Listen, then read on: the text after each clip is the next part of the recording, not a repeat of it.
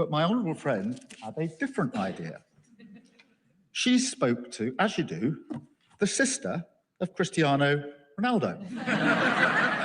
Now, I can imagine the Ronaldo household is used to fielding some pretty big offers. Multi-million-pound transfers, billions in brand sponsorships, Piers Morgan calling for the 8th time that day. But I cannot imagine the confusion in the Ronaldo family when they heard my honourable friend say, not is Cristiano Ronaldo available, but can you give me the number of Marcus Rashford? I want to invite him to a primary school in Allerton and have some porridge in our free breakfast club. Mr. Speaker, on a much more serious note, I know the whole House will join me in paying tribute to my honourable friend's extraordinary courage, together with her mother, brother and sister. This story is utterly harrowing. Their strength to survive and the deep-rooted determination to fight for change is an inspiration for all of us and the very best of who we are. My honourable friend brings a lived experience to our politics, an empathy, a compassion, a humanity, an understanding of how easy it is to slip from a stable and secure life into one gripped by terrible deprivation. As she writes in her book, behind every word we utter must lie the foundation of real human experience. And in that spirit, I'm sure she will welcome the measures in this King's speech, which will deliver change grounded in that lived experience, and the tireless campaigners who have fought for justice, from remediation for those living in homes with unsafe cladding, to banning abusive conversion practices, from our mission to halve violence against women and girls, to the Hillsborough Law, which will bring justice for all.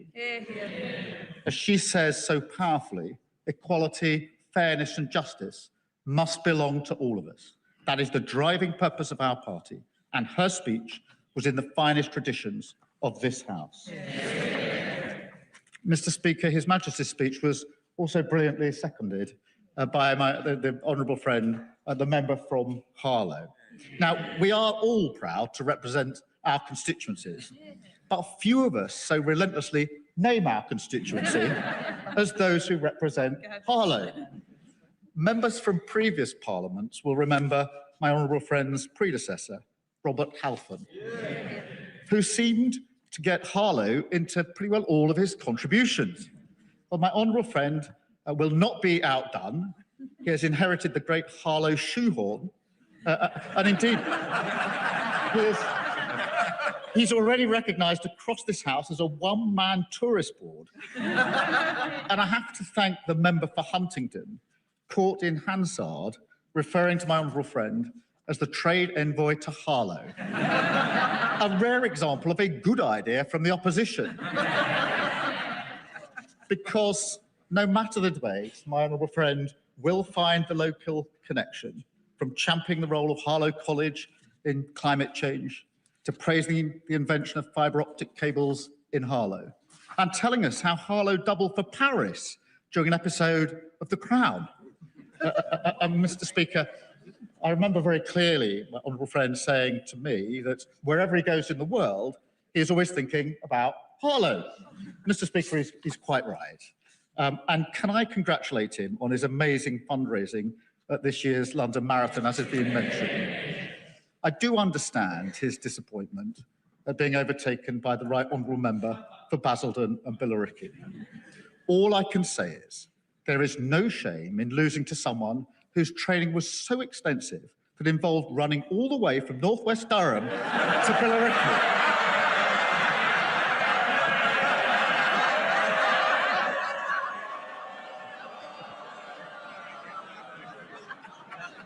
Mr. Speaker, as a secondary school maths teacher for 15 years, it is perhaps no surprise that my honourable friend brings an eye for detail, boundless energy and ability to handle these occasionally unruly benches. But he also brings a real passion for young people, a deep and personal understanding of the invaluable role that young carers play, and a total conviction in the power of education to change our country. So I know he will welcome the education bill in the gracious speech. And when the next series of Educating Essex is made, my honourable friend will rightly be the star. And I thank him for yet another fantastic speech today. Mr. Speaker, let me also thank the Leader of the Opposition for the usual warm and generous nature of her contribution.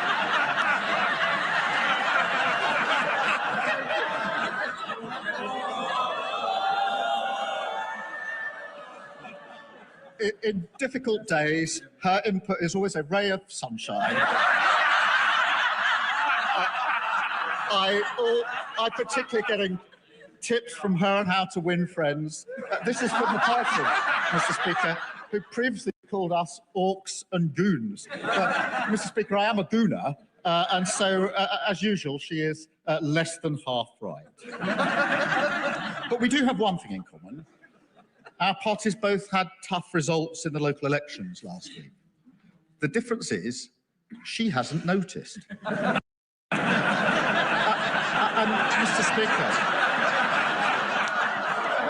Mr. Speaker, there's another difference, Mr. Speaker. We are in government and they are no longer even the opposition. Mr. Speaker, this King's speech is a strike against the status quo that has failed working people. It's a King's speech for the young people whose gifts lie in their hands, who work hard, want their talents to be recognised, and just want an opportunity in their community. A King's speech for the children who, under the party opposite, had to go to school without breakfast, hungry, cold and tired, when they should be focused on their learning. And, Mr. Speaker, it's a King's speech for the backbone of this country, for working people who worry about the cost of living, want their town centres to thrive, their public services to work, their government to be on their side. And, Mr. Speaker, we are, because the heart of this programme is a plan to make Britain stronger and Britain fairer. Yeah. Mr. Speaker, right now, across the country, people turn on their television and they see bombs falling. They go to the petrol station and see prices rising, and they're worried sick about the consequences. We cannot stand here in this House and pretend that this is new. Britain has been buffeted by crises for decades now. The 2008 financial crash, the austerity that followed it, Brexit, COVID, and the war that still rages in Ukraine. And the response, their response, is always the same: a desperate attempt to get back to a status quo that failed working people, decimated their public services, and made them pay the price. Our response this time must and will be different, a complete break. We will not simply slump back to the old ways, because this King's speech gives us the strength we need, the economic security, energy security, and national security to control our future in a chaotic world.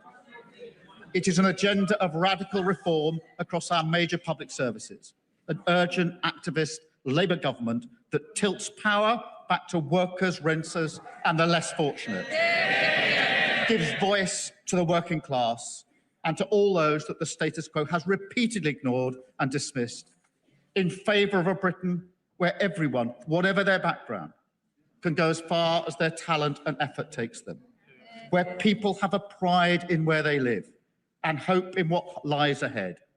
That is the change of a Labour government, and this King's speech delivers it.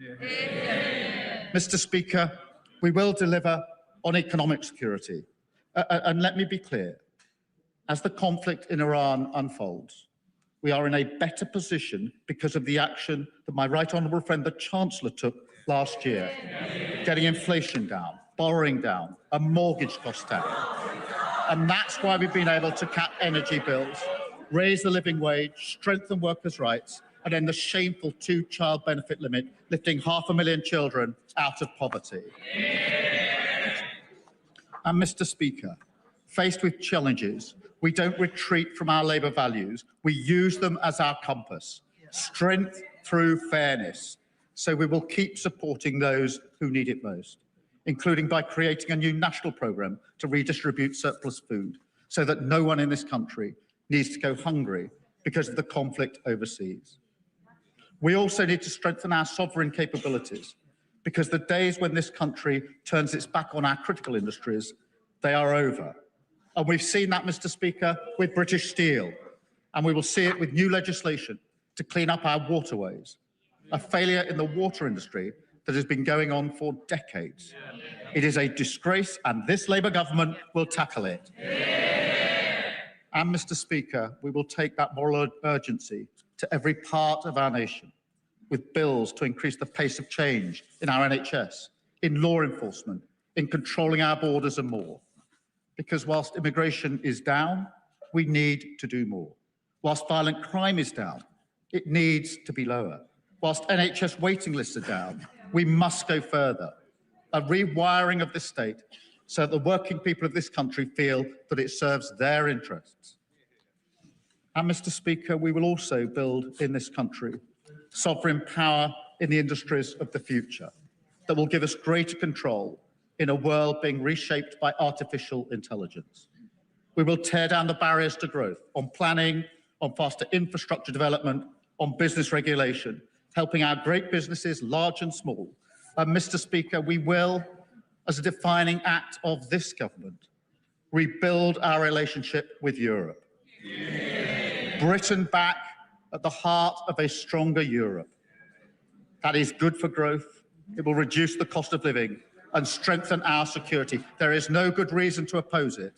So for our economic security, for our Labour values, this government will act. Yes. Okay. Prime Minister, in my part of the United Kingdom, Northern Ireland, we have been subjected now for some years to the humiliation of being governed by laws we don't make and can't change.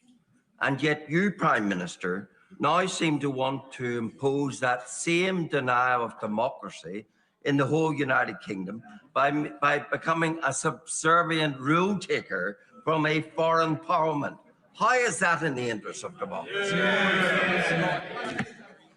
Can I just say to remember, he's been here long enough to not blame me for the problem. I am not you, Prime Minister.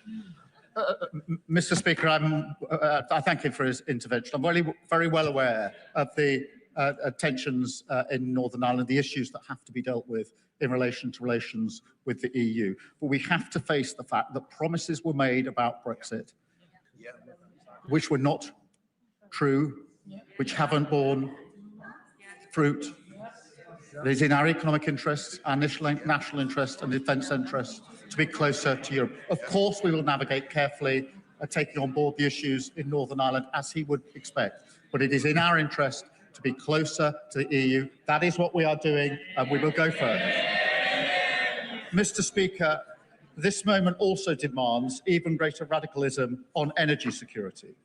The British people should not have to pay more in their bills, and their living standards should not be hit because of a war that they did not vote for, that Britain is not involved in, happening thousands of miles away. That is a fundamental argument of this government, and the party opposite has no answer to it. Because for decades they ducked the long-term decisions to make our country, our energy and our economy stronger.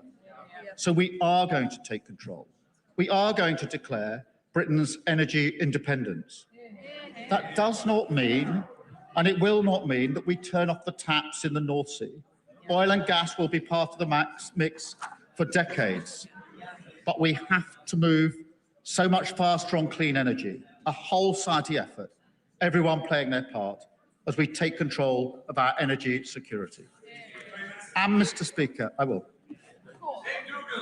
I'm very grateful to the Prime Minister for giving way. He talks about energy security, and he should know that Scotland currently exists in a state of energy surplus. We generate more electricity than we use, and he should know that under conditions of surplus, prices go down.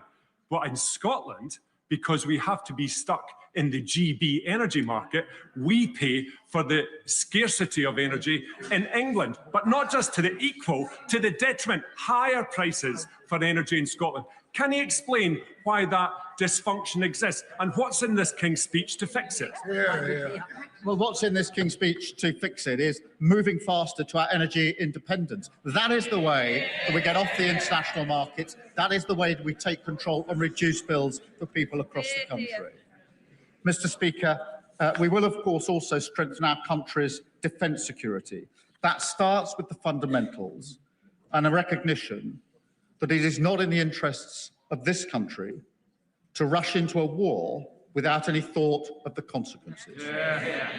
That is my position.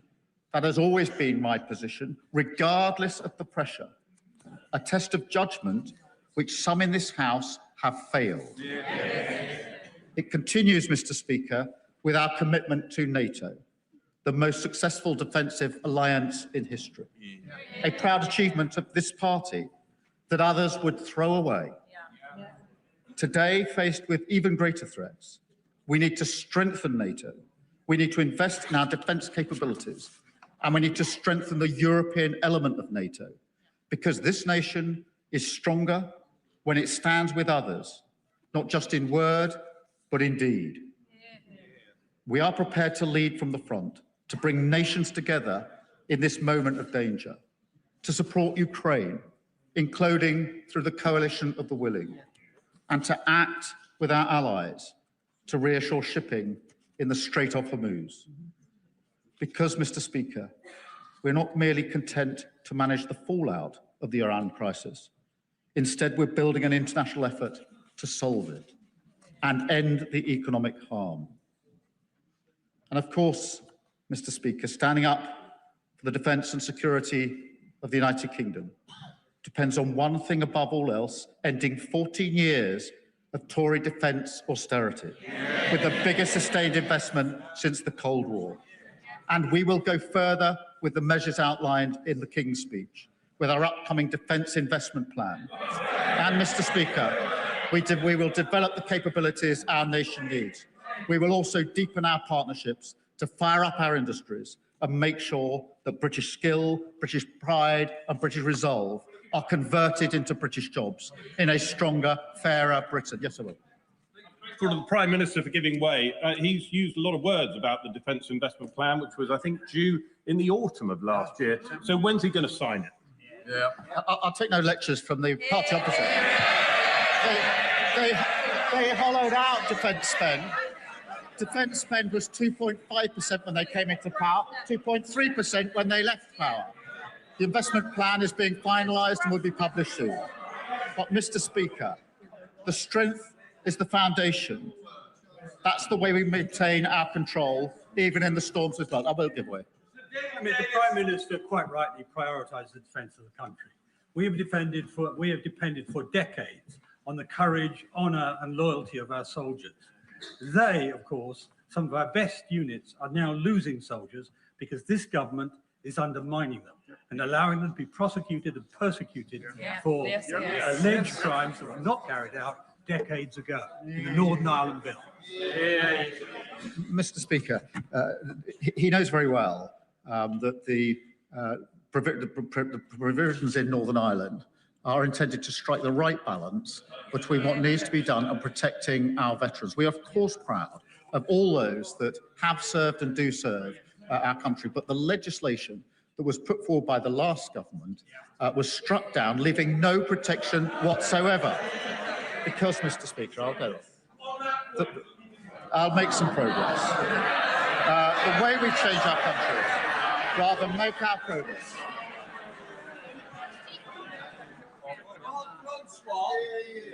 He will know that in the recent Supreme Court Dillon judgment, the court ruled that our Legacy Act overwhelmingly was not incompatible with the Human Rights Act. He knows that. But he referenced the awful events in Golders Green, rightfully. And he defended the police officers against attacks on the leader of the Green Party, rightfully, and said they had to take split-second decisions. So if Northern Ireland veterans had to take split-second decisions to uphold the rule of law in Northern Ireland, what's the difference? I have been in control rooms in Northern Ireland, watching decisions being taken on the use of fatal force. I'm well aware of the nature of the decisions that have to be taken, the circumstance in which they're taken, and how difficult those decisions are. That is not the same as the issues in this bill, and he knows it. Mr. Speaker, strength is the foundation. It is the way we maintain our control, even in the storms of this world, the way we change our country rather than just manage the crisis. And more than anything, change means a Britain where every child can go as far as their talent or effort allows. It is a beautiful idea, one that I know is shared across the House. But we need, as representatives of this country, to see the country as a whole, to make sure we see every child, including the children who are growing up in poverty, the children who have special educational needs, and the young people who can't get a job, and the people who are ignored, excluded from our highest aspirations because they don't want to go to university. This is a King's Speech to change that, Mr. Speaker, once and for all. And Mr. Speaker, my late brother had difficulties learning, and he had to fight every day just to be seen. And there are millions of people like him, people who are ignored by a system, a status quo that has no expectations for them. This King's Speech will make sure no child is left behind, because everyone has something to contribute to the success of this nation. And every child must succeed if we're to build a stronger, fairer Britain. That is how we tear down the status quo preserved by the party opposite, a status quo that failed working people, a status quo that left Britain's economy exposed, a status quo that made our country weak. There are some in this country, some even in this House, who would feed the frustration with that status quo into a politics of grievance and division. This King's Speech sets a different course, a more hopeful course, a course that sees the conflict in Iran, a war on two fronts, not as something to wring our hands about, but as an opportunity we must take to shape our country's future, to end the status quo that has failed working people, to build a stronger, fairer Britain. That is what this King's Speech delivers, and I commend it to the House. The leader of the Liberal Democrats, Sir Ed Davey. Thank you, Mr. Speaker. And may I start by giving my sincere thanks to His Majesty King Charles for His Grace's speech on behalf of all Liberal Democrats. While we still believe President Trump should not have been rewarded for insulting British soldiers and the Royal Navy, His Majesty was superb on that state visit. And can I join others in paying tribute to the honourable members for Bradford West and for Harlow for their accomplished speeches, proposing and seconding the Royal Address. Like myself, the Honourable Lady worked in a factory.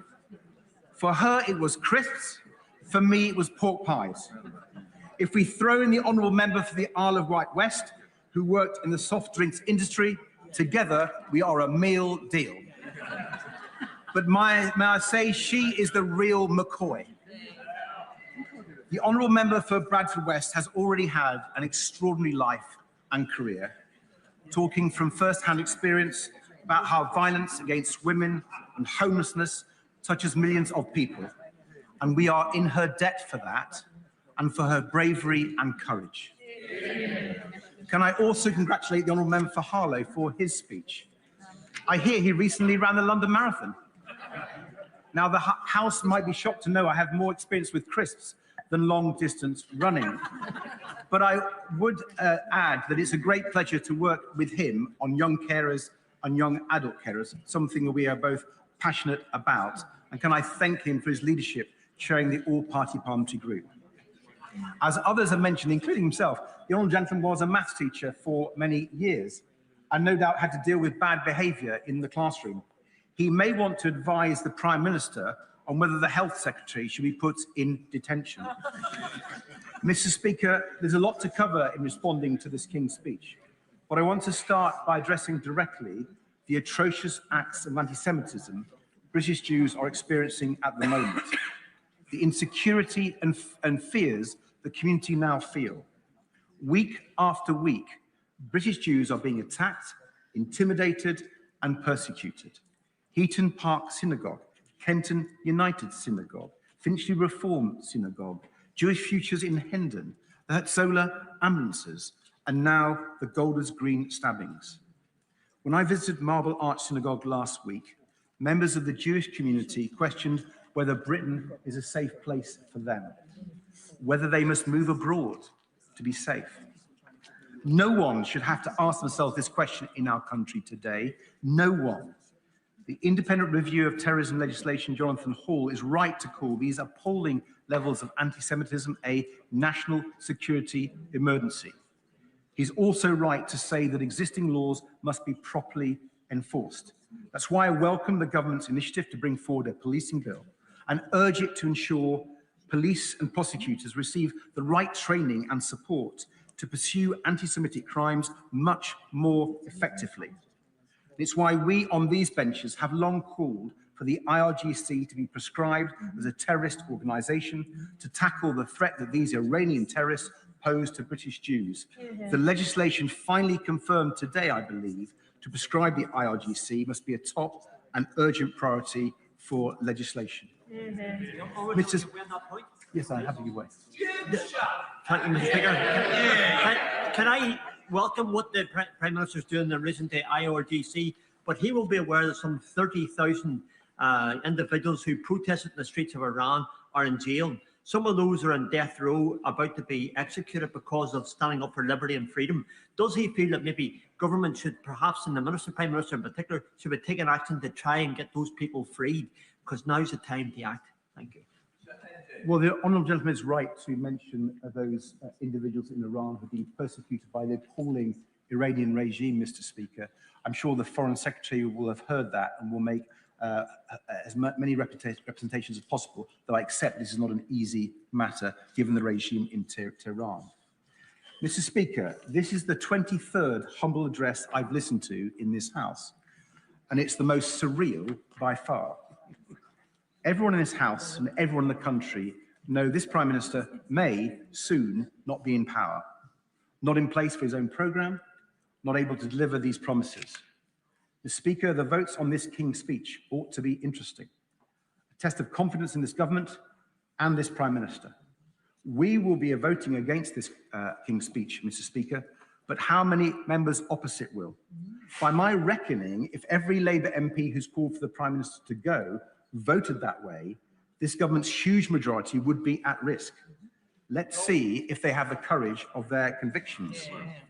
We will be voting against, not just because the Prime Minister is one of the weakest Prime Ministers in post-war history now, but because this King's speech does not offer the change our country needs. It does not offer the change needed to fix the insecurity people and businesses are increasingly fearful of. Change to deal with rising prices. People know inflation in food, energy and fuel is set to rocket, but people don't think the Prime Minister has their backs on the economy. The financial and economic insecurity stalking our country is hitting growth, investment and jobs. And we were promised change, promised a government with growth as its mission. Yet rather than change, we have continuity from the failures that came before. Faced with this calamity, what has the Prime Minister offered us today on growth? An EU reset bill that fails to reset. For a Prime Minister who knows a thing or two about failed resets, maybe we shouldn't be surprised, but the Prime Minister's refusal to remove his red lines on a new EU-UK customs union, the Prime Minister's refusal to go further than his red lines on the single market, the Prime Minister's refusal to deliver a new, deep trading relationship with our European partners with a proper youth mobility scheme. That all means he's consigning our country to higher prices and lower growth, and failing to address the economic insecurity plaguing our economy. Instead, we've been given taxes on jobs, the family farm tax, Now, to be fair to the government, not for a second. Now, to be fair to the government, part of our current economic problems stem from President Trump and his reckless war in Iran. Let's be absolutely clear, Trump's war is stoking the cost of living crisis to new alarming levels. Fuel prices up at the pump, food prices set to go up even more, and people's holidays threatened. The Prime Minister's biggest success is not taking us into Trump's damaging war with Iran when the Conservatives and Reform were urging him to do so. Yet by failing to build new and deeper economic alliances with Europe and the Commonwealth, as we have been urging, this country is set to be hit far harder by the inflation coming from the Straits of Hormuz. Thank you for giving way. And I think we all recognise the impact that Trump's war is going to have on the economy. He offers membership of the single market and the customs union as a solution to this. Prices in Edinburgh South West are going up right now. How long would it take to access the single market? How long would it take to be a member of the customs union, in his estimation? Grateful for the honourable gentleman's intervention. And he obviously didn't notice that we've been the only party putting forward a cost-of package to reduce the cost of petrol and diesel at the pumps. And that could be done immediately. So I think the honourable member should pay more attention. Trumpflation is predicted to be worse here because of the failures of this government and indeed the last.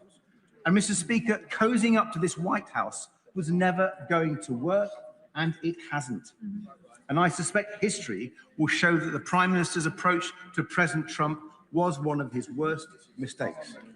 The sad truth is that President Trump is one of the reasons why so many people in our country do feel insecure, anxious, and fearful about the future.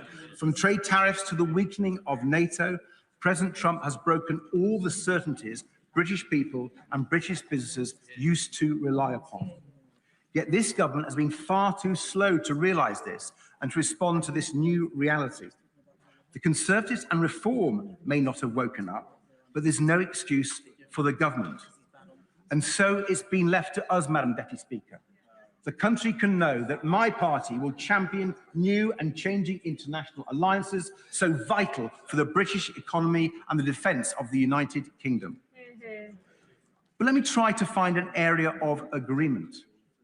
I do welcome the government's decision to bring forward an energy independence bill, though we will scrutinise it line by line and advance our more ambitious ideas. But I've long felt energy independence should be a long-term goal for our country and our allies. Even before Trump's war in Iran, people and businesses were being hit because of our dependence on others for fuel. Energy bills for households are still around a third higher than before Putin's war in Ukraine. When fossil fuel dictators like Vladimir Putin can hit the pockets of every family and pensioner in our country, when tyrannical regimes like Tehran's can hold our country and the world to ransom, surely it's time to wake up. Mr. Speaker, Madam Deputy Speaker, oil and gas prices have a long history of spiking and hurting our economy. Even when North Sea oil and gas production was at its height, now almost 30 years ago, the UK could still be hit because we have always been price takers. And while I've always been pragmatic on our North Sea oil industry, for our economy, not least in Scotland, it is simply fantasy and fabrication for some in this House to pretend there is a solution in the North Sea to high energy prices. The best way to cut energy bills is to invest in homegrown renewable power. So in the Energy Independence Bill, we will push the government to go further, just like we did early in this Parliament on solar power with the Sunshine Bill of my honourable friend for Cheltenham. Now law. And Mr. Speaker, the Prime Minister or whoever replaces him must take up our plan to protect people from Trumpflation on fuel bills and cut fuel duty, rail fares and bus prices, protect British families and businesses right now. Madam Deputy Speaker, the Liberal Democrat agenda of greater security for families and businesses begins with greater economic, financial and energy security, but it's also built on greater security for our country. The government must do far more to bolster our nation's defences. With Vladimir Putin waging war in Europe and the need to redouble our efforts to support our brave Ukrainian allies to beat Russia, with a wildly unpredictable president sitting in the White House, leading a dangerous, idiotic war in the Middle East, and then undermining NATO at every turn, with a world order challenged by the rise of China, the case for urgent and significant rises in defense spending is clearly a strong one. And it is even stronger when one looks at the state of our defense readiness. The Conservatives failed on the #1 task of any government, to defend our country and back our armed forces. They left our army at the lowest size since Napoleonic wars. They left our navy at the lowest size since the English Civil War. And yet this Labour government has moved at a snail's pace, failing month after month to publish their own defence investment plan. In contrast, Madam Deputy Speaker, we've called for the immediate launch of defence bonds to raise 20 billion over 2 years, building on successful models used by Poland, and for a commitment to spending 3% of GDP on defence by 2030 at the latest. We've argued for a new European rearmament bank, so our defence industries will lead the next generation of defence technologies. If the history of the last century has taught us anything, if the experience of President Trump has taught us anything, it is essential and urgent that we work with our European and Commonwealth allies to secure and defend our country, our values, and our way of life. And central to our British way of life, Madam Deputy Speaker, is the NHS, to which I now turn. And it's important I do so, because I'm likely to be the only opposition party leader to stand up for healthcare in this debate, as the Conservatives are so embarrassed by their record, and Reform's leader has spent decades saying he wants to get rid of the NHS entirely. Now, the government would have us believe that he's turned the NHS round after the mess left by the last government. But when he's not plotting his next leadership bid on the Prime Minister, the Secretary of State would have Labour backbenchers believe he's fixing the NHS. If only, Madam Deputy Speaker, if only. Now we're told that the Health Secretary is preparing to resign tomorrow. Madam Deputy Speaker, this resignation is taking so long, it would give NHS waiting lists a run for their money. Anyone who visits their local hospital knows that the NHS remains in a critical state. Thousands of people are still being treated in hospital corridors every day.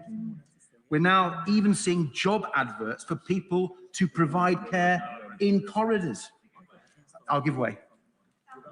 Be interested if he could remind us how he voted on Andrew Lancaster's reforms of the NHS, many of which are still creating problems in our NHS today. Many of those, and he ought to know that there's not only been a long time when this party was messing up our NHS, but they've had 2 years and they've absolutely failed, Madam Deputy Speaker. And let's turn to their promises to turn round primary care, with more GPs, more NHS dentists, more community pharmacists. Well, some areas of the country have been going backwards since this government came to power. And when it comes to people feeling more secure in their lives, in their futures, quality healthcare is central.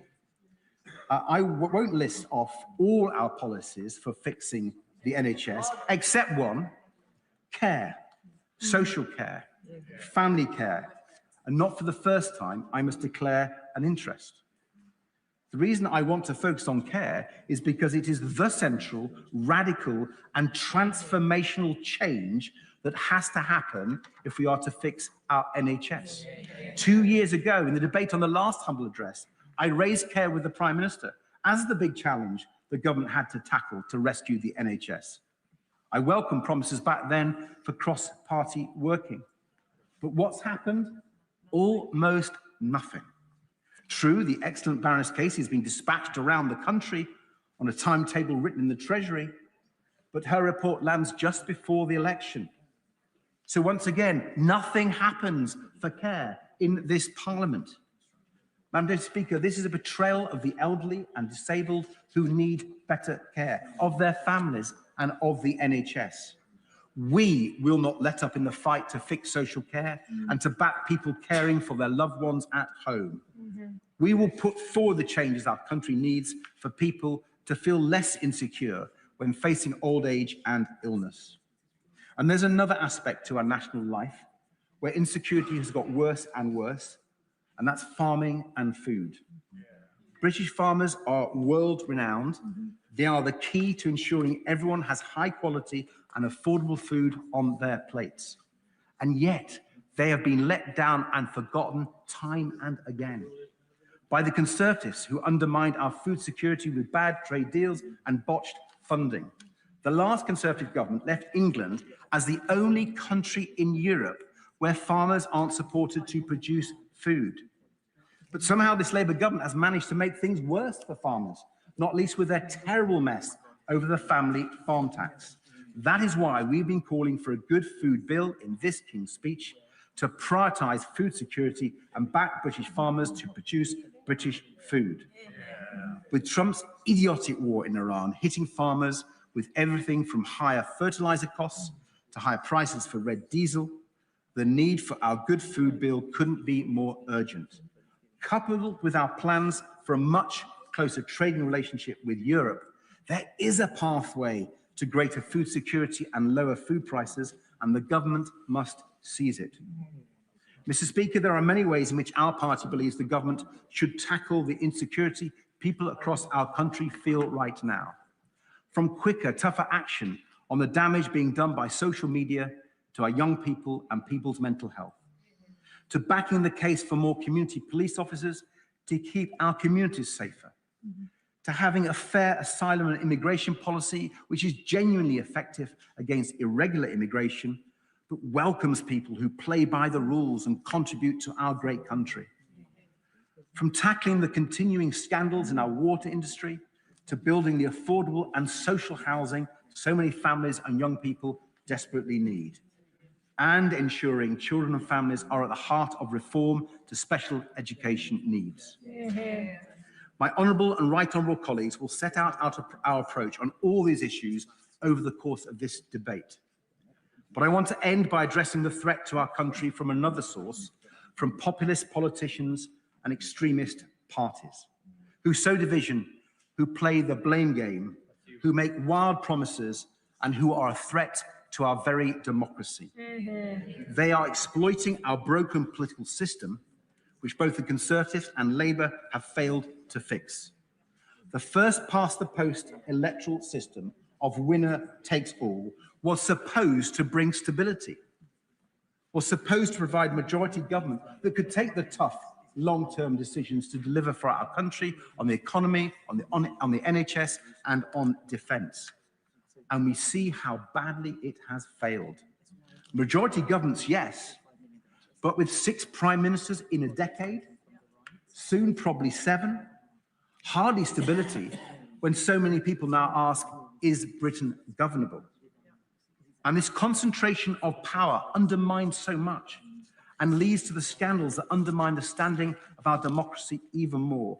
When a twice-sacked member of the House of Lords is handed the most prestigious ambassador post we have, despite the Prime Minister knowing his links to a convicted paedophile and sex trafficker, when a Conservative Prime Minister consistently broke the rules he himself set for the rest of us during one of our nation's most severe crises, when a leader of a political party thinks a £5 million gift from a Thai-based crypto billionaire doesn't reek of corruption, and the threat is clear.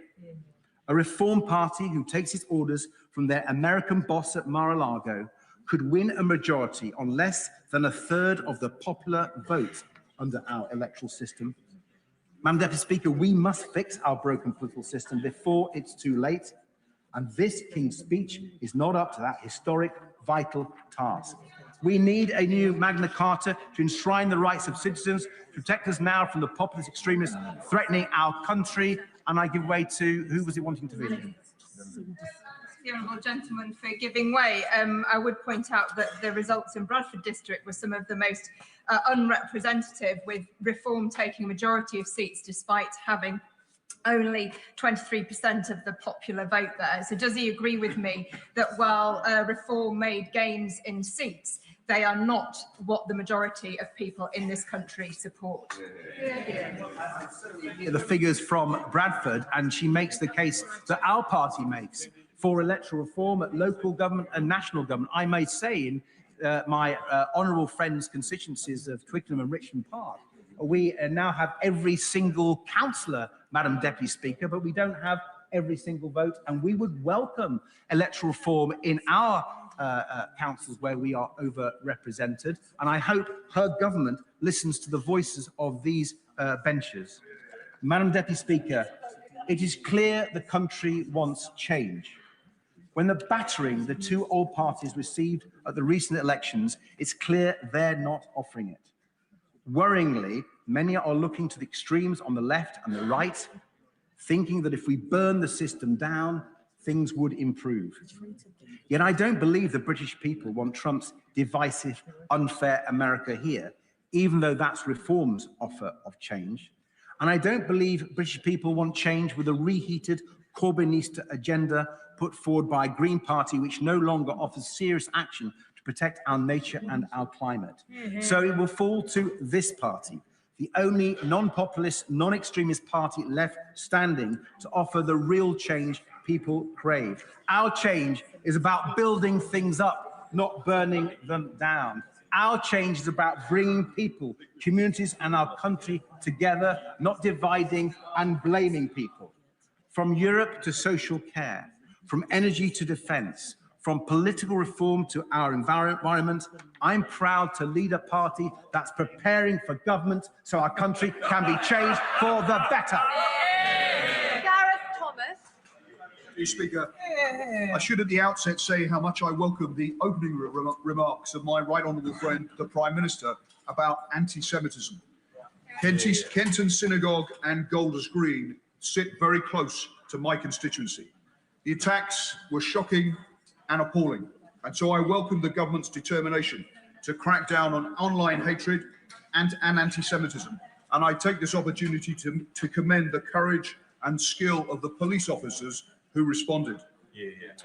One of the many important points that my honourable friend for Bradford West made in her excellent and humorous speech was about the need for those of faith, of all faiths, and indeed of no faith, to stand together against hatred. And that will resonate particularly in a constituency like mine. I say to my honourable friend, she gave a brilliant speech. She is an inspiration, and I suspect I'm not the only member to feel that it is an honour to be in the same party as her. My honourable friend for Harlow, who is without doubt a rising star in our ranks, made me jealous about his marathon running skills.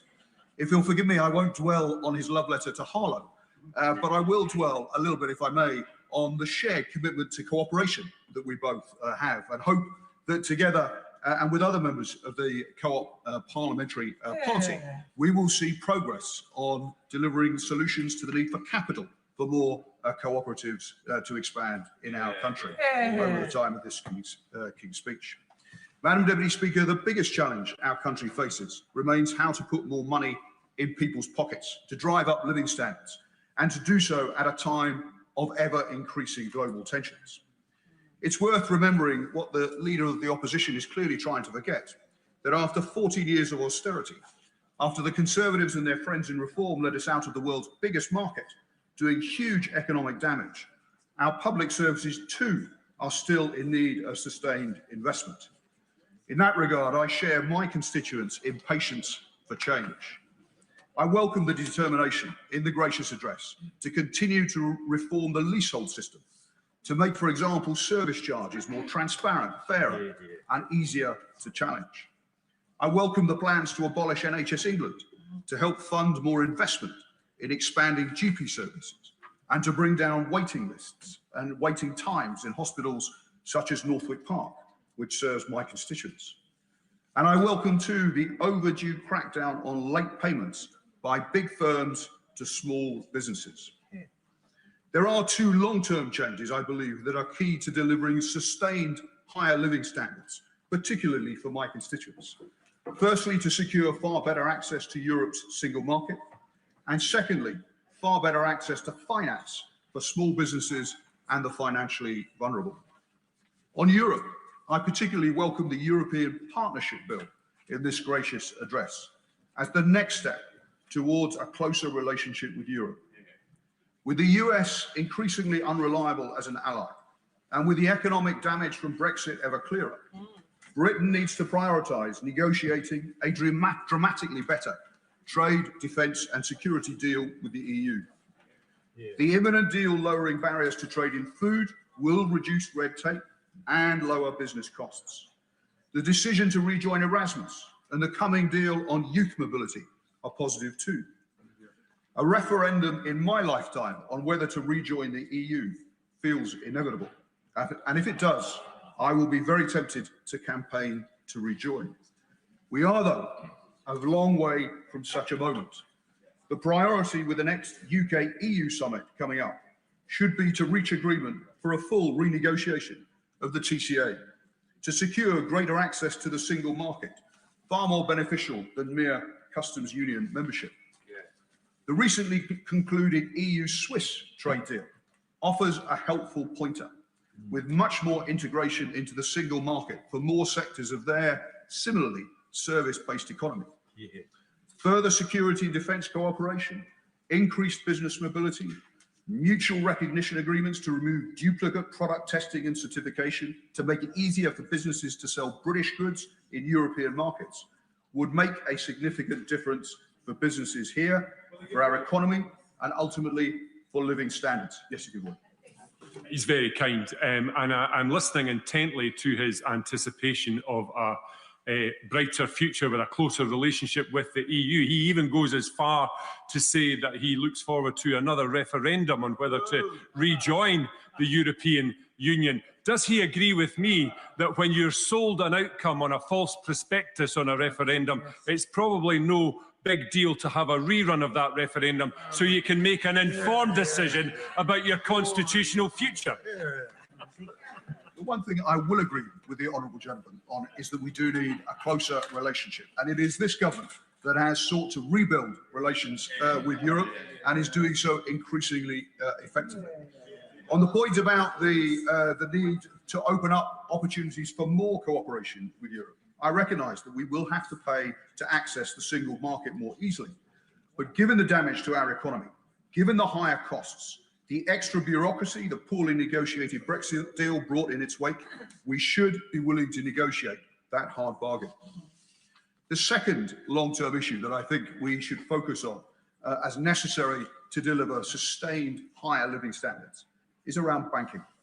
Millions of people and thousands of small businesses are locked out of affordable credit. Forced into high-cost or illegal lending, money is being taken from the pockets of the poorest and economic growth is being stifled. This is an entrenched but fixable market failure, which I hope the coming financial services bill may help to begin to address.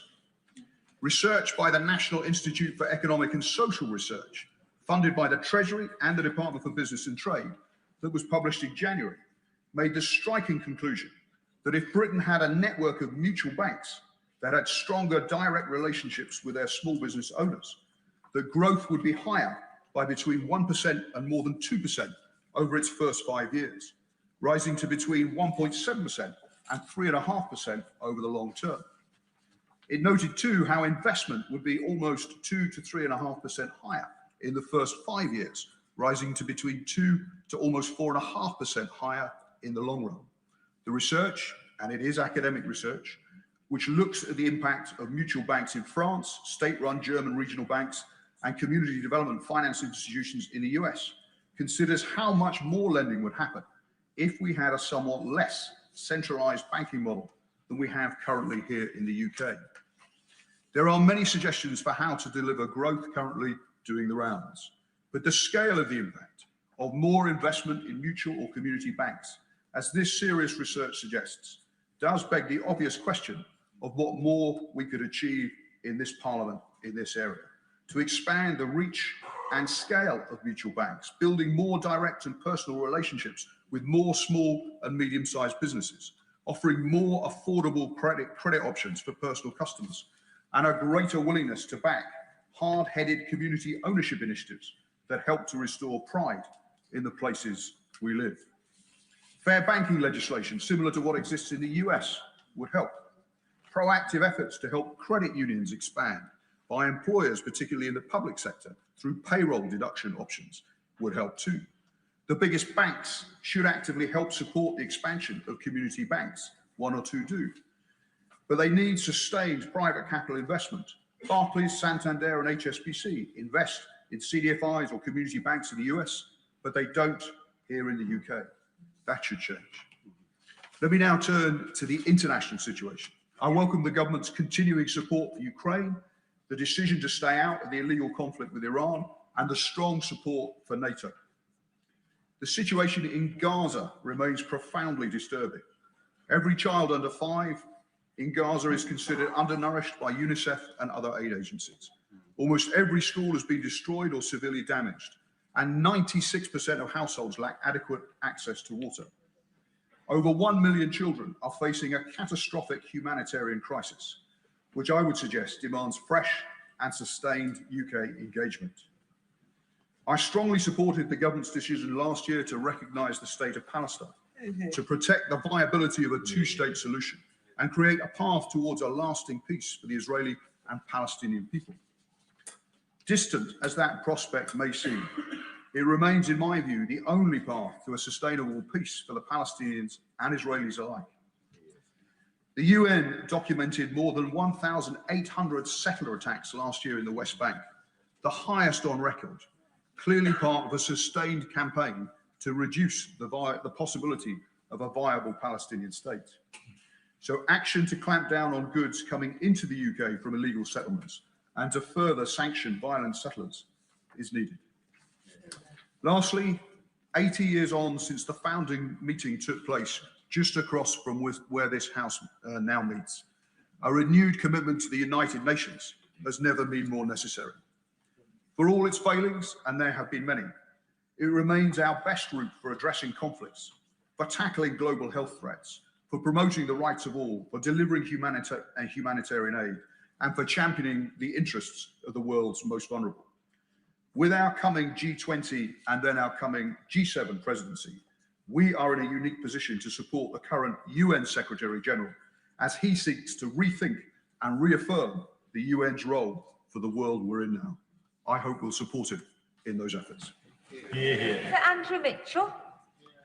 Thank you, Madam Deputy Speaker, for giving me a chance to contribute to this King's Speech debate today at such an early point in it. It's a pleasure to follow the Honourable Gentleman for Harrow West, and I want to express strong support for what he said about the government's determination, the whole of Parliament's determination to crack down on anti-Semitism. And I hope that he will have carried everyone in this House in the words that he used.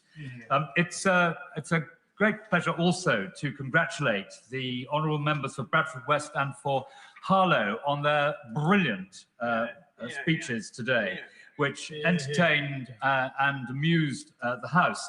The honourable gentleman for Harrow West said it was an honour to be in the same party as both of them, but I think all of us can say it's an honour to be in the same parliament as both of them, and they certainly did very well. I have to admit, Madam Deputy Speaker, that it is now 34 years since in 1992 I had the privilege of seconding the Queen's speech from over there. On that occasion, Madam Deputy Speaker, I referred to myself as an oily young man on the make.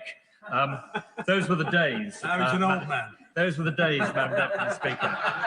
Oily old man. Now, Madam Deputy Speaker, there are 3 points I wish to contribute briefly to the debate. 3 points that came off the doorsteps in the royal town of Sutton Coldfield during these recent elections, where I was listening very carefully to my constituents. Elections, incidentally, which were extremely successful for the Conservatives in the royal town of Sutton Coldfield, where we held now all 10 seats on Birmingham City Council, having got rid of the last vestiges of the Labour Party in the royal town.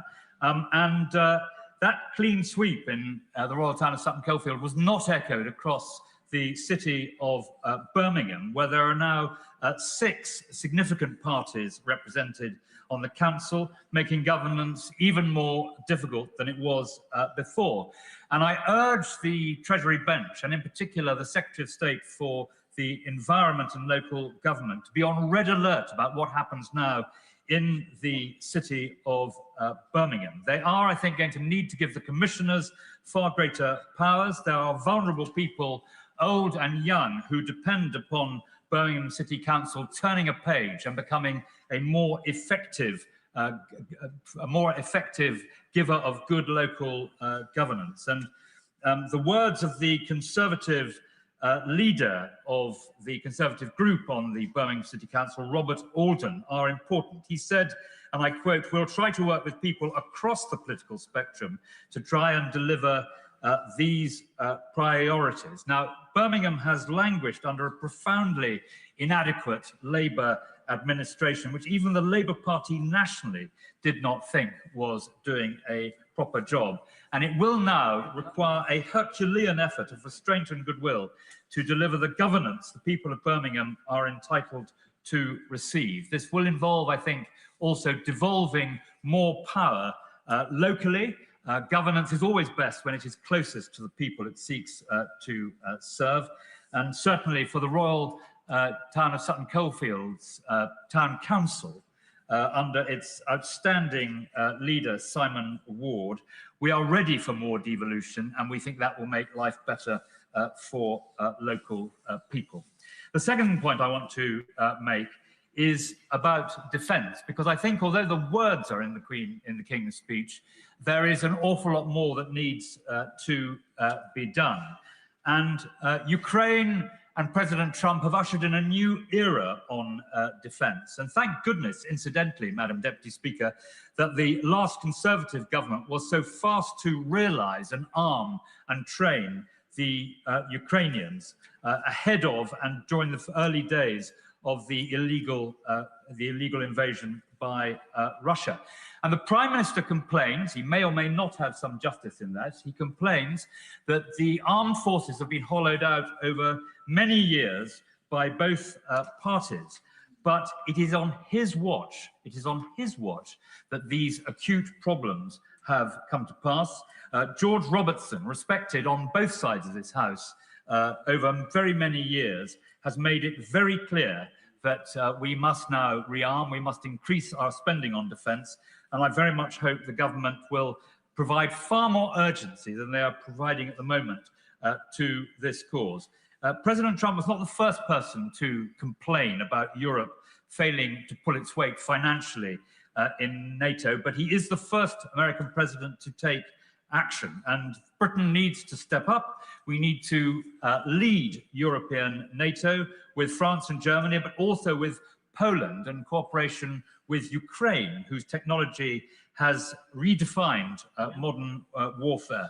Australia and Canada are significantly increasing their spending, and I hope very much that the government will now, as I say, entertain far greater urgency in addressing these matters. I'm pleased to see that Gordon Brown is now at the heart of this Labour government, so I hope that he will explain the importance of soft power being the other side of the defence coin. There are many honourable ladies and gentlemen on the other side of the House who are experts on defence, and they know that the government made a terrible mistake in cutting further the amount that we spend on development. Development is a very important arrow in the defence quiver, and I hope very much indeed that Gordon Brown will be able to explain to the government why this is so important and why they have made such a mistake. Now, the third and final point I want to make, Madam Deputy Speaker, is about welfare. Welfare is now consuming every penny we raise in income tax, and we simply cannot go on like this. The government always appears to be caught in the headlights whenever welfare is discussed, and the last time they sought to tackle this issue, they were unable to carry their backbenches, and they failed to do so. And I submit that they failed to do so because they tackled it in the wrong way. And there are three rules of welfare reform, as I learnt many years ago as a junior welfare minister in John Major's government when I was a minister between 1995 and 1997. That may be 30 years ago, but the rules of welfare reform have not changed. It was, Madam Deputy Speaker, the most complex of the various ministerial jobs it was my privilege to undertake. And this is what I learned. The first of all, you cannot take benefit money off poor people. It isn't right to do so anyway, and as constituency members of Parliament, we know that it cannot be done. None of us came into politics to make poor people poorer, and taking money off the poorest people is not something which anyone who's planning to reform welfare should entertain. Secondly, the only way to save on welfare is to freeze benefits, though not disability benefits, something I believe that no Conservative government has ever done. But by freezing benefits, you are able to make a very significant difference in the size of the budget. I give way, of course. I thank the honourable gentleman for giving way. Rather than attack the most vulnerable in our society to pay for the nation's defence, why would the member not agree that it would be better to tax the banks and the large multinationals for their extravagant profits? Well, I'm very worried that the honourable gentleman, who's also my friend, was not listening to what I said, because I said the first rule of benefit reform was not to take money, to take cash off very poor people. And I explained why it cannot be done, and that's what Labour found when they outlined their policies for welfare reform and then had to back off. But the third way is to narrow the gateways into a benefit. And we've seen through PIP particularly, but in other ways as well, that narrowing the gateways is an important aspect of any reform. I hope very much that the government will return to this issue with a well thought through plan and manage to carry people with them. The final point I want to make, Madam Deputy Speaker, which was also alluded to in the speech that the seconder made when he spoke about this being a king's speech for young people. I hope that it is. I fear that it isn't. We need to recognise in this House that we are presiding over a period of growing intergenerational inequality. And it's something this House must address. And I hope very much that the point which the seconder of the King's speech made will also inform the decisions that are made now by the government. Mr. Webb. Thank you, Madam Deputy Speaker. And can I start by congratulating my honourable friends, the members for Bradford West and Harlow, on two terrific speeches. I have to say I am quite surprised to see my friend Harlow here without his London Marathon medal around his neck. But I'll gently say, come back when you've done two of them, and then you can start talking. Yeah, I'm not doing another. The lives of my constituents in Blackpool South may feel far removed from this place, but the legislation announced today in the King's speech will impact them. For 14 years, Blackpool was the poster child for government failure. My constituents have lived through the consequences of decisions made in this place. They have felt sharply the pressures of insecure work, poor housing, rising living costs, and overstretched public services, and they have felt forgotten. But if Blackpool became an example of how badly politics can fail people, it can also be an example of what happens when this place gets it right. If the government can turn around the fortunes of a town with the worst health outcomes, lowest wages, and highest levels of deprivation in the country, there is nowhere they can't succeed. Because when Blackpool succeeds, Britain succeeds. When we talk about the cost of living crisis, we are not just talking about the price of a pint of milk or loaf of bread. In Blackpool, we're experiencing food insecurity alongside debt, poor housing, and an acute mental health crisis. Families already struggling to pay the rent are pushed further behind by insecure work and rising bills. This is not isolated problems, and there is no quick fix. Legislation passed in this House matters so much in constituencies like mine. Strengthening the employment rights, increasing the minimum wage, expanding free childcare provision, and providing security to renters are all examples of a real difference that is being made right now to working families in Blackpool. But with parents still skipping meals so their children can eat, there is still much work to be done. I hope the legislation announced today will ease the pressure on working people who have carried the burden of economic instability for far too long. Energy security is part of that challenge too. The devastating conflict in Iran is having a growing impact across the world. For families in Blackpool already struggling to make ends meet, another spike in their bills is devastating. My constituents deserve the security of knowing their energy supply is reliable and affordable, and the Energy Independence Bill hopefully will give them that. I welcome the commitments to improve patient care and support early intervention through the NHS Modernisation Bill, because health inequalities remains one of the biggest injustices facing my constituents. People in Blackpool spend around a third of their lives in poor health, and healthy life expectancy for men in my hometown is 50 years old. My son was born in Blackpool, as I was. The simple fact means he and all the other children born in our town are expected to live 10 years less than a child born in Hampshire. That's 10 years stolen before they've even had the chance to live them. There is nothing inevitable about those figures. They are results of political choices and years of inequality. NHS reform must be meaningful, improving outcomes and giving people the chance to live longer and healthier lives. Having visited schools across my constituency, met with parents of SEND children, and read hundreds of the responses to my constituency SEND survey, it's clear to me that the current system is not working for families in my constituency and beyond. Parents speak about fighting for support that should already be there. Schools are under enormous pressure and children are waiting far too long for the help they need. The funding secured earlier this year and the 2 new SEND schools in Blackpool is welcome, because it will mean more children are getting the support closer to home and fewer families are facing months of uncertainty and delay.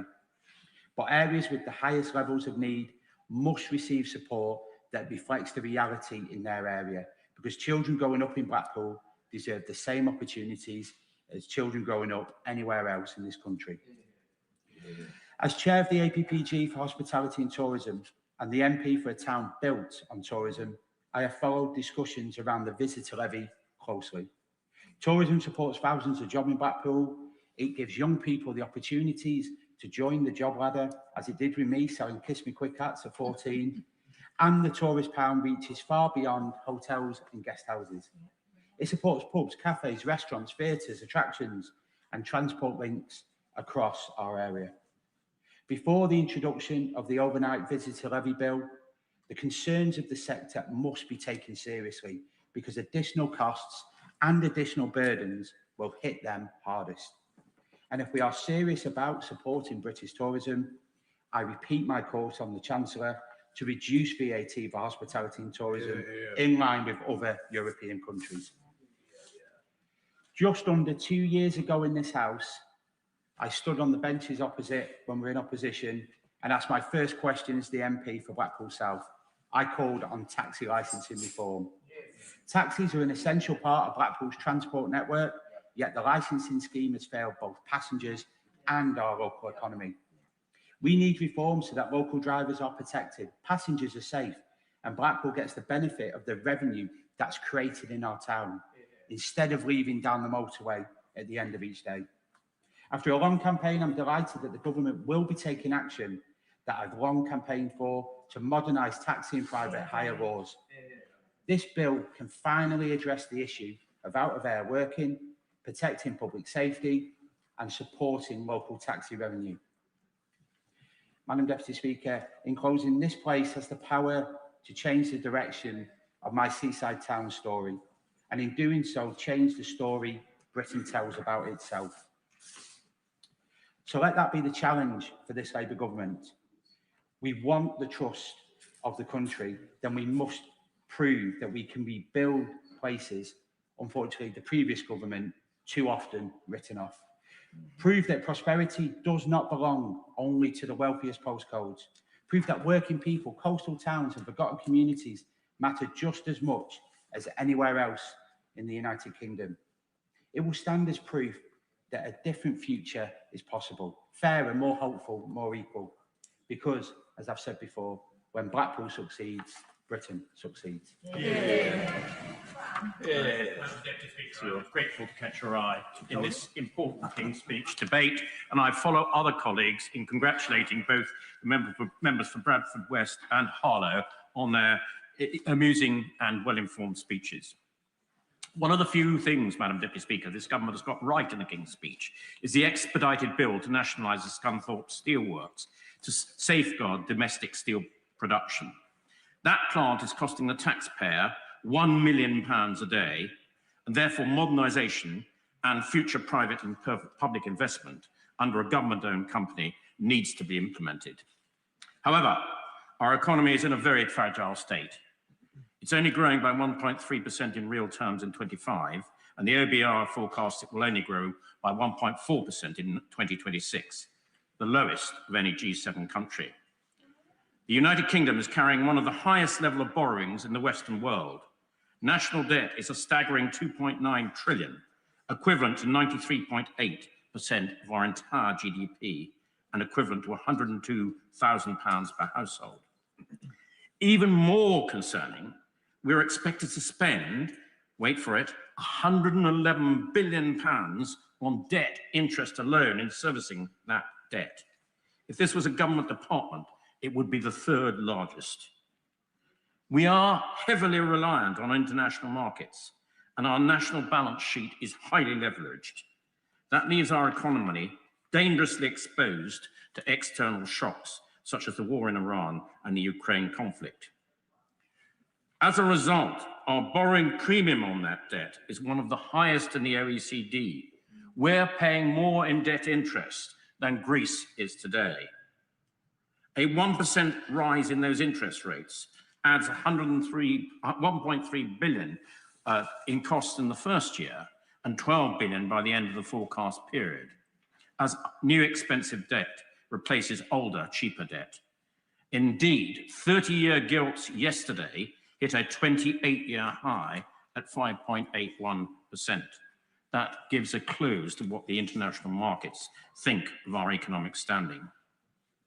On that note, I note that one of the Labour leadership candidates does not have a clue how the bond market functioning our enormous debt actually works. With inflation expected to rise again, with some forecasters expecting it to reach 6.7% next year, we face the very real risk of sliding into recession or a bond strike. And if these very serious consequences were to occur, this country would be forced to take much more fundamental measures to cut our expenditure. A competent government should already be doing this to avoid any chance of this happening and our reputation in the international markets.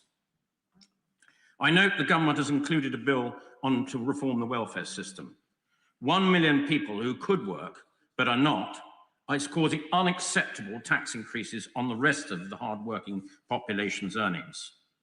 On top of this, higher interest rates are leading to higher food prices, mortgage payments, and higher business costs. No one in this country, especially poorer working people, will be protected.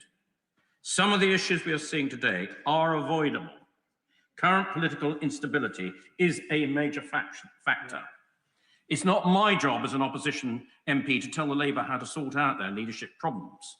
But whatever they do, it is important to convince the international community and the people of this country that there is a stable, well-thought-out economic policy to give the markets confidence to reduce that current borrowing premium. It is not the job of the government to subsidise every business, but it is the duty of the government to create conditions in which growth, prosperity, enterprise and investment can thrive.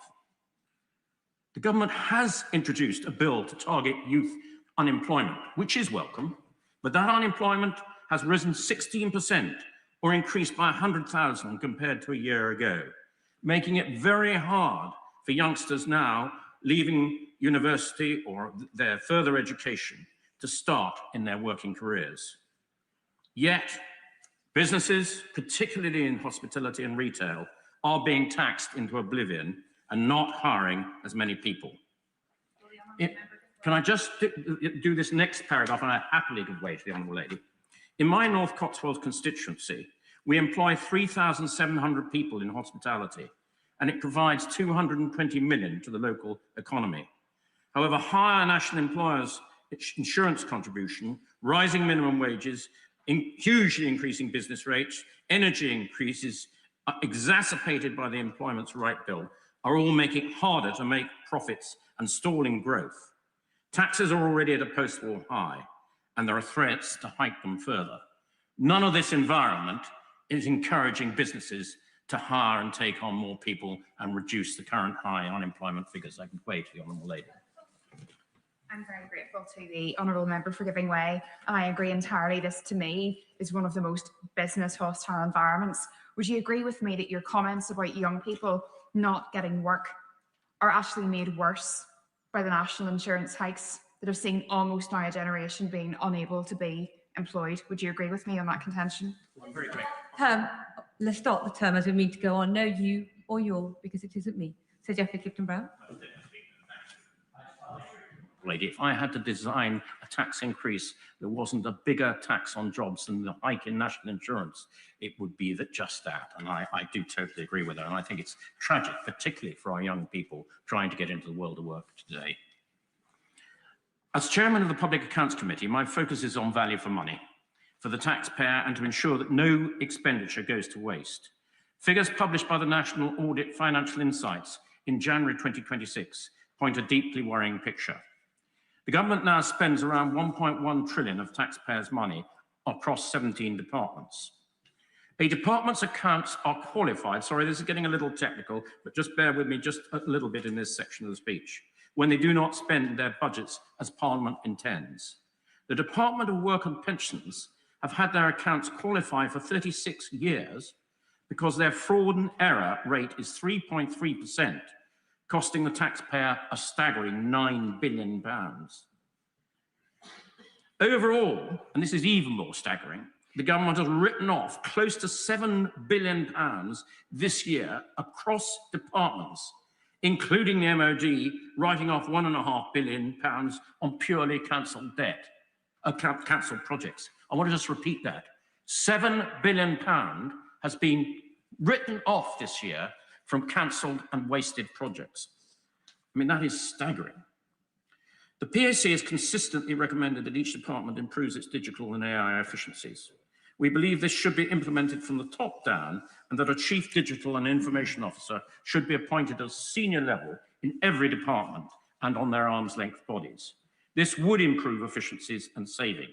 After all, every efficiency and every saving that you can make is more money to spend somewhere else. The public sector is constantly behind the private sector digitally, and we need to do much better to ensure that our public services actually deliver for taxpayers using the latest and best technology to do so. Madam Deputy Speaker, AI is a tsunami which the government is nowhere near prepared to deal with.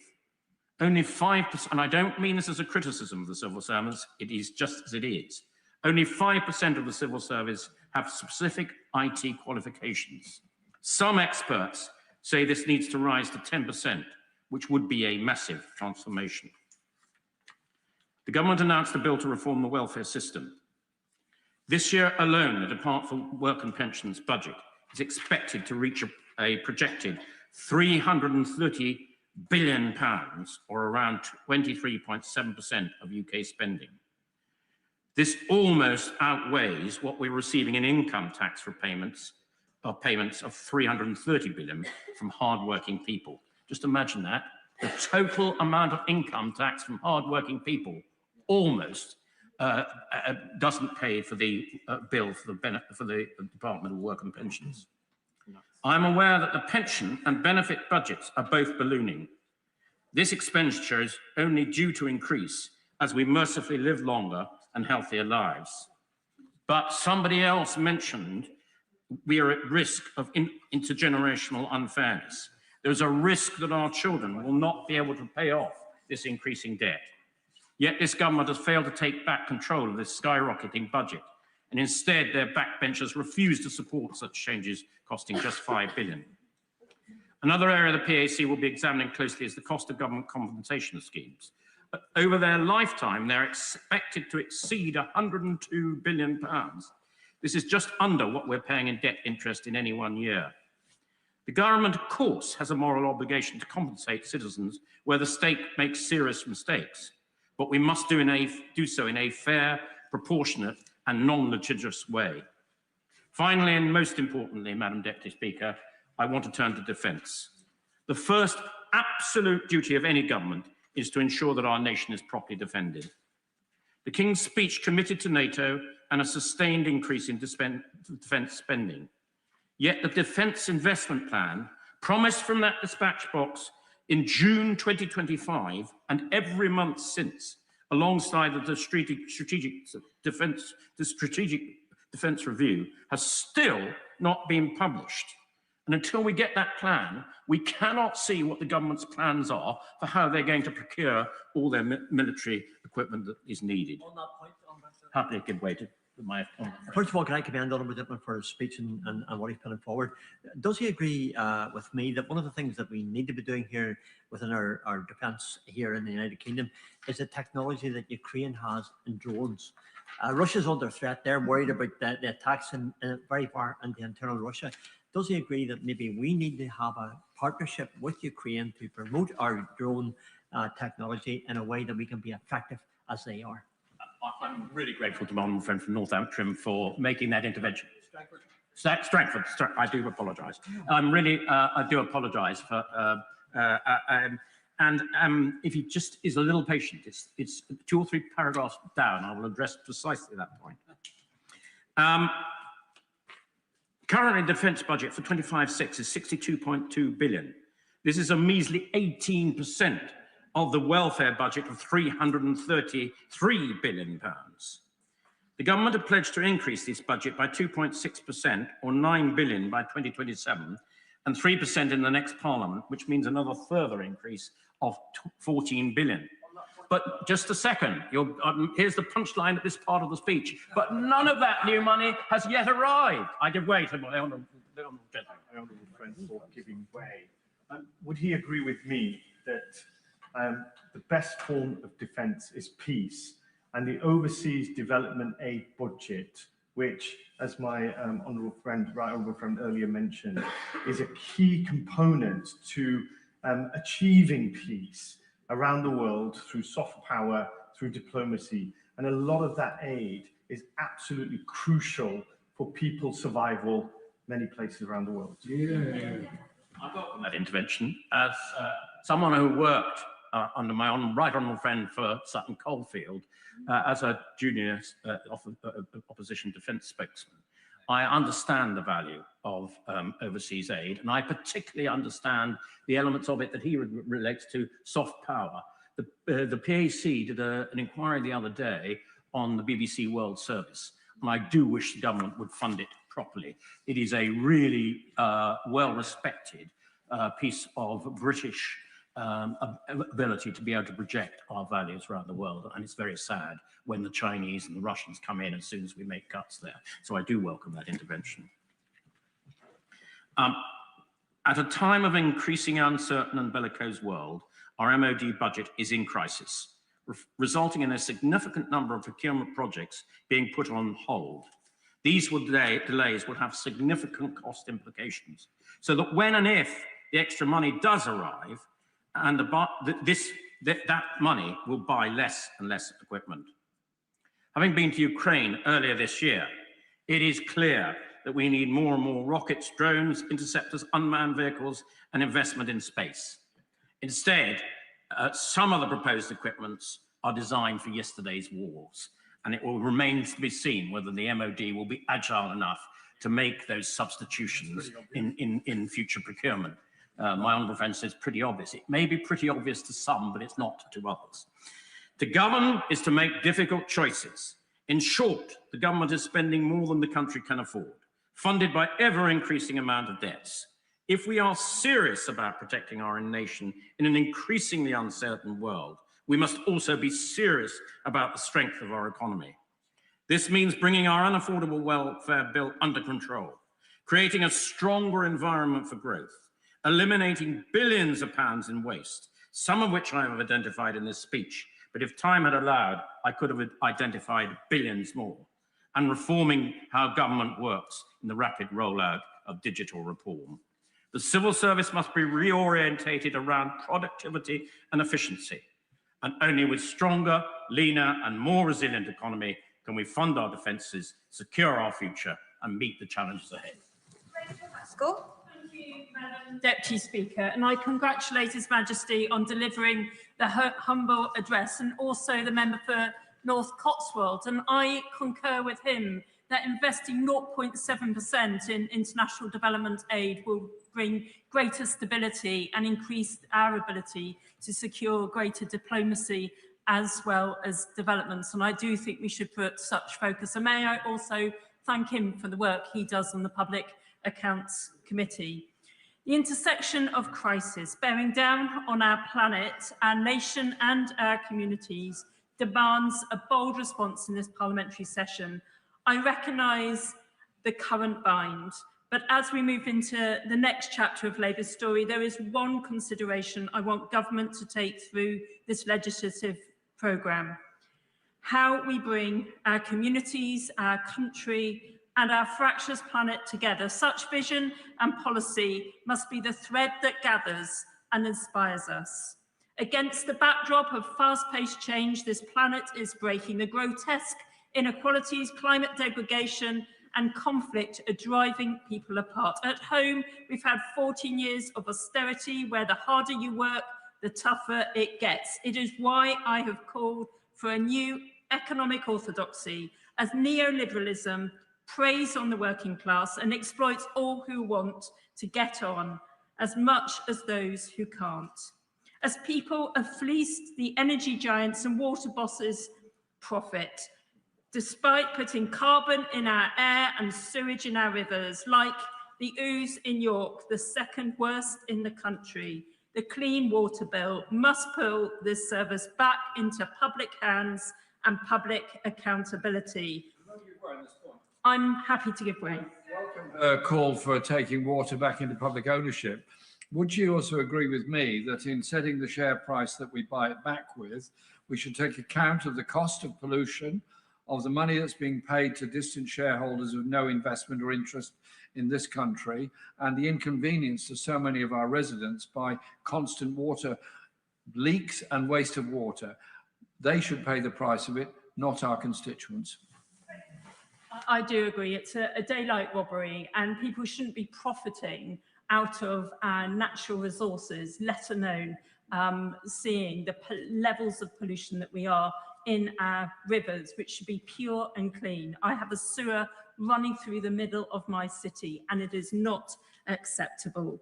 So it is right to legislate, but also to ensure that we are not adding to the carbon cost of our natural environment too. And therefore, I caution with airport and road expansion that we also ensure that we bring down the sense of carbon. And I fear with airport expansion that may not be the case.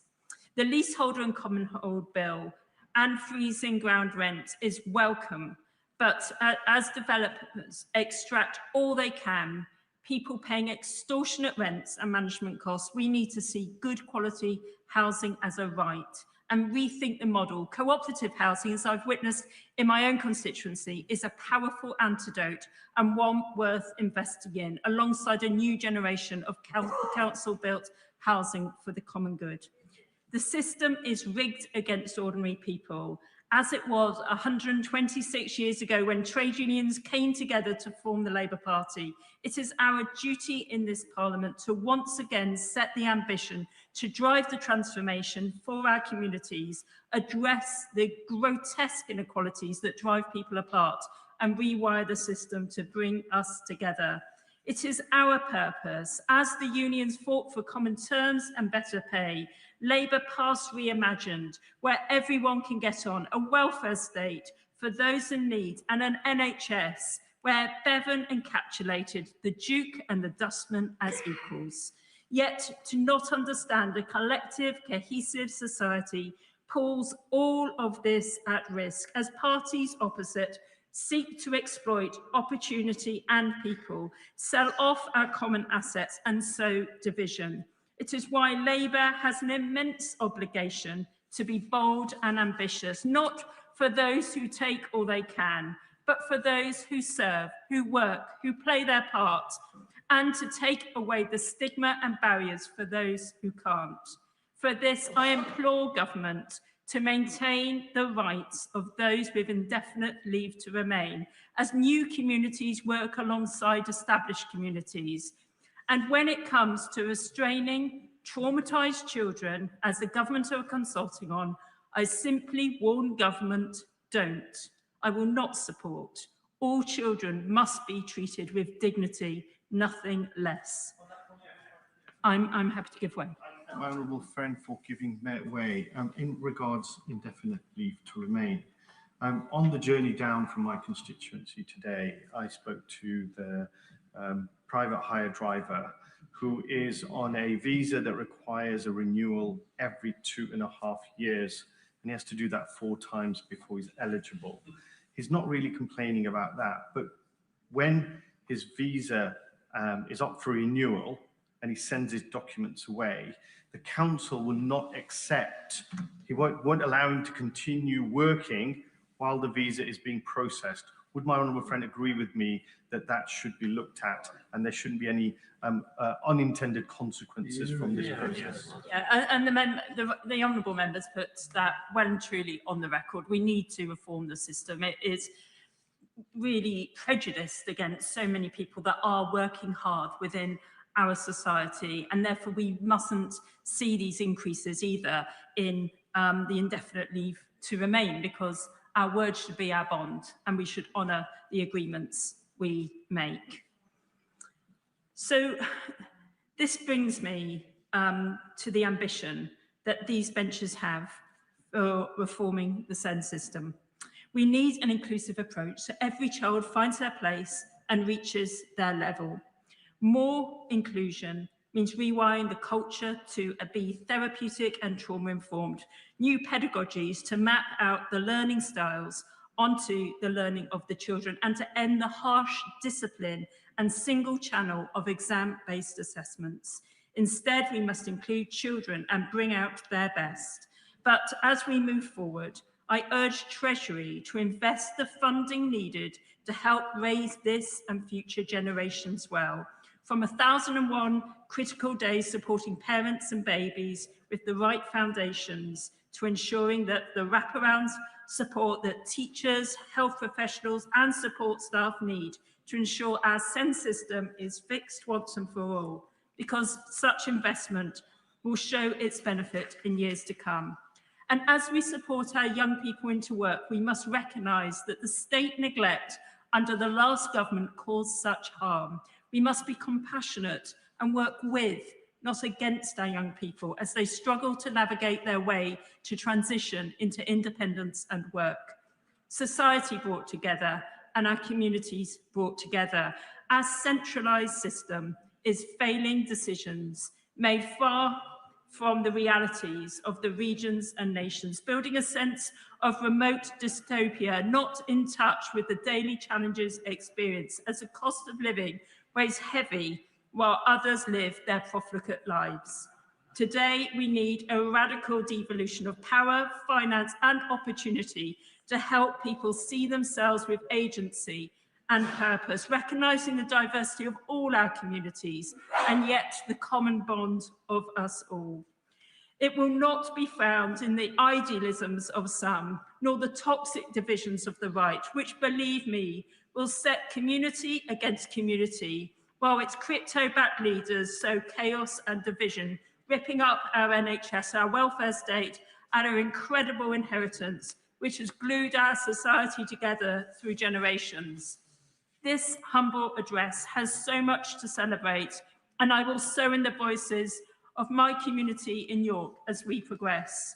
I want to ensure the Railways Bill protects the well-being of all who work in the sector, having championed the removal of Titles Bill in the last 2 parliamentary sessions. I hope we can move fast on cleaning up our politics. I welcome the move to tackle anti-Semitism, as this week graffiti has been found in my community, which is anti-Semitic. It brings such shame, and we must move fast on that. And improve relations with the EU will help build the bridges we need. And with regards to being a visitor and tourism hotspot, I will work carefully with government on looking at the overnight visitors levy and trust that businesses won't pay a penalty, but our city would still get the reward. Whilst at the same time, the draft taxi licensing bill will really help bring licensing back under control. I trust we will do more on the climate crisis too. As the National Emergency Briefing highlighted, we do not have the luxury of time. With the UK in the bottom 10% on the Biodiversity Intactness Index and 1 in 6 species at risk of extinction, while our planet burns and our ice cap melts, we need to invest fast. Finance should be invested to hasten decarbonisation, and projects like Bio-Yorkshire should be funded to ensure that we hasten agricultural resilience and prevent low yields and crop failure, which is escalating the cost of food. And that's why I'm really glad that we're moving to independence in our energy market too. And we need a second employment rights bill to capture the single status of worker, extend collective bargaining, and improve the well-being of workers. My final point is this. If we are to bring the diversity of voices to Parliament and ensure that they are heard, I want this place to change. Madam Deputy Speaker, governments have been destabilised over recent years due to too much power being held by the executive and too little invested in Parliament. If this equation does not change, the discourse of distrust between Parliament and the people will continue. Our voices representing the diversity of the country must be heard and impact the programme of government. I want to see all bills go through in-depth consultation with MPs, inputting the experiences of their communities. Just running AI across consultation responses is not good enough. I want full pre-legislative scrutiny so we can ensure that bills are robust, unifying, and do everything possible to improve the lives of those we represent. Without this, I fear we will let people down, the people we were sent here to represent. It is time to include all. The mission too great for a few. This parliamentary session must be like no other, connecting communities, unifying society, and transforming our future. Thank you very much, Deputy Speaker. And it's a pleasure to follow the honourable member from York Central. And in today's speech, listening to His Majesty the King, there was one part which reminded me of the very first speech by Her late Majesty the Queen in 2017 when I was first elected, when the government then said in the speech that we were promised that the government's top priority was to secure the best possible deal as the country leaves the European Union. That went well. If you look at the comparison between our economy then and now, inflation and unemployment are both higher. In 2017, we had the 5th largest economy in the world. We have slipped to 6th since we left. And outside of this place in 2017, people were concerned for the welfare of the refugees risking their lives on boats to cross the Mediterranean. But landing in a safe European Union country meant that was where they had to seek refuge. Not now. Having left the European Union, that rule no longer applies to us. Something the Brexiteers omitted, perhaps forgot, to mention then in their campaign or now in their immigration rants. And that is why one part of this speech I welcome is the promise of closer links with the European Union. But while I'm delighted to hear that, in the words of the speech, we will strengthen ties, what exactly will that mean? At the weekend, I spent time with some non-political friends, a welcome break, I thought, from constant election messaging of the past few weeks. But they dragged me back there by asking quite clearly and categorically, when are we doing something to get back into the European Union? Leaving had been a disaster for them, for their businesses, for the country. Closer probably won't be enough for them. They want to know exactly what we're going to do, how we're going to get back to the centre of Europe, to lead and work with our neighbours, build trading links, which will be essential to economic recovery? And what about the customs union, the single market? Does closer include them? And while I agree that it will help our economic growth, on its own, it will not be enough. Not enough to help improve the lives of the constituents who come to me every week. Not enough to cut their energy bills before the next winter. Not enough to provide housing that they can afford or that their children will be able to afford to help them get on the housing ladder. So while I welcome that, I also welcome the moves on anti-Semitism, which has rocketed in the past few years. We have seen it up 175% in a decade, and it's been all too visible in the recent attacks on our streets. But while the government is promising to tackle anti-Semitism, I hope they will not forget Islamophobia, which is also rampant, or the misogyny, which we see everywhere, and is influenced by the dangerous views which young men see expressed on the internet and influences how they look at women and girls. And among the 35 bills are measures to support women and give them greater agency over the decision which affects their lives. And again, I don't disagree, but again, like the measures on the European Union, it's not exactly clear what it will mean. More action on domestic abuse, helping women entrepreneurs, yes, it sounds good, but I hope it's more than just clever language and warm words rather than bold action.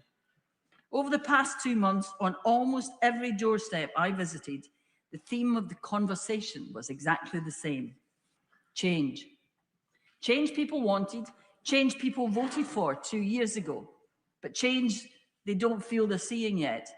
And I'm not entirely sure that they will see that desire reflected in what they heard of the government's plans today. It's all too bitty, unclear, not absolutely transparent. Yes, we know energy security is vital to national security, which is increasingly under threat and does need investment. It's only too clear that Ukraine's pain is being suffered on all of our behalves, that without their resistance, the rest of Europe would be even more vulnerable. And again, nothing that most people would take issue with when we speak about our defence. It sounds good. But what I believe people will take issue with is what is missing from the speech. Where is the bold new direction for this country? Where is the thing which will give people in this country hope? Hope that their government understands what it's like to lie awake at night worrying how to pay your bills. Hope that the government understands your fear that the job you just lost because your employer has struggled with national insurance increases will not be your last employment. Or that the same employer's growing realization that they may not be able to hold on to the company they have spent their life building becomes a reality. I actually think that many in this government do understand that, because like me, they come from a background where that was an all too clear reality. But what the country wants to see is action, change, and they want it soon. Burton Sampson. Thank you, Madam Deputy Speaker. It's a great pleasure to speak in this King's Speech debate, setting out the Labour government's new programme for this session, and I warmly welcome its measures. I also thank my honourable friends from Bradford West and from Harlow for their opening speeches.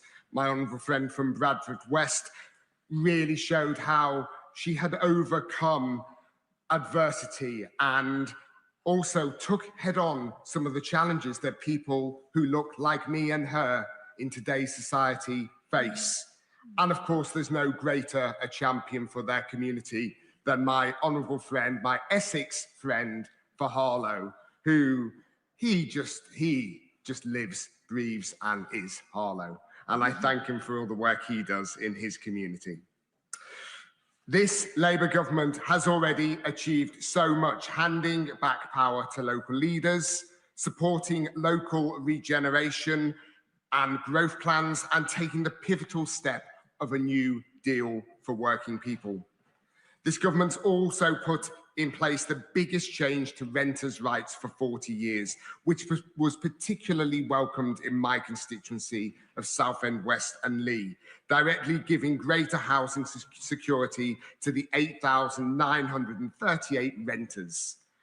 We've seen other significant improvements already, including a new Best Start family hub at the Blenheim Family Centre, three breakfast clubs in my primary schools, a new extended nursery provision at Chalkwell Hall Infant School, more than £2.5 million worth of investment into South Essex College to upgrade its campus, a new youth hub, one of 80 being rolled out in the UK, whilst the removal of the two-child benefit cap is helping 1,800 families in my constituency, and most importantly, lifting children out of poverty. Add to that we brought back into public ownership both our train lines, which will soon be part of Great British Railways, and opened our first community diagnostic centre in our city, which is having a huge impact, providing 7-day-a-week testing early and late and getting people diagnosed much, much quicker. I've also been thrilled to see more than £2 million worth of new government funding to start to transform the futures of children with special educational needs in Southend. This is the start of a breakthrough moment, and one the families in my constituency have been waiting a long time for. I personally have heard from these families during my See Every Need meetings, bringing parents, school leaders, health representatives and charities together to get the changes right. Our reports from those meetings have been sent to the Secretary of State for Education and my honourable friend, the Minister of State for School Standards. And I'm delighted that their local voices from my constituency have been reflected in government policy. However, there does remain much scepticism amongst parents of SEND children as to whether these reforms will actually happen and make a difference to their children's lives. As quite simply, Madam Deputy Speaker, they have been let down so many times in the past. But I am confident that seeing these reforms starting to come forward in legislation during this session as part of the Education for All bill will help give parents more certainty that this government is focused on fixing the situation once and for all. I welcome the announcement in the King's speech of the Enhancing Financial Services Bill, promising a major shake-up of financial services regulation. As current chair of the Fair Banking APPG and the Open Finance and Payments APPG, I have a passion for reforms to financial services, and I'm pleased to see this legislation coming forward. It is really important, though, that government continues to listen to the voices of industry, ensuring that these reforms are appropriate and genuinely designed to fix the challenges the industry faces. And I thank my honourable friend, the EST, for her work in listening to industry to date. Moving on, conversion therapy and similar practices are appalling. And sadly, I'm aware of people who have been subject of some of these despicable acts. I believe interventions intended to change or suppress a person's sexuality or their gender identity are wrong. And I'm delighted to see a full trans-inclusive ban on conversion practices coming forward. The LGBTQ+ community have waited far too long for this ban after promises made and broken by previous governments. This Labour government is finally bringing forward that ban through the draft Conversion Practices Bill, and it cannot be delivered a moment too soon for our community. I'm grateful for the government's water reform legislation, which is set to go even further with the Clean Water Bill. And I applaud their approach, banning bonuses for water company bosses when companies pollute or fail customers. I have been holding regular water summits since being elected, focusing on storm overflows, sewage discharges and bathing water quality, as well as many other related matters, where we have called our water company, Anglian Water, to account. I'm delighted that the local community has now taken ownership of these summits, proving that they are just as invested in this agenda as our government are. In my constituency, Madam Deputy Speaker, we have a diverse and growing Jewish community. I've met with many of them recently, and they've told me of their fears following the recent rise in anti-Semitic attacks. I know that they will be particularly assured following His Majesty the King's specific mention of this in his speech, and this government's desire to do all they can to stamp out this scourge. I want to conclude, Madam Deputy Speaker, by touching on the enormously challenging international situation we face. I support the priority of this government places on standing with Ukraine, standing firm with Ukraine, and I stand firmly with them too, after Putin's appalling illegal invasion. And also, I am pleased with this government's stance on the Middle East conflict as well. I'm pleased to see our commitment to a sustained increase in defence spending. The challenges that we face, we must work together with our allies through international cooperation. And I'm glad to see in this humble address support strengthening and rebuilding the ties of trust, trade and friendship with our European friends. That was so badly damaged by a poorly implemented Brexit, and we will fix them through our European Partnerships Bill. The promise of the return of the Erasmus scheme and better opportunities for our young people to live, work and study in Europe is also welcomed. A good relationship with our closest neighbours is vital in this uncertain world. So it's pleasing, therefore, to see the desire to bring forward primary legislation in this area. I'm excited to see the legislation in this King's Speech unfold so that we can make even more of a difference to the lives of people in Southend West and Leigh and across the rest of the country. In an uncertain world, I'm confident that this government is now moving at pace to make the country fit for the challenges we face, whilst prioritising hope and renewal for our country. Thank you. Dave Duggan. Thank you, Madam Deputy Speaker. If I wasn't cheered by the landslide victory of the SNP in Scotland last week, before this King's Speech, well then I'm very much happy about it now, because it's just as well the people of Scotland have John Swinney as First Minister and the SNP as the Scottish Government to stand as the buttress of fairness and justice between them and the remote and unaccountable UK Government here in Westminster. Not just remote and unaccountable, but dysfunctional to an alarming degree. And that dysfunction is what has precipitated this most vapid of King's speeches. If somebody who was unaware of the UK malaise, unaware of the economic crises multiple that affect the United Kingdom just now, and they saw the government solution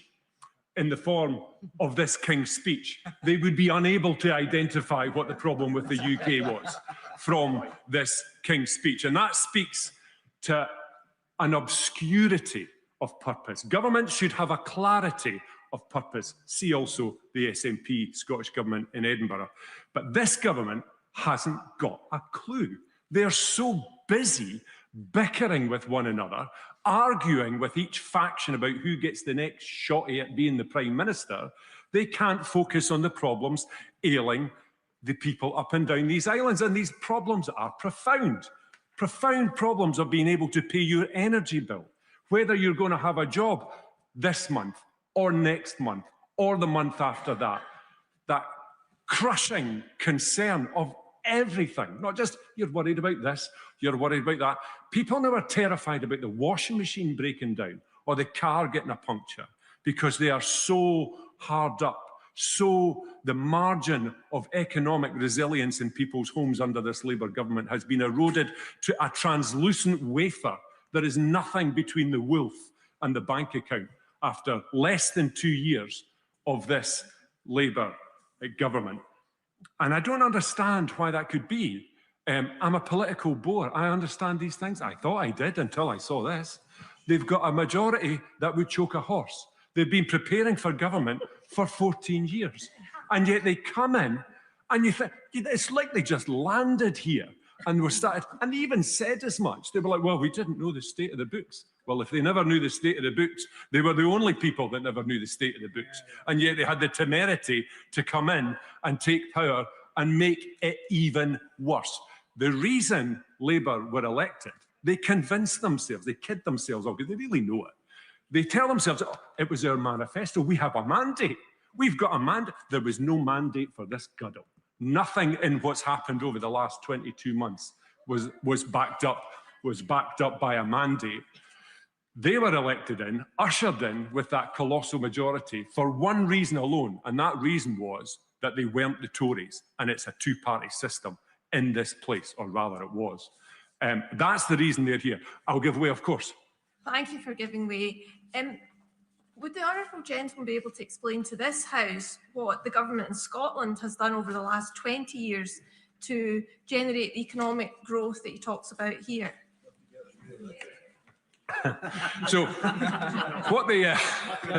so here's what the honourable lady, as a Scottish unionist, and I'm sure a proud Scottish unionist, for reasons best known to herself, what she needs to understand is that the UK is not contingent on Scotland, but Scotland is contingent on the UK. So decisions made here affect Scotland. Decisions made in Scotland do not affect down here. And it's against that backdrop that Scotland has regularly is in the upper quartile of GDP per capita in the United Kingdom. This myth, I can help her, this myth that we're subsidised by the rest of the UK is risible. We outperform economically more than 3/4 of the UK in any given quarter, roughly. We are the top destination for foreign direct investment. These foreign companies aren't confused. They know where they get a return on their investment in the United Kingdom, and it's in Scotland. And our unemployment is lower, and our employment is higher. I could go on, but I don't want to get in trouble, Madam Deputy Speaker. Will my friend give way? I will give way. I thank my honourable friend for giving way, and he's making an excellent speech as our new group party leader. Yeah. He mentions the vapid King's speech. No criticism of the King, of course. But the speech contained the renewed promise of the Hillsborough Law, which the government have had 2 years to introduce, Madam Deputy Speaker. Why on earth is it taking this government so long to deliver on their manifesto promises? Well, he's absolutely right to highlight that particular issue, which is so important to many people across the UK, but especially in the north of England and in Liverpool in particular. But it's not just that, it's the way they rushed during the campaign to stand shoulder to shoulder with WASPy women before absolutely abandoning them when they got into office. It's the family farm tax that they expressly said they would not do before the election, and they got in and they did exactly that. A gross betrayal of our agricultural industry and our rural communities. And the national employers' national insurance, Madam Deputy Speaker, was self-evidently anti-industry. It was self-evidently inflationary, and it was self-evidently a tax on jobs. It was going to have one potential outcome. And the 25 billion that they said this would bring in was complete fantasy by the time they'd compensated for the public sector. And it was down into single figures of billions, which even that didn't take into account the drag on the economy and the lower receipts that they would get in a fiscal sense as a result of that disastrous self-defeating policy. I'll give way. Giving way. What would be his answer for filling that massive fiscal black hole that we were left with. Thank you. So what the honourable gentleman needs to understand is that you grow your way out of these issues, and growth comes from economic investment in equipment and people, raising productivity, lowering economic inactivity, all the things that have risen under Labour, because Labour don't understand economics. Never have, never will. I want to move on, Madam Deputy Speaker, but before I do, I want to focus on the real impact on real people. Unemployment is now at its highest level in 5 years. Unemployment across the UK is at 5.2%. Thankfully, through the economic efforts of our SNP Scottish Government, it's at 4.1%, still far too high for our communities. And youth unemployment in the UK is at 15%. That is a catastrophe. The way that you enter the world of work as a young person dictates your relationship with employment for the rest of your life. And that is what is catastrophically damaging for young people. Yes, I will give way for young people up and down these islands. And it's particularly acute in the hospitality, which is a gateway industry for employment, where the government is taxing hospitality out of existence. People with a pub or a hotel or a restaurant now feel like unpaid tax collectors for this Labour government. I'll give way. Thank you very much, Madam Speaker. While I agree with the honourable member about young people's routes into work, how does that sit with the way his government in Scotland, his SNP government, have destroyed apprenticeships up there? And as for the hospitality industry in Scotland pays business rates in Scotland, and I hear complaints about them all the time. Is that perhaps why he thinks that the SNP lost seats in the election, which he's so busy congratulating himself on? Still got over 4 times as many seats as the Lib Dems in Scotland, Madam Deputy Speaker, so I'll not be taking any lectures there. However, I look forward to working quite closely with the Liberal Democrats in the Scottish Government sense. But to her point, I'm not sure she's got that in her gift, Madam Deputy Speaker, but to her point about youth unemployment, as I said to the honourable lady over there, the Scottish Government is subject to the same economic malaise as anywhere else in the United Kingdom. It's to the betterment of her constituents and mine that their fortunes are better under an SNP government. And on that point, I can assure her she's welcome. But don't just take my word for it, Madam Deputy Speaker. The markets give their verdict on what's happening in the United Kingdom, and the markets are incredibly concerned. And that's why 10-year gilt interest rates touched 5.13%, a rate that wasn't seen in the UK since the financial crash of 2008. That is a very dangerous report card to get from the... No, I'm going to make progress and close. Defence is the first duty of government, and this Labour government, if we had a significant investment for every blunderbuss piece of hyperbole and rhetoric on defence, we'd be in a far better position that we are. The Prime Minister said in his speech earlier on that we're negotiating a de-escalation of the war in Iran. He didn't tell us which of the 3 protagonists was listening to the pontifications of the UK Prime Minister, because not one of the 3 participants in that conflict could care less what this Prime Minister thinks about the war in Iran. And the defence investment plan, the roadmap for what defence will look like in the United Kingdom for the next decade, is now a year late. I don't know what the government think they can get away with, but if your signal apex piece of defence legislation is over a year late, it tells this Parliament and everyone up and down these islands that they haven't got a clue about defence as well as everything else. On Europe, he said, I will give way. I do thank you for giving way, and I'm genuinely grateful to be here for his first speech as your group leader here in Westminster. It's just a shame that only one other of your fellow SNP MPs are here. I've no doubt they're on important business. But on the defence sector, and I know he does champion the sector, unlike some of his colleagues in Scotland, he sits on the Scotland Affairs Committee. He knows the concerns the sector has in Scotland about skills development and about education more widely. Does he share their concerns? And what is he doing to influence his colleagues in the Scottish Government to make sure that sector is more fully supported? So the defence sector is a very significant part of the Scottish economy, and I just wish that he and his unionist colleagues in the Labour Party and in other lesser parties would acknowledge the fact that this is a mutual endeavour, and that the UK benefits greatly from the skills and expertise that exists in Scotland. And the apprenticeships and the training and investment, don't let's forget, everybody that works in the defence sector in Scotland went through a Scottish school, or a Scottish apprenticeship, or a Scottish college, or a Scottish university. This idea that everything was fantastic previously and it's terrible now, the former isn't true and the latter isn't true either. It's a work in progress, and we're investing heavily in Scottish education, and that's why we've got such a high percentage of people leaving school from Scotland going on to a positive destination. In closing, Madam Deputy Speaker, the Prime Minister said that he's going to take steps to bring the United Kingdom into the very heart of Europe. Well, you're not going to do that without rejoining the EU. Yet more hyperbole and fantasy. I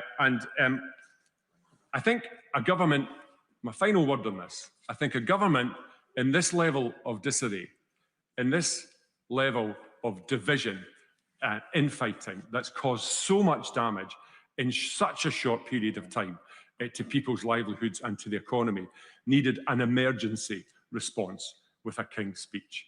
And that was anything but today. So I look forward to them getting their house in order, but I won't be holding my breath. Thank you, Madam Deputy Speaker. In 2024, the public voted for change, for an end to Tory chaos, and for a government that would transform their lives. That summer, our government set out a King's speech to deliver that. And in the past 2 years, in spite of everything, we have begun to make truly transformational changes, like ending no-fault evictions and finally scrapping the two-child benefit cap, things that have changed lives. But today's offering pales in comparison, perhaps because we have already heard so much of it before, but definitely because it lacks the urgency and the radical transformation we need. I don't believe this is the further and faster that we've been hearing so much about. It seems we have put the handbrake on offering change, and we are wasting political capital on divisive measures that weren't even in our manifesto, like ID cards and curtailing the rights of asylum seekers. I do want to be clear that I'm not in any way objecting to the King's speech. I'm pleased to see measures like the bill on conversion practices, votes at 16, Hillsborough law on candour, tackling anti-Semitism, reforming leaseholds, and many other key measures. But why are we not doing more? What is there to shout about? Last week, the electorate sent our party a clear message that they were dissatisfied with government. And I don't believe that this is a King's speech to inspire them back to us. I don't believe my constituents will hear this and think my life will be better when Labour introduces digital ID or replaces the water regulator and instigates another top-down reform of the NHS. At a time of great turmoil and difficulty, with global uncertainty hitting households in their pockets, people need policies that will ease the financial pressure they are under today. So building on the successes of the last legislative session, and there were successes, I would have liked to see an extension of renters' rights and the introduction of rent controls, especially in major cities where private rents are beyond extortionate. We acknowledge that those living in social housing need their rents capped and regulated, yet we disregard the thousands of low-income households and young people left at the mercy of private rental markets. I'd hoped to see a second employment rights bill announced today. While the first one deserves significant praise, it doesn't go far enough. We need a bill that will restore sectoral collective bargaining, give basic rights to the self-employed and gig economy workers, and commits to greater insourcing. The nationalisation of British Steel is welcome, but this should have been accompanied by the nationalisation of rail, mail, water, energy, and other essential services. These are not mere industries, they are lifelines. They should never have been handed over to shareholders, and it's long past time we took them back. I would have liked to see greater acknowledgement on the biggest existential crisis we face as a species, nationally, by reducing the planning burdens on solar farms and on offshore wind. If the government really wants to help people with their energy bills, then we need to be switching to renewables much faster. Internationally, I would have liked to see steps to introduce debt cancellations for climate vulnerable nations who are fighting the crisis with their hands tied behind their backs. If we want to reduce numbers of people seeking asylum, then we need to be working with allies to tackle the biggest causes of displacement. As the only Labour MP to vote against the Brexit implementation agreement, I was very pleased to see measures on the strengthening of our relationship with the EU. We can now all stop pretending it was in any way a good idea. And watching that disastrous impact that it's had, I feel vindicated. But I would also advise the government that with all of the Henry VIII clauses in that bill, we could do so much more faster. And we could do it in a way that would quickly benefit our nation. I also want to point out that whilst I understand that some things take time, some things are not hard, I would have liked to see steps to address the continued private sale of human remains. At the start of this year, I presented a very simple bill that ought to end the vile practice of human remains, many of which have unknown provenance, being bought and sold by private individuals. It would have been relatively straightforward to end this practice, but the government have no plans to close this loophole and implement it. As I said, I understand that these things take time, but there are some simple things that we could just get done. And I know, and it feels like the government may be inclined to capitulate to the right and row back on some climate goals, but I remind the government that we lost more votes to the left of us than we did to the right of us. And if we carry on doing the bare minimum on climate issues, this could only get worse. So I would have also welcomed strengths, I believe, to strengthen the citizenship rights of children born here or who have grown up here, and addressing the extortionate fees that block these children from becoming citizens. I have raised this again and again in this House, just about every single year, and I was guaranteed that there would be some changes on this. I do not like being misled inadvertently or otherwise on issues such as this. Whatever our differences on our views on migration, right across this House, people agree that these children are not migrants, and we continue to treat them like that and price them out of their rights. I also want to acknowledge the cost of living crisis and the fact that there have been measures in this King's Speech to tackle them. But frankly, successive governments have been skirting around this issue for years, making minor tweaks that slightly ease the pressure but don't go far enough. I think it's time to be very bold. It's time to consider the merits of a universal basic income. This is not a radical idea. It's something that I believe is a logical one, because poverty is a political choice. Even at these difficult times, we remain one of the richest countries in the world. So why do we have such a huge cost of living crisis? Why are people skipping meals, rationing heating, working themselves into the ground, doing multiple jobs just to stay afloat? This doesn't happen by accident. It happens because those in power decided it was acceptable. And for the avoidance of doubt, we are the ones in power. The question is not really affordability, it's whether we have the courage and the will to take on such a transformative policy. Because at the moment, it feels like we are offering piecemeal change, minor tweaks, while they may be necessary. I don't believe they will excite anyone. They believe they will make the tangible change that we need. Now, I know we can't sell people the world, and systematic changes do need to be made to facilitate reforms. But you cannot solely offer that and then tell people that their lives have been changed, especially not after the very clear message the electorate delivered to us last week. People may call me unrealistic, but I would say that I am ambitious for what we can achieve in government right now and in this parliamentary session. Labour governments have always accompanied radical transformational change in our society. This is the change that the electorate wants. This is the change that we promised them. They made it very clear. And I don't believe this legislative agenda goes far enough to achieve that for them. The public is demanding more, and I believe that we can do more to give them that. Sir David Davis. Thank you, Madam Deputy Speaker. During the privileges debate, I told the House that I had hoped a couple of years ago that the Prime Minister would make a success of his new job at the time. Unfortunately, with this House debating against the backdrop of a Labour psychodrama, that psychodrama wouldn't have happened except for the fact the government has failed, and failed very clearly. In his now infamous speech, the Prime Minister said he was going to undertake a reset. And I don't know about the Labour Party, but the country certainly needs a reset. But what he said was, in describing his reset, is he needed to explain things better. That's not a reset. That's a respin of what we're doing. We need a proper reset. Now, I'll quote the words of the Honourable Lady, the member for Hornsey and Wood Green, who said, Labour must be judged on actions, not just our words. And I think she's exactly right on that. Labour came, and there's a number of people who said already, including the new leader of the SNP, Labour came into office promising its #1 mission was economic growth, and they're right. Without growth, we don't have the money to do anything else.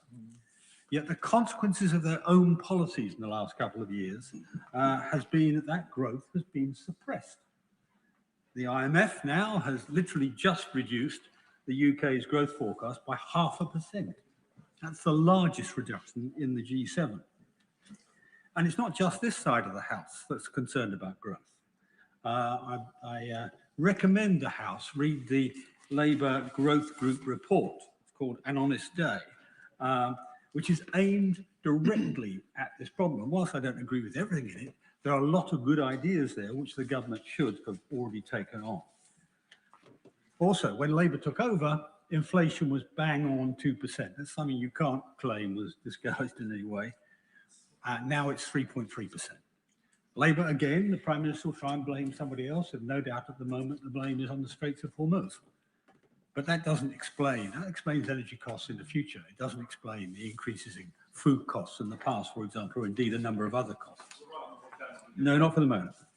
Neither does it explain the increase in borrowing costs, which are higher than any other G7 country, which are virtually double Japan's. That's nobody's fault but the Chancellor's, and the consequences have been laid out already by the Public Accounts Committee chairman, a horrific consequence for our public finances. The real break is Labour's own policy.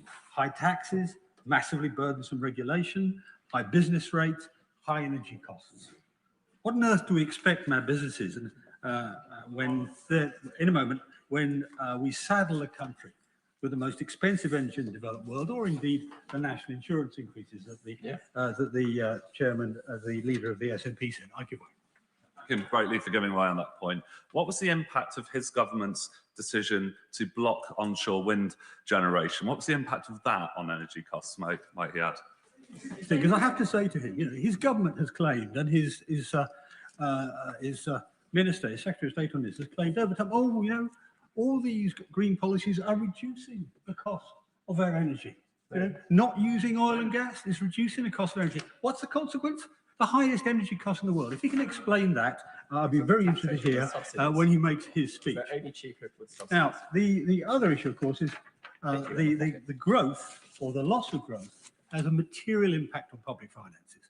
To give the House a measure, 1% change in growth rate is 10 to 11 billion pounds in the first year, and then more money in the consequential years. So when you lose that, you lose that amount of money. But let's imagine we could get that growth. Back. That still would not be enough. It's not enough to pay the bills we need to pay. So what can we do? Well, I'm afraid we have no choice because of the size of it, but to cut welfare costs. Now, I'm a great believer in our welfare system, but it should be a safety net, not a lifestyle choice. People who can work should work, and the public has little sympathy for those who choose benefits over a job. Indeed, I mean, it's true today, it's been true since I was a child on a council estate.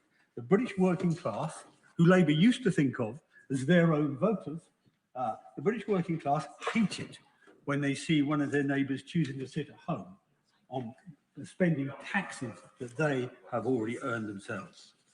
So, low growth handicaps our ability to solve our citizens' problems. I will. I thank my right honourable friend for giving way. And I do agree, and I think most people agree, that people who are capable of working should be helped into work. But while his party was in government for 14 years, did they do an analysis do they have statistics of how many people across our country on benefits were actually fit to work? And what did his party do to get them into work? No, they didn't, I think, is the answer to the question. But he should be aware. I mean, it wasn't only 2 months ago a Labour member in this House described me as the MP who's never knowingly on message.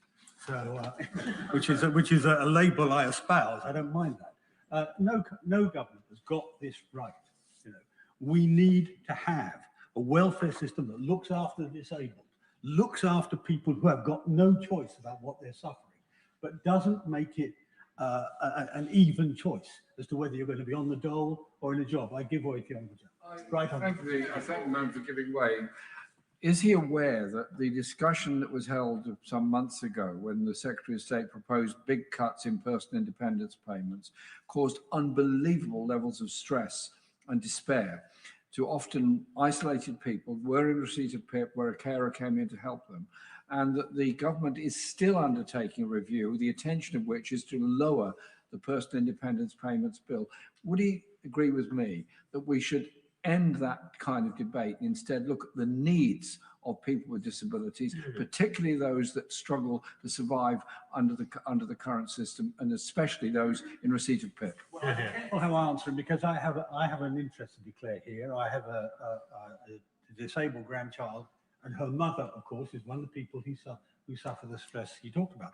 But as I say, what we need is a system which is humane, which deals with people properly. Our current systems for supporting disabled people and people who are looking after disabled people is incredibly bureaucratic, incredibly unpleasant, really nasty to deal with. The areas we need to deal with in welfare is not in that area. It's principally in the area of employment, because we want to get people back to work, because there is no better way out of poverty than employment.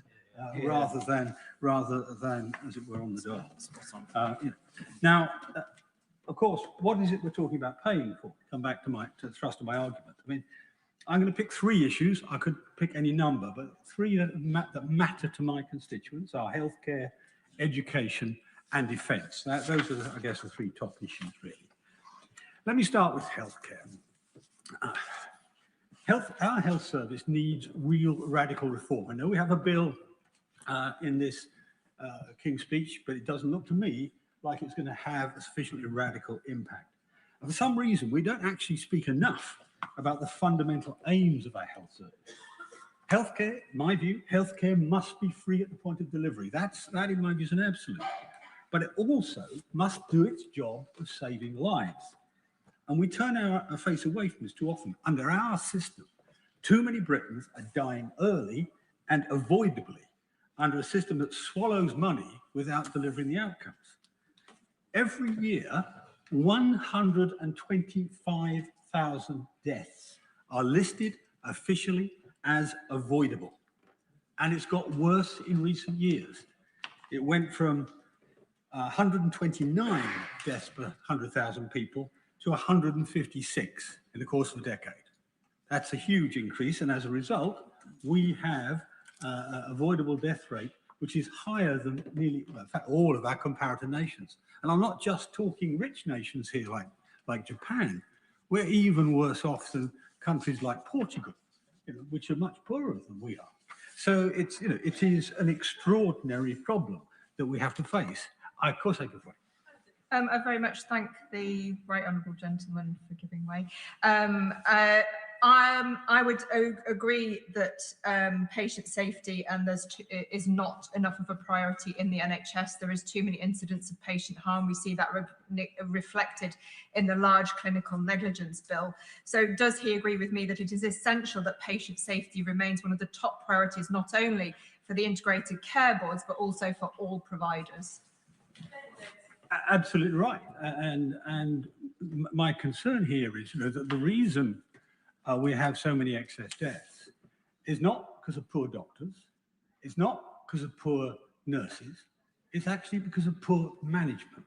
We have really, really poor National Health Service management. I want to put it starkly, basically, poor management effectively kills 15,000 people a year. That's the sort of number we could improve with to get even in the range of our comparator nations. So that's the sort of thing we're talking about. That's a huge number of people. And we can do quite a lot about it if we set our mind to it. There are experiments with the health service now that actually demonstrate this. Just over the river at St. Thomas's, there's a high-intensity theatre programme. What does that do? It triples the number of people you can put through an operating theatre or under the hands of one surgeon in a day. So that means you're going to get something like 17 hernia repairs rather than 5, or 12 hip replacements instead of 4. Those are numbers they measured, but also lots of lives saved rather than lost because they could be put through the system. They're not left waiting until they effectively die, as happened to a number of my constituents. We need to reflect that efficiency in the management of the health service. It requires a complete change in how we select, train and organise the senior management of the National Health Service. And for the moment, they are not up to the job, and we need to put that right. And I don't see anything in the King's speech which will do that. Secondly, education. I mean, it's already been said by a number of other speakers that there's an intergenerational problem in our society today. And education, of course, is where it crystallizes. I mean, we're failing both very young children and young adults. The evidence shows that 1 in 4 young children, when they get to the age of 11, aren't sufficiently literate, aren't sufficiently mathematically capable to basically get any benefit from the next stage of education. Put that another way, the state has failed a quarter of our children by the time they get to 11. And if you look at that number for poor children, children on free school meals and so on, you can double it. You can double it. In fact, it's more than double it. Now, when I grew up, I was very lucky. I was really at the peak of social mobility in this country. This was one of the world's leading meritocracies. That's no longer the case. It's simply no longer the case. That's a shame on a nation, and we must put it right. And we must put it right starting at the bottom so we can do something about it. And we can do something about it. Actually, uniquely, I mean, using AI, using software, we can actually do quite a lot to help the children at the bottom of the scale. But we don't do it now, and our education department is actually not up to it, whether under this government or indeed the preceding one, because I spoke to them at the time as well, and we need to put that right. But it's not just the very young letting down. A whole generation in higher education is being failed. The transition to student loans and tuition fees by the Blair government has been an unmitigated disaster, shackling a whole generation to mortgages without houses, to futures without jobs. I opposed it when it came in. I opposed my own party's decision to uphold it when they came into government, and I oppose it today. It takes away much of the point of university because at least 1 in 5 courses do not give youngsters opportunities that will pay for their education. That means we have to write off their loans, which means in the next 50 years, the government's going to pay, or the state's going to pay, £430 billion in unpaid loans in cash terms. And I'm pretty sure, from what I've seen of the calculation, that's an understatement, an underestimate. It's my view that we should revise this whole policy radically. Look again at grants for certain courses. Maybe, I mean, I think the Liberals have actually talked about it, maybe with a 2% graduate tax to offset it, something like that. Better than what we have now, leaving a loan hanging over people's lives for their entire adult life, a loan which they may never pay back. Grants may be for science, technology, engineering, mathematics, for medicine, for architecture and design, for courses that will actually contribute to the economic growth of the country, and then take the rest from there. So we need radical reform, which we won't see in this year's education bill. Lastly, I want to talk briefly about defence. Now, there's been lots of criticism of the government, rightly, for taking too long over enlarging the expenditure we're going to put into defence. The simple truth is that we're going to face challenges that are going to materialise much faster than we expect. And the honourable gentleman who asked a question to my colleague earlier about peace being better than war, well, it's since the Roman times, we have known that being well armed is the best way to prevent war. Nobody wants warfare. At the moment, our military is depleted beyond value, frankly, in a major war. And I have to say, obviously, we've got to look at that. But in addition to that, we've got to make sure that our strategy is right and our management of it is right. And frankly, the management of the Ministry of Defence is a disgrace. I can't pick a better word, to be honest. I mean, I always think symbolic of the extraordinary priorities of the ministry is that we have 134 admirals to oversee 63 ships, many of which are not able to set sail at any point in time. I mean, Nelson must be spinning in his grave. But similarly, that's very symbolic, but the UK currently maintains now an army of just over 70,000 people. The Ministry of Defence employs roughly 60,000 civil servants. That's a ratio that defies logic. Of those civil servants, about a quarter, just under, are employed in procurement, operating a system which is amongst the worst in the world. And if you need to look at it, look at the Dragon, the T-45 ships, or look at the Ajax. I mean, you could go through, if the Public Accounts Committee chairman sitting here today, now, you could get up and give me a dozen cases of disgraceful scandals in procurement in our Ministry of Defence, and we need to put that right. Also, if we are going to maintain an effective armed forces, we need to maintain the morale, the spirit of our soldiers. And the simple truth is, the first thing towards doing that is to treat those soldiers decently. We're not doing it. The Northern Ireland bill, which is still going through the House, it's carried over, is actually exposing soldiers who fought in Northern Ireland to being dragged through the courts, sometimes 3 times. The latest one, Soldier B in the Cope case, 3 times over the course of 5 years, in their 60s, their 70s, their 80s. Honourable people who fought bravely for their country, did nothing wrong, are being punished in their old age. That is a disgrace. Now, the excuse the government used when it started this bill was that the previous legislation was illegal. And that's what a lower court found. But last week, the Supreme Court in the Dillon case overturned that judgment. So there is now no legal basis for the government's policy. And yet we are still pressing on. I asked the Prime Minister, he said they're still pressing on with this, effectively psychologically torturing people who serve this country. Now that's morally wrong, but it's more than morally wrong. It's also causing people to leave, I mean, it's in public domain now, I can say it, leave the SAS in numbers.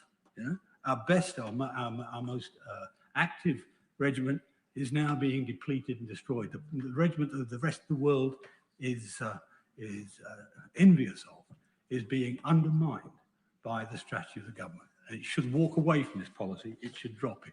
We should bin this bill. Now, I don't want to take any more of the House's time, so I'll simply say this. I mean, I've just picked out 3 subjects. There are many other important issues, of course, that the government will need to address. And I'm going to say it again. I hope the Prime Minister succeeds in resetting the government, in giving it some new dynamism. But at the moment, for me, the only attractive part of this Queen's speech was the last line, which is always says the same thing. Other measures will be laid before you. Kemi Badenoch. Thank you, Madam Deputy Speaker. Can I first congratulate my honourable friends, the member for Bradford West and for Harlow. The member for Bradford West gave us a personal tale of strength through adversity, and that should remind us why, as she said, this is the greatest country to live in, and she spoke as a true patriot, a patriot that is there for all of us if we choose to use it. And then my honourable friend, the member for Harlow, we often have a lot of rivalries in this chamber. He the proud advocate for his new town of Harlow. I, the proud advocate for the first new town in the UK, Stevenage. But he's done so much for Harlow. He's run for a good cause in Harlow. And on this Saturday, I will be joining a resident of Stevenage, Luke Wainberg, who will be running an ultra marathon, even further than a marathon, around Fairlands Valley Park in Stevenage. When I say join him, I'll join him for the park run bit of the ultra marathon. But the point is that as my honourable friend has done, each of us in this chamber, I think, for all our political differences, are proud of the constituents we serve. And that means that when we come together in this place, when we come together in big moments like we have today, we should think about the country as a whole and not about what divides it. And I should now congratulate His Majesty the King, of course, because, as has been said in this chamber, he has given speeches recently of great depth, humour and wit, and I thank him for that. And today his speech to us, as is normal for speeches in these buildings, was very serious. It was a serious speech for serious times. And I recall his opening words.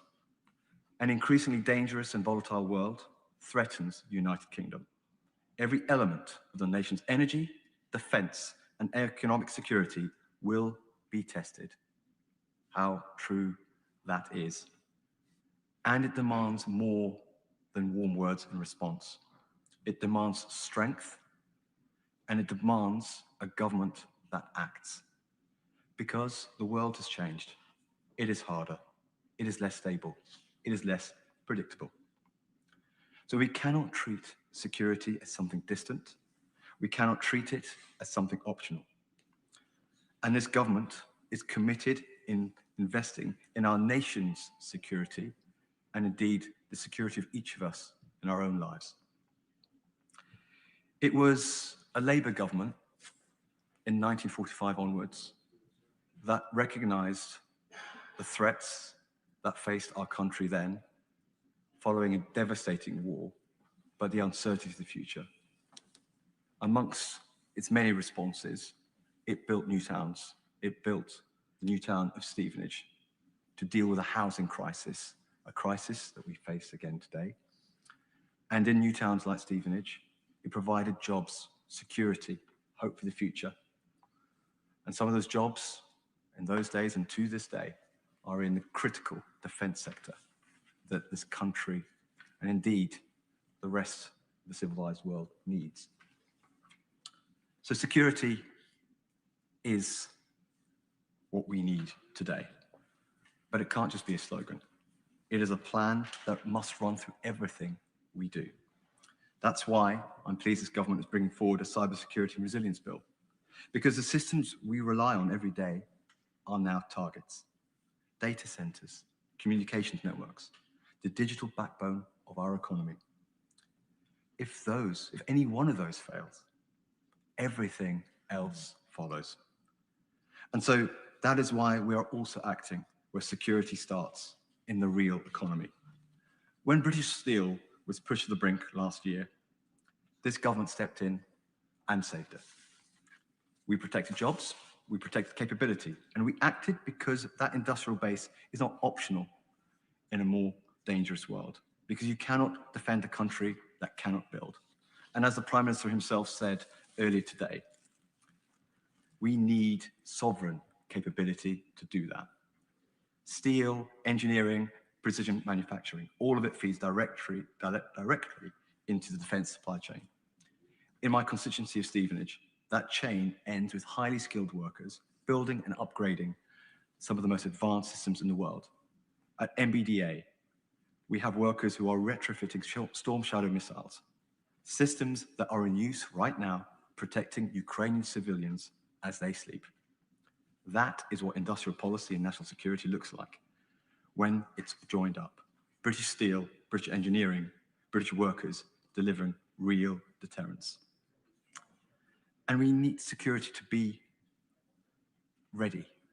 It needs to ensure we have readiness. And that's why the Armed Forces Bill gives us new powers to mobilize reserves and former personnel when the country needs them. Because deterrence only works if it is credible. And credibility does not come from words alone.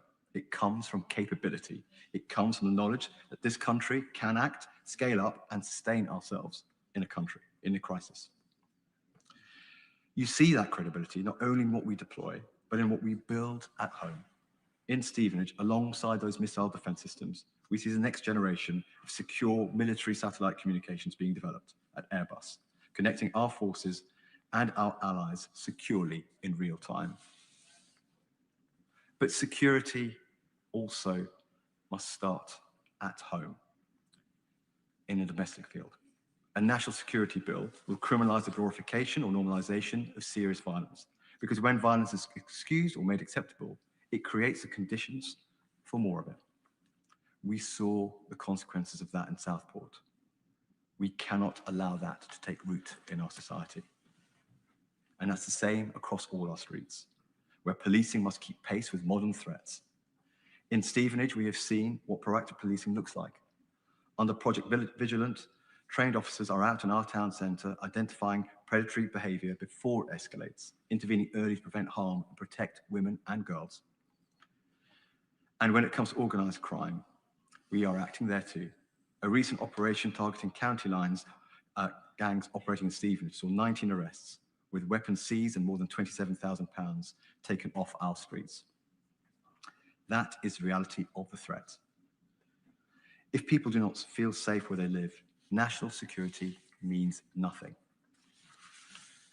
The police reform bill builds on an approach that will give our officers the tools they need to do their job, strengthening forces and creating a national capability to go after the most serious criminals. And security also means being honest about threats we face from hostile actors. The Tackling State Threats Bill gives us the power to act directly against state-linked organisations that operate against our interests. It will mean that this government can and will prescribe the IRGC as a terrorist organisation that it is.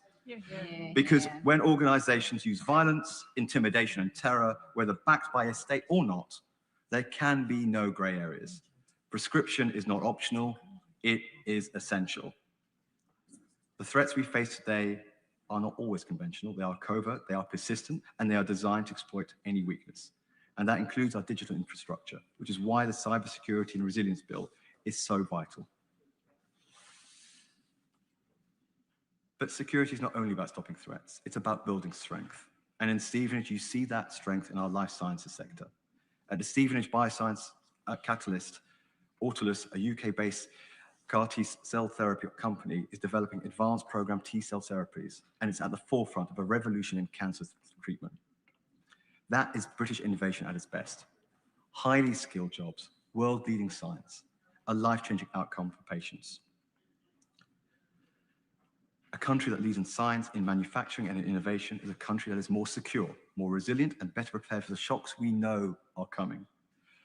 Because those shocks are real. War has returned to Europe. Ukraine has shown us that peace cannot be taken for granted. The Middle East has shown us how quickly instability spreads from conflict abroad to pressure on energy markets and prices at home. And some of those most serious threats are the ones people never see. Cables beneath our seas, networks under constant pressure, hostile states probing for weaknesses every single day. We have already seen this in action. Just weeks ago, Russian submarines were detected operating over critical undersea infrastructure in waters around the United Kingdom and our allies. Let us be clear about what that means. These are the lifelines of our country. The vast majority of our data flows through those cables. Our energy supplies depend upon them. Our economy depends upon them. That was a deliberate act by the Russian state to test our defenses, and we must call it out for what it is. It is unacceptable, it is hostile, and it will not be tolerated. Our armed forces tracked those submarines, exposed their operation, and forced them to withdraw. And the message to the tyrant Putin was clear. We know what you are doing, and any attempt to damage our infrastructure will have serious consequences. Because in the modern world, There is no warning sound. There is no clear beginning. The attack comes quietly. And if we are not ready, we will feel the consequences before we even see the cause. So let us be clear. Security is not one policy. It is not one department. It is and must be a national mission. It runs through defense, through policing, through industry, through science, and through the strength of our communities. It is about whether people feel safe in our streets, secure in their jobs, and confident in their future. That is the first duty of government. And when we take it seriously, when we act, when we build the strength we need, places like Stevenage show exactly what that looks like in practice. Madam Deputy Speaker, we will not just endure in a more dangerous world. We will lead Britain through it, both safely and securely. Thank you. Richard Tice. Thank you, Madam Deputy Speaker. Well, 86 years ago today, on the 13th of May 1940, Britain's greatest and most popular Prime Minister, Winston Churchill, rose to give his first speech as Prime Minister. At a time of war, he said he could offer nothing but blood, sweat, and tears. And 86 years later, we have heard from Britain's most unpopular, possibly the worst Prime Minister ever. After just 22 months, Madam Deputy Speaker, all we have had is failure, incompetence, and negligence. And we have a programme of government in this King's Speech that in a sense represents everything that this Prime Minister currently that we suffer under represents. Process and regulation. Process and regulation.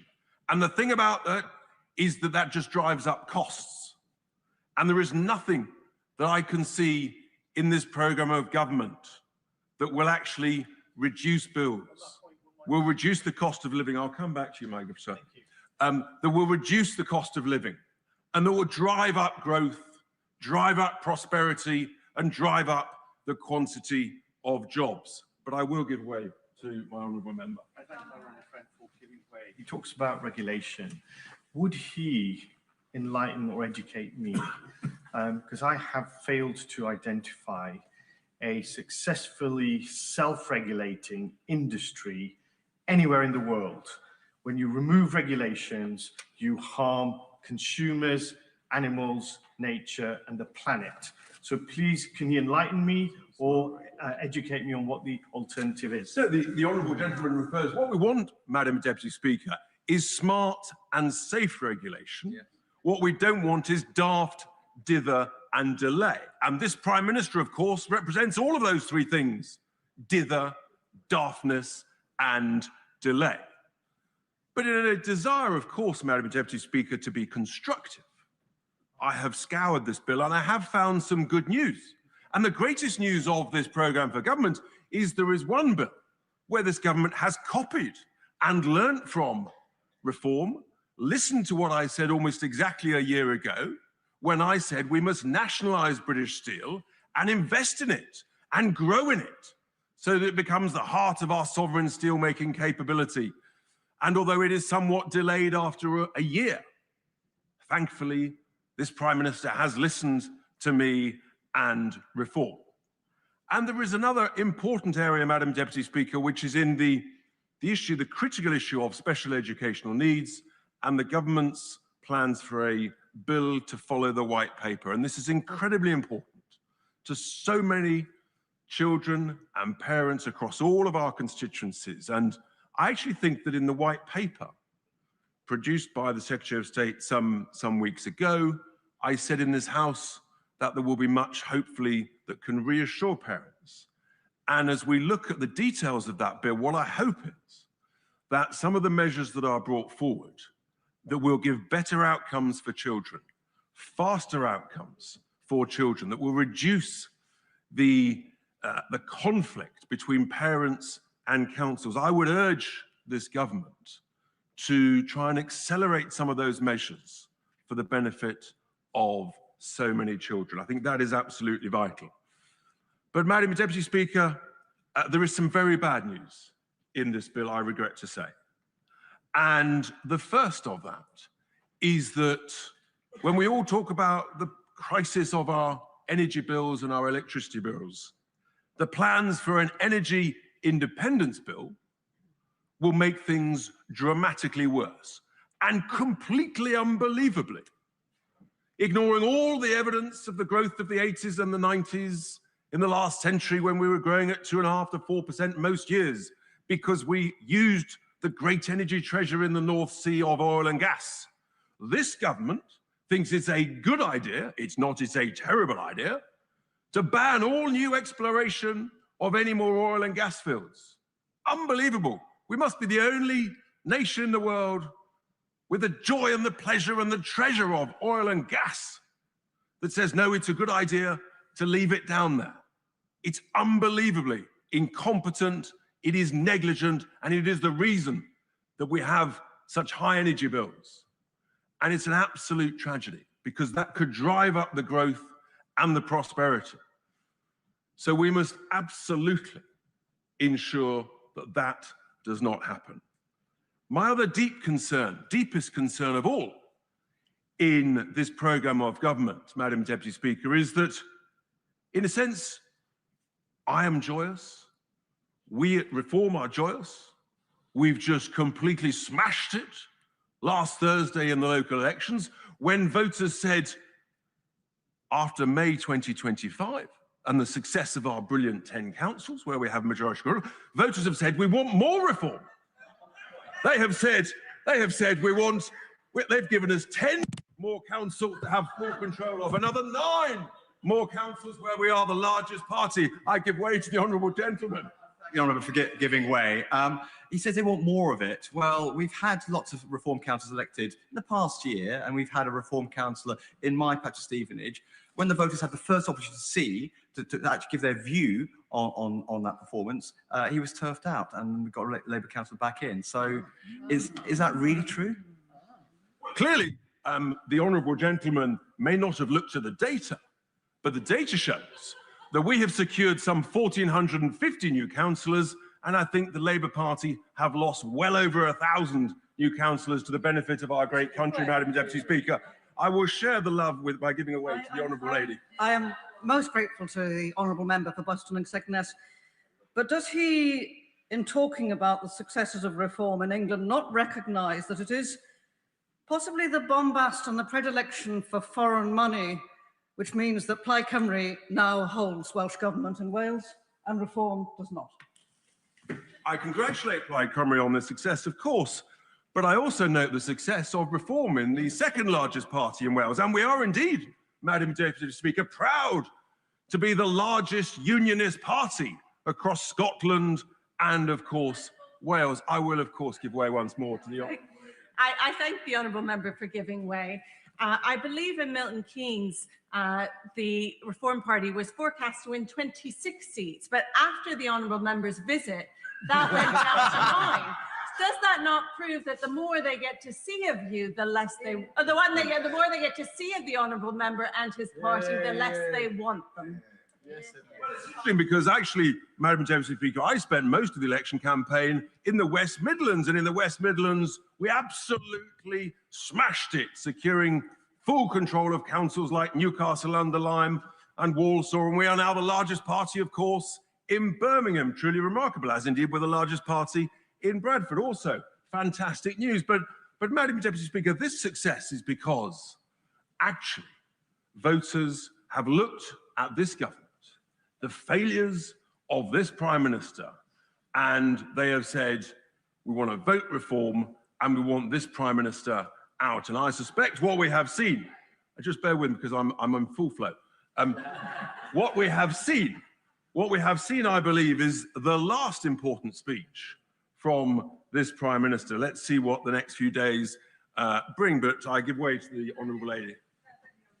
And for giving way, he mentions Bradford District and notes the fact that Reform got the largest number of seats. But will he also recognise that the vast majority, 3/4 of people across the Bradford District, voted for parties other than Reform UK? And will he recognise that whilst they got seats, they are not popular. Clearly, if we've just won and become the largest party in Bradford, by definition, we must be popular. Now, obviously, I'd like to please everybody, but sometimes even that is not possible. That's the joy of democracy. No, the reality is, Madam Deputy Speaker, that the voters have spoken. I have given way to the honourable gentleman. I feel people may have enjoyed my my dialogue and others wish to speak. But the key thing is that the utter failure of this programme of government is that they now think it's a good idea, having listened to the voters from last week who've said we want in the Midlands and in the North, in those Labour heartlands, who voted 10 years ago, they wanted less EU, they wanted less European interference. What is this government's brilliant response?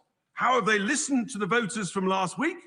They have stuck two fingers up to the former Labour voters in the Midlands, in the Northern heartlands, and they said, we're going to ignore you.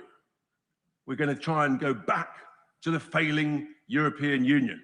And that surely heightens the arrogance and the stubbornness of this dreadful government. And actually, I will give way to this good-looking gentleman.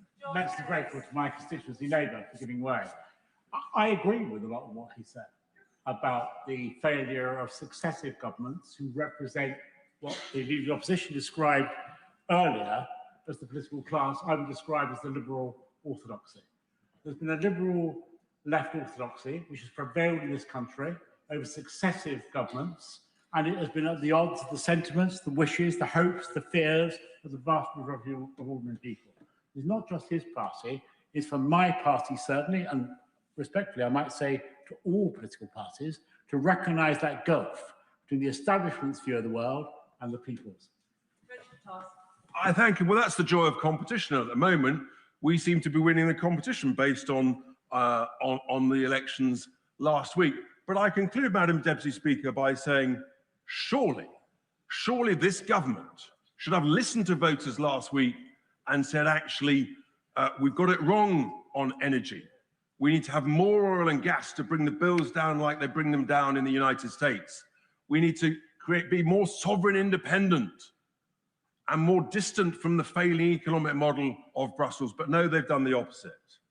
But I bring hope, Madam Deputy Speaker, to this country, because once there is a new Labour Prime Minister, unelected, the good news is that will accelerate a general election when the country will vote reform. Yeah. Brash. Thank you, Madam Deputy Speaker. I'm acutely aware that this debate on the King's speech is in the shadow of a political moment moving at extraordinary speed, a moment on which I've already made my views clear. And while I respect the sincerely held opinions of many of my honourable friends, there are truths now that are too obvious to ignore. Last Thursday's local election results, in which many hard-working, dedicated and talented Labour councillors in Hartlepool and elsewhere lost their seats, was not a routine protest vote. It was a roar of unbridled anger. In towns like Hartlepool, that anger did not begin 22 months ago on the election of this Labour government. It has been building for more than 20 years. People have repeatedly voted for change. They voted for change promised by members of Reform when it came to Brexit, and they were failed. They voted again for change under the Tories with levelling up and were let down once more.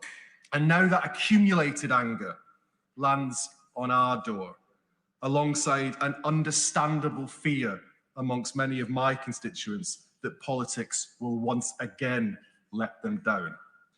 The message last week was unmistakable. People want a government that acts with urgency, courage and purpose against the crushing pressures of everyday life. And if they do not get it, they will once again roll the dice.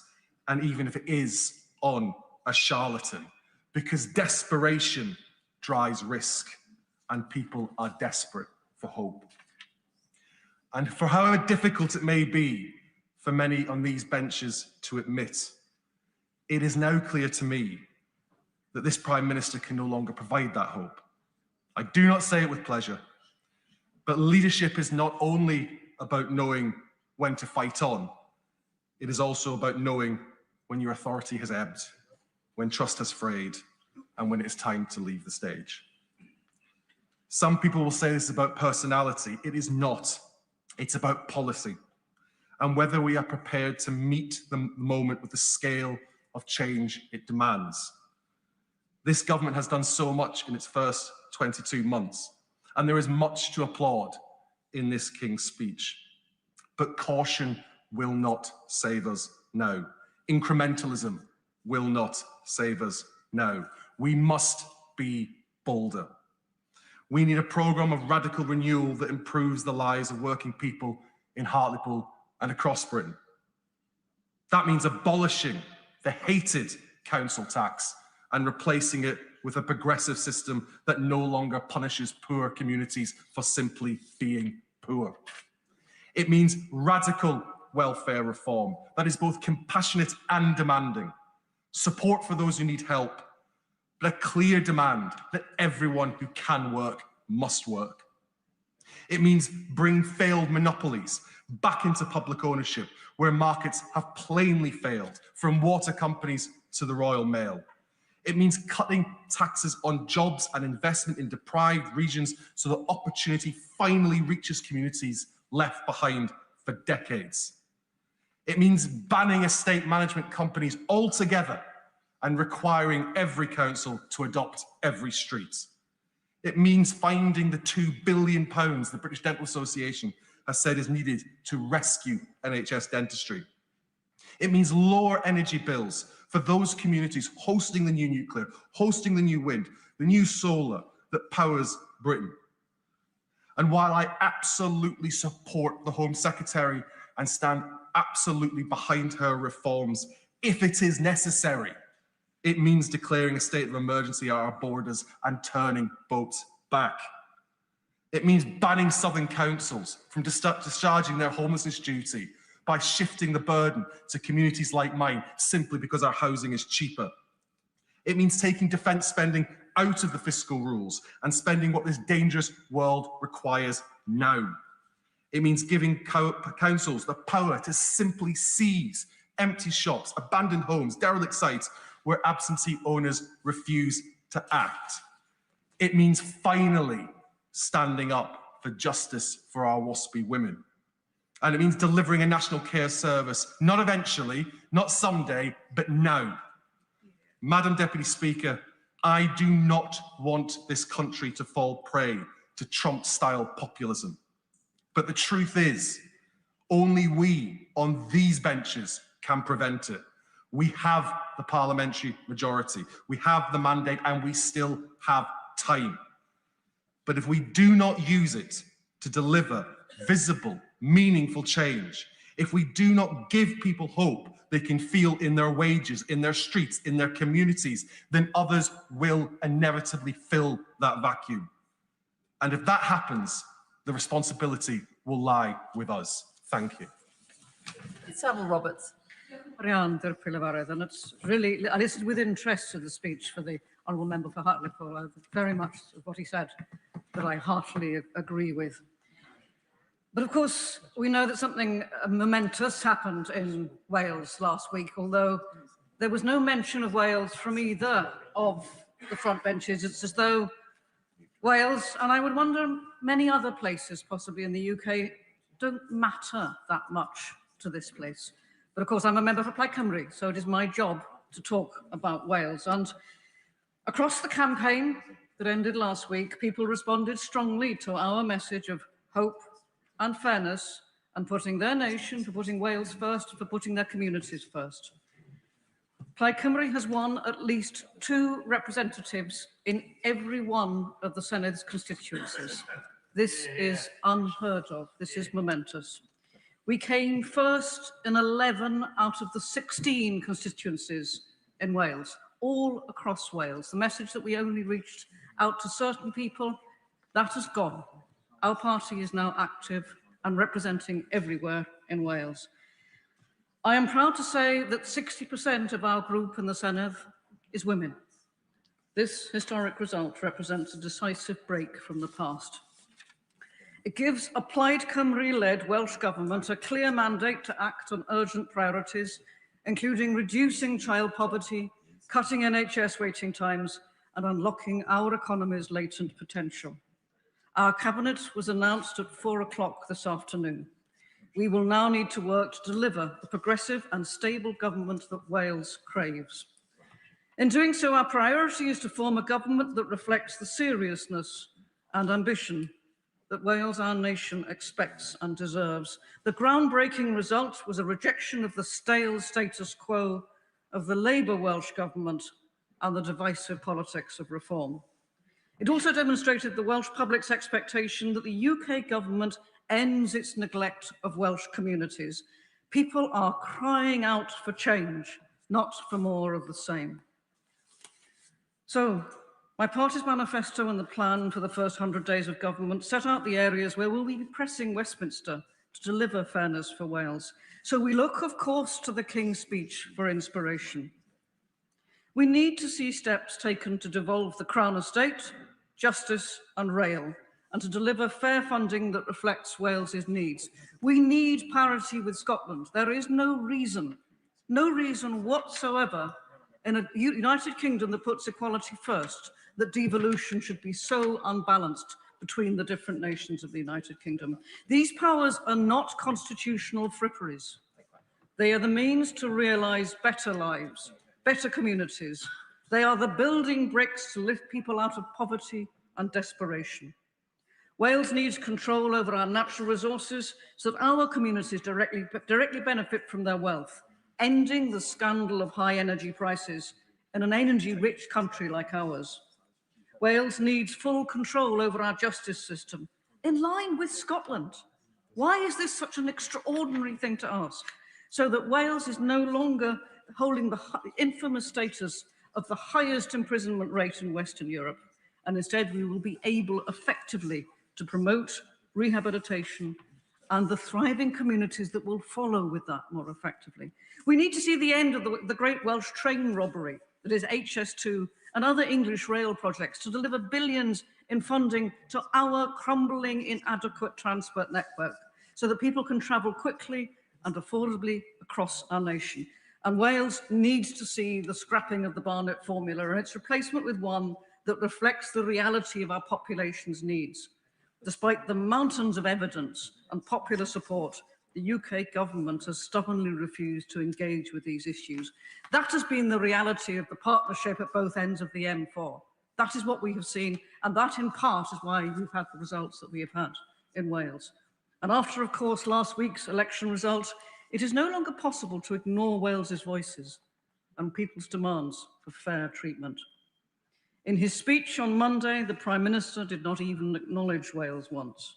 And again today, the King's Speech has failed to provide the answers that we know the people of Wales need and want. There was no acknowledgement of the structural inequality that meant that the powers begrudged to Wales since the birth of devolution have so far only enabled us, allowed us to manage poverty and never ever actually to build our way out of poverty. That somehow, in the over-centralised, chaotic government of Westminster, that is something which we need now to address. And of course, the chaos that we're seeing now, none of this serves the people of Wales. None of it serves many, many people, many, many communities across the United Kingdom. But it is particularly now in focus to see, we can see now how ill this serves the people of Wales. So whoever is the Prime Minister going forward, he or she must respect the mandate the new Welsh Government has to deliver new powers and fair funding for Wales. My party will therefore be tabling an amendment to the King's Speech calling for a new Wales Bill to be introduced so that Wales can gain the tools we need and the means to thrive.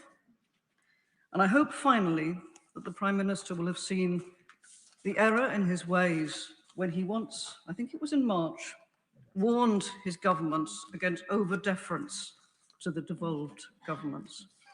Over-deference. Where is the respect? The respect to our communities, the respect to democracy, These are the changes we need to see. And sadly, in the King's Speech as it stands, I do not see them. But there is potential, and I would urge the government to think seriously about the need for a new Wales bill. Diolch yn fawr iawn. Deputy Speaker, and may I congratulate my honourable friends, the members for Bradford West and Harlow, for their excellent speeches in proposing the Loyal Address and seconding it. It is an absolute pleasure to support the Government's programme for the coming session of Parliament.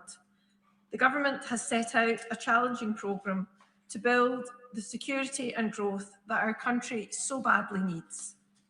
After many years of stagnation, this Government, under the guidance of the Prime Minister, the Chancellor and the Cabinet, are laying the foundations for sustained growth and the economic prosperity my constituents in Paisley and Renfrewshire North so badly need. It's that long-term thinking that has been missing from politics for a long time. My constituents need to see the life chances of their children correspond with their talent and effort. Too many young people have started to think that a life in another country would be a better alternative. We need to appreciate more our young people's efforts when they join the workforce.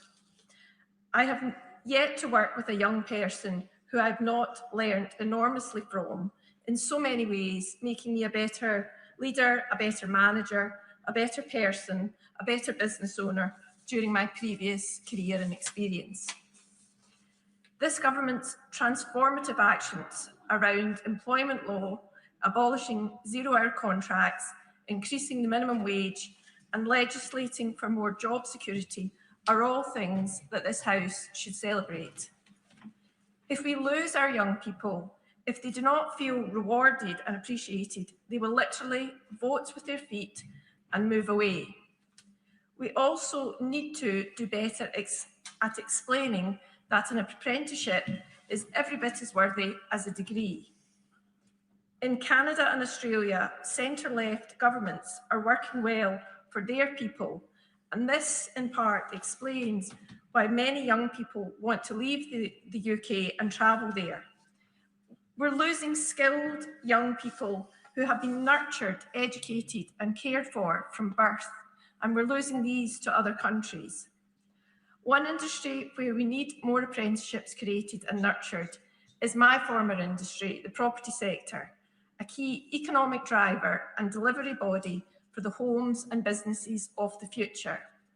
No other sector has the ability to both transition our economy to a greener, less energy-hungry society, whilst providing hope and new environments that will inspire and attract our young people to stay here.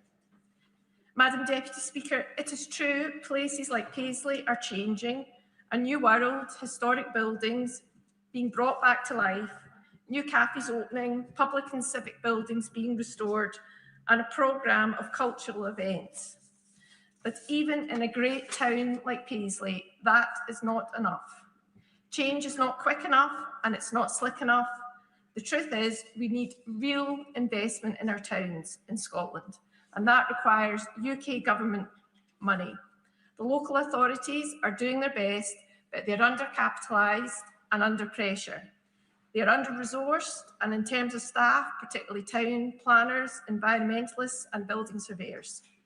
We need more initiatives like the City Deal, Pride in Place, UK Town of Culture, and we need this to be supercharged. To do that, my honourable friends, we need courage, hard work, political and economic stability and gritted determination from each and every one of us. And for giving way, she's making an extremely eloquent speech. Would she agree with me that people are sick and tired of living in towns that just look dirty? They're not cleaned, they're not maintained, and sports clubs don't even get their fields grass cut. So that's the basic requirement of having pride in our towns and cities, is for a council to be funded so that it can do the basics of keeping the streets clean and cutting the grass for people to play sport. I can couldn't agree with the honourable gentleman more. And in Scotland, we've had an issue where the Scottish Government has cut the budgets of local authorities for the last 20 years. But in terms of my own life, I like to go out and do litter picks, and we have some really good initiatives in Renfrewshire around that, and I would encourage everyone in the community to do that, because at least it does feel like you're making a difference. So I thank the honourable gentleman for that point. And we build on strong foundations, strong labour foundations, not like the local cowboy who builds in quicksand. The government programme will have positive effects, but it will take time.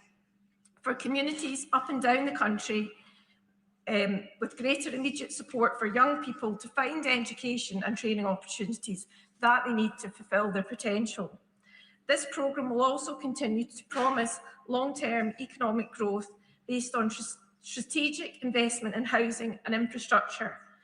There is still a very great deal to be done, Madam Deputy Speaker. Great British businesses, large and small, should be able to thrive under this government.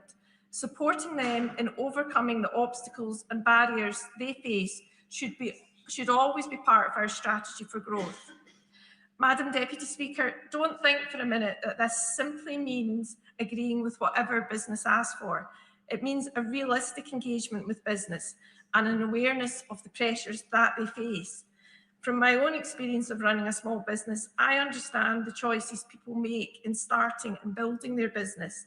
I know something of the struggles they face to get money owed to them paid, and to meet a myriad of costs, not least paying staff and suppliers. I welcome the changes proposed around the late payment and procurement to assist small business owners. I empathise with entrepreneurs working hard to build something, to employ people, and being willing to take the risk to build a business. In my constituency, as in many others, small businesses are an important part of the local community. But building a successful business is predicated on so much of the social fabric and infrastructure that we in the UK take for granted. We need transport infrastructure and public transport for workers and customers. We need economic growth and customers with the disposable income to buy our goods and services. Those things don't just happen by accident. The Noble Address makes clear this government's commitment to building a thriving economy, because people need that to do business, and so does society at large. The choice isn't between good for business or good for workers. It's between good for society or long-term decline. On this side of the House, we want to build a future for everyone. And Spencer. Thank you, Madam Deputy Speaker. And I'd like to begin by paying tribute to the speeches by the honourable members opposite Bradford West and Harlow at the beginning of this debate. But context is key, and the backdrop to the gracious speech is one of a Labour Party in open warfare, and we've heard some of that in terms of the contributions of the debates earlier, and a huge amount of uncertainty over what's going to happen with the leadership of the Labour Party and the current Prime Minister. And that uncertainty is playing out in the financial markets. And the message I'd like to say to start off with to members of the benches opposite is whatever they're going to do, please just do it quickly, because we need to move on from this. The country needs leadership, and we've got a lot of very important things that we need to do, we need to be getting on with. And I'd say on mulling over options going forwards, I'd like to give a message and feedback from the Reino Unido and Weybridge constituency on a couple of issues which affect their residents as well. And that feedback is that small and medium enterprise is the backbone of our economy. But right now, it's under intolerable pressure. I've received, I'll give a couple of examples. I received a letter from One Cobham, which is a business improvement district in my constituency covering Cobham. It's co-signed by 50 other bid members, raising the issues of business rates in particular, but also rises in rent, wages, utilities. 2 companies already having gone bust, recently, and the intolerable pressure this is putting on the high street and businesses. Very happy to give way.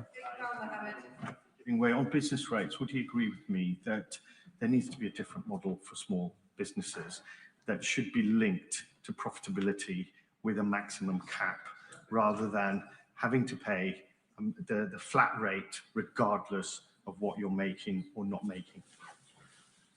Well, in a different world, we would have a very different King's Speech, and we'd have the one which is the alternate King's Speech delivered by the Conservative Party, by hopefully soon to be the leader of opposition as Prime Minister, which would scrap business rates of up to, please look at the detail, but certainly up to, I think it's around 110,000. But I'll go to a different company, which I visited in recent weeks in the north of my constituency, in Egham. This is a logistics company. It's a very specialist logistics company. They transport medical devices which are due to pathology and investigations. In fact, probably St Tommy's across the road has been supplied by them in their pathology department. This is a company that's been operating for 40 years. And when I met with them, they are facing the wall because of increases in business rates, taxation burdens on the company, and all the people who work for them. I mean, I hope to God they are okay, and this government changes course and they continue to be successful. But if they do go to the wall, then all these jobs and livelihoods will go with it. And it's a story that affects businesses and organisations across my constituency, whether you're going to Chertsey, whether you're going to Addleston, whether you go to Weybridge, whether you go to Woodham, Rowtown or Newhall, whether you go to Oxshott, Stoke Davenham, all the different parts of my constituency, businesses are struggling. Free enterprise is under pressure and it's dying. And it's dying because of the taxation burden and because of the regulatory burden that's being imposed on them by this government. So for all the sort of great words in this King's Speech, fundamentally, the problem is the tax and spend approach that the government is taking forward and the intolerable pressure that's being put on free enterprise and business. And I want to finish with this, and my final message to members opposite. As you agonise over the direction of the Labour Party leadership over the next few days, please just remember, you cannot tax a company that's gone bust. Ruth Jones. Thank you, Madam Deputy Speaker. And it's a pleasure. Well, it's always interesting to follow the member of the Runnymede and Weybridge opposite. And I thank him for his speech. I'm not sure I learned anything from it, but I do thank him for his contribution. It really helped us. But I pay tribute to the honourable member. I do pay tribute to the honourable member for Bradford West for her poignant and clear proposal of the honourable's address earlier, and I thank the honourable member for Harlow for his seconding with his witty speech, and I do wish him well in his future marathons. I do welcome this King's Speech's firm focus on the day-to-day security of British families, putting the cost of living front and centre of this government's priorities, because this Labour government has already increased the minimum wage, boosted pensions, and ensured wages are rising faster than prices for the first time in over a decade. By removing the two-child cap, this has benefited over 2,000 families in my constituency of Newport West and Isloin. Now we are moving further and faster to deliver on the change our country needs, bearing down on the costs facing ordinary families. And there is no clearer expression of the cost of living squeeze than people's energy bills, which doubled under the last government. Today's latest energy crisis only highlights the danger of Britain's continued reliance on volatile fossil fuels, something that would only be exacerbated under Conservatives and Reform. Genuine energy independence cannot be achieved through continued exposure to volatile global fossil fuel markets. The fastest way to improve energy security while meeting the UK's climate and nature obligations and bringing down bills is through the expansion of renewable energy and rollout of energy efficiency and electrification measures. And I would urge the Secretary of State of DESNZ to go further and faster, looking not just at solar and wind onshore and offshore, but also tidal, including wave energy and lagoons. The need for change is pressing. A third of all households across Wales live in fuel poverty. This amounts to approximately 9,000 households in Newport and 12,000 in Caerphilly County Borough. And this can only be tackled by bringing down bills for good. I am incredibly disappointed to see that the incoming Welsh Government at the Senedd tied themselves in knots over decarbonising Wales' energy supplies, because Plaid Cymru's policy of undergrounding cables at all costs will mean cancelled projects and higher household bills, so they do need to urgently rethink this. The bill proposed in the Honourable Address shows Labour are clear that the UK's future is in clean, cheap power. This energy independence bill is a decisive step forward towards energy security, warmer homes and reforming our broken energy market. I will. Does she recognise that the communities in which energy infrastructure is placed, be that large or small, must start seeing real advantages from that energy? In parts of Wales, we pay the highest standing charges in the United Kingdom, and yet we have historically and we still export energy. That has got to change to make a difference to people's lives, and also for people to welcome having the infrastructure that we need to have for Wales and possibly for the rest of the United Kingdom too. I don't disagree with the Right Honourable Lady opposite, because we do need to make sure that our prices are fair, absolutely. And that means looking across Wales as a whole, but also benefiting from the renewables that Wales has in abundance. We know that. So this energy independence bill is a decisive step, as I said. Another major scourge of bill payers firmly in the sights of this government is our failing water companies, including Welsh Water. And I welcome the urgent steps being taken by this government to reform our broken water system through a new water bill.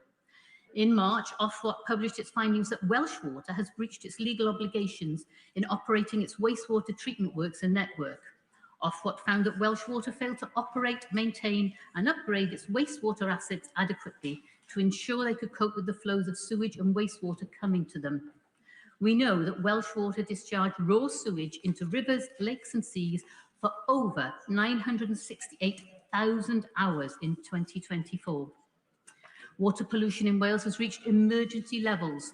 So I welcome this water bill, and I look forward to seeing water bosses being held to account and the clean-up of our rivers and waterways. I also welcome further action by this government to back British steel. Whilst the Tories left our steel sector unsupported, Labour are taking action.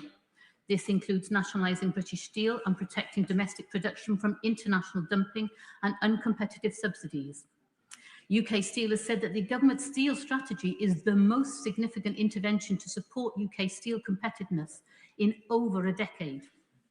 The government's new target for at least half of steel used in Britain to be made in Britain is a major boost for Welsh steel, with Welsh manufacturing expected to account for half of future steelmaking. And I would like to say we must not forget about Port Talbot and Llanwern in South Wales, and I do pay tribute to my honourable neighbour and friend in Newport East for the sterling work she has done to promote and protect our steel at Llanwern. The Conservative botched Brexit deal has been disproportionately damaging to the Welsh economy. This is because Wales remains a significant manufacturing economy, with 60% of our exports going to the European Union. This is 10% higher than the UK average. Whilst negotiations are ongoing for the EU trade bill, I would urge the government to commit to securing a carve-out on animal welfare as secured by Switzerland in a similar deal. The UK is proudly a nation of animal lovers and a world leader in animal welfare standards. This includes being the first country in the world to ban fur farming. A future trade deal involving dynamic alignment on key sectors must not risk watering down UK commitments to ban the sale of foie gras or end the import of fur. I would like to gently highlight to the front bench the lack of legislation about animal welfare in this King's speech. I said we are a nation of animal lovers, and there are easy wins that we could make for this government now. We are committed to the animal welfare strategy, yes, and using this, we could ban the use of snare traps, bring forward a close season for hares, and bring into effect the Animals Low Welfare Activities Abroad Act. These are small pieces of legislation, but could make a huge difference to wild, domestic and farmed animals, both here and abroad. Now, moving on to small businesses, we know that the Federation of Small Businesses has estimated that 50 to 54% of SMEs regularly experience late payments. Late payments cost the average SME £22,000 a year. and businesses spend on average 86 hours a year chasing invoices. And this is a massive problem for businesses in my constituency of Newport West and Islay. And I'm pleased that we are taking action to stop this happening. So looking ahead now to GB Railway, this Labour government new railways bill will transform the railway network in Wales as we deliver our £14 billion plan to improve Wales's railways. Front and centre of this is the £90 million investment in 5 new stations between the Severn Tunnel and Cardiff, including new stations in Newport West in my constituency, Cardiff Parkway next door, and these new stations will support over 12,000 new jobs across Monmouthshire, Newport and Cardiff. South Wales is also set to benefit from additional £40 million investment in upgrading 2 sets of rail tracks, which will improve service reliability and capacity for additional services. Labour's railway bill will also give the Welsh Government a new statutory role to ensure that Wales-wide strategies feed into cross-border plans by Great British Railways. This will be a key pillar of the continued constructive and professional relationship between the two governments, working together for the benefit of people in Wales. Turning now to the TIMS review, and I would welcome the government's continued ambition to support more young and disabled people into work by reforming the welfare system. But these changes must be based on compassion and providing effective support mechanisms for people to move into work, building on the already introduced right to try. I agree with His Majesty that we must have a system which is fair and fit for the future. Finally, I turn to the conflict with Israel and Palestine. I welcome this government's continued commitment to supporting a two-state solution. We urgently need to work with partners to ensure a viable Palestinian state alongside a secure Israel.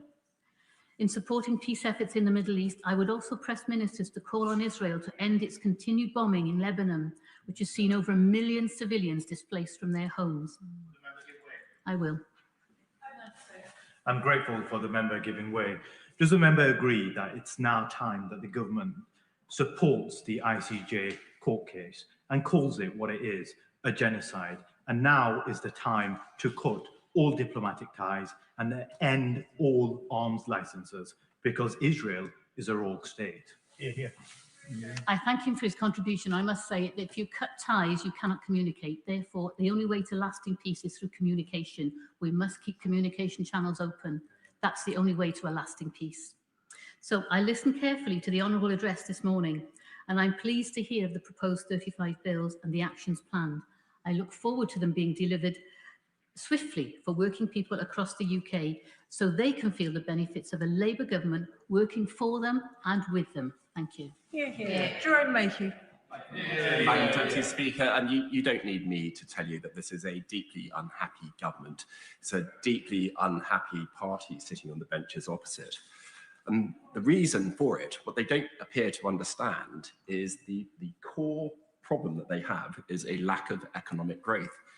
If the party opposite was presiding over fast economic growth, the taxes would come rolling in, their ability to spend on their pet welfare projects would be unlimited, and they would be riding high in the polls. And they used to know this. When they came into office, they said their #1 mission was economic growth.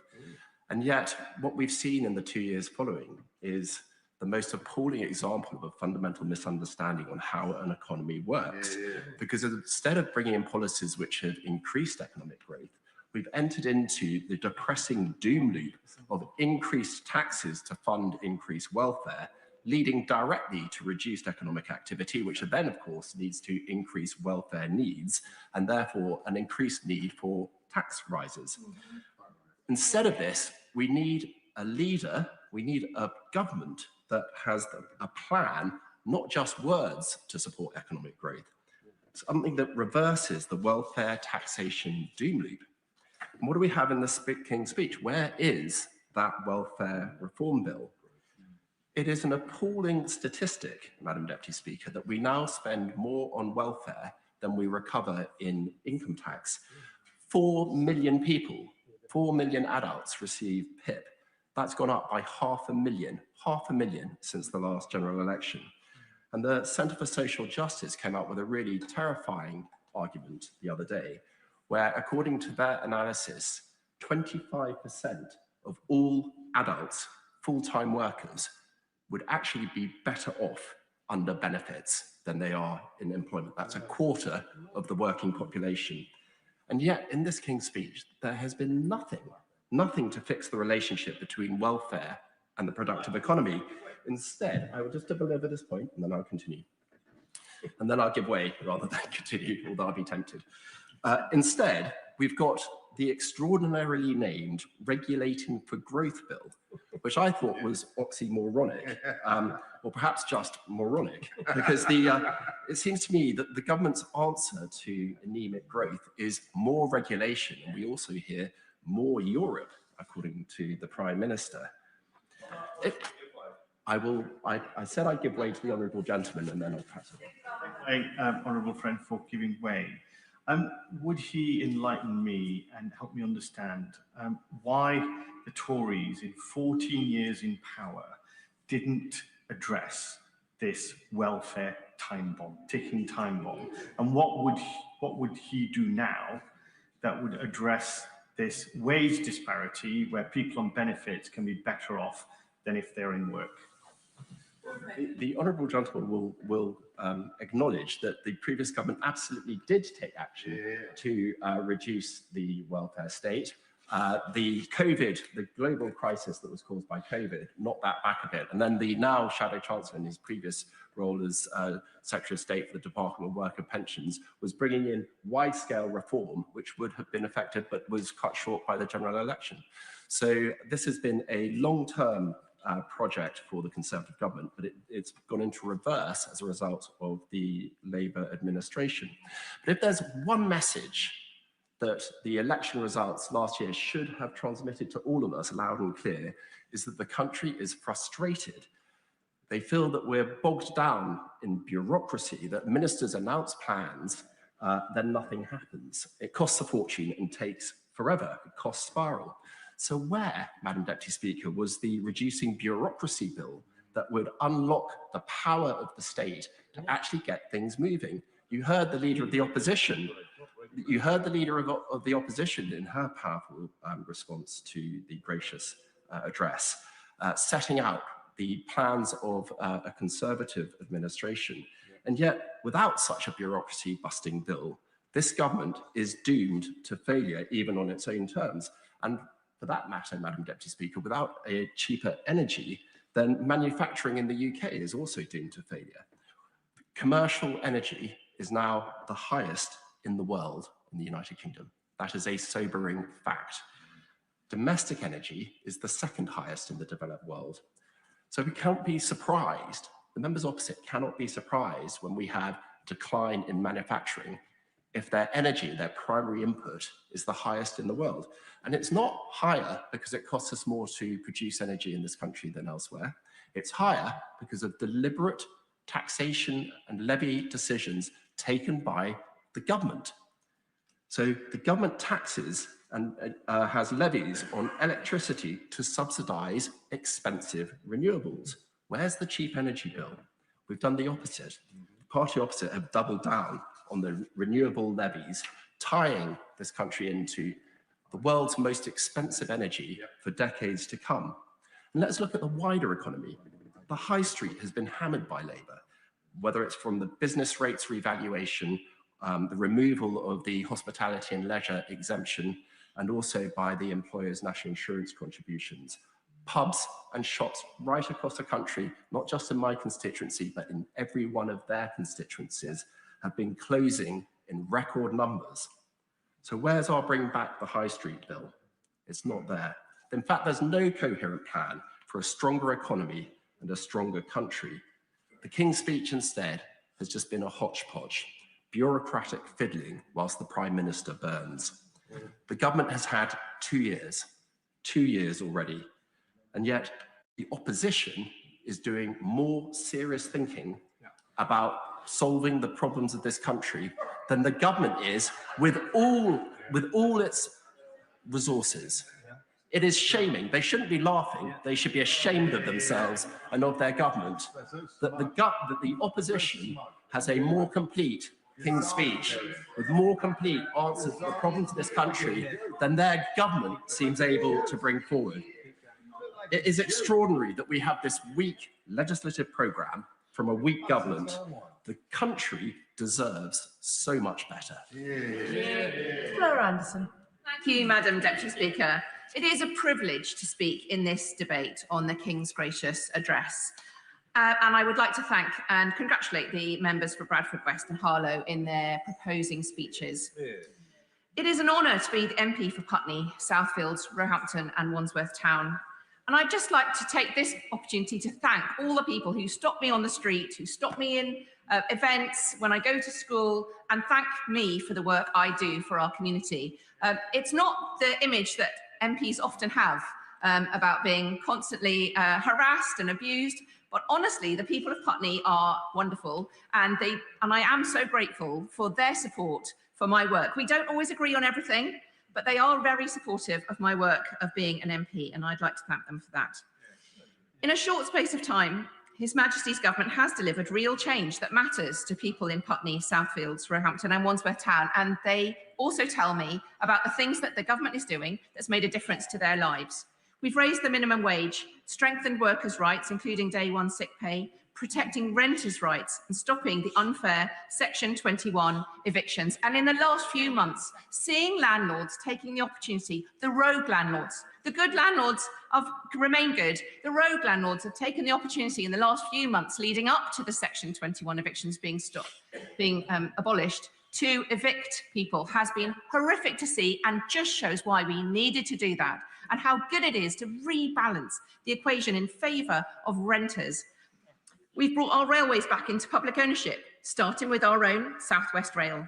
And I'm so proud of lifting 450,000 children out of poverty by abolishing the two-child benefit cap. Hear, hear. And I welcome the ambitious package of legislation announced here today. 37 bills. Bills on health, education and security. A clean water bill to tackle pollution and hold water companies to account. Speeding up remediation for those living with unsafe cladding, which is still affecting so many people and developments in Putney. Long-term investment in social housing and support for those victims of domestic abuse to stay in their own home. Reform of the leasehold system by accelerating the transition to common hold and including stronger transparency measures alongside tighter regulation of managing agents. This is an issue that plagues so many people in Putney. They have been looking forward to this common hold and leasehold transformation that is coming down the line. It will make such a difference to people who don't get enough information in their bills. They don't know what they're being asked to pay for. The bills go up time and time again, and giving them the security of tenure that they have not had up to now. But also the scaling up of the clean energy through an energy independence bill and the Northern Ireland Legacy Bill to build a fairer Northern Ireland with justice to families who've waited too long. I would have liked to see, I certainly will.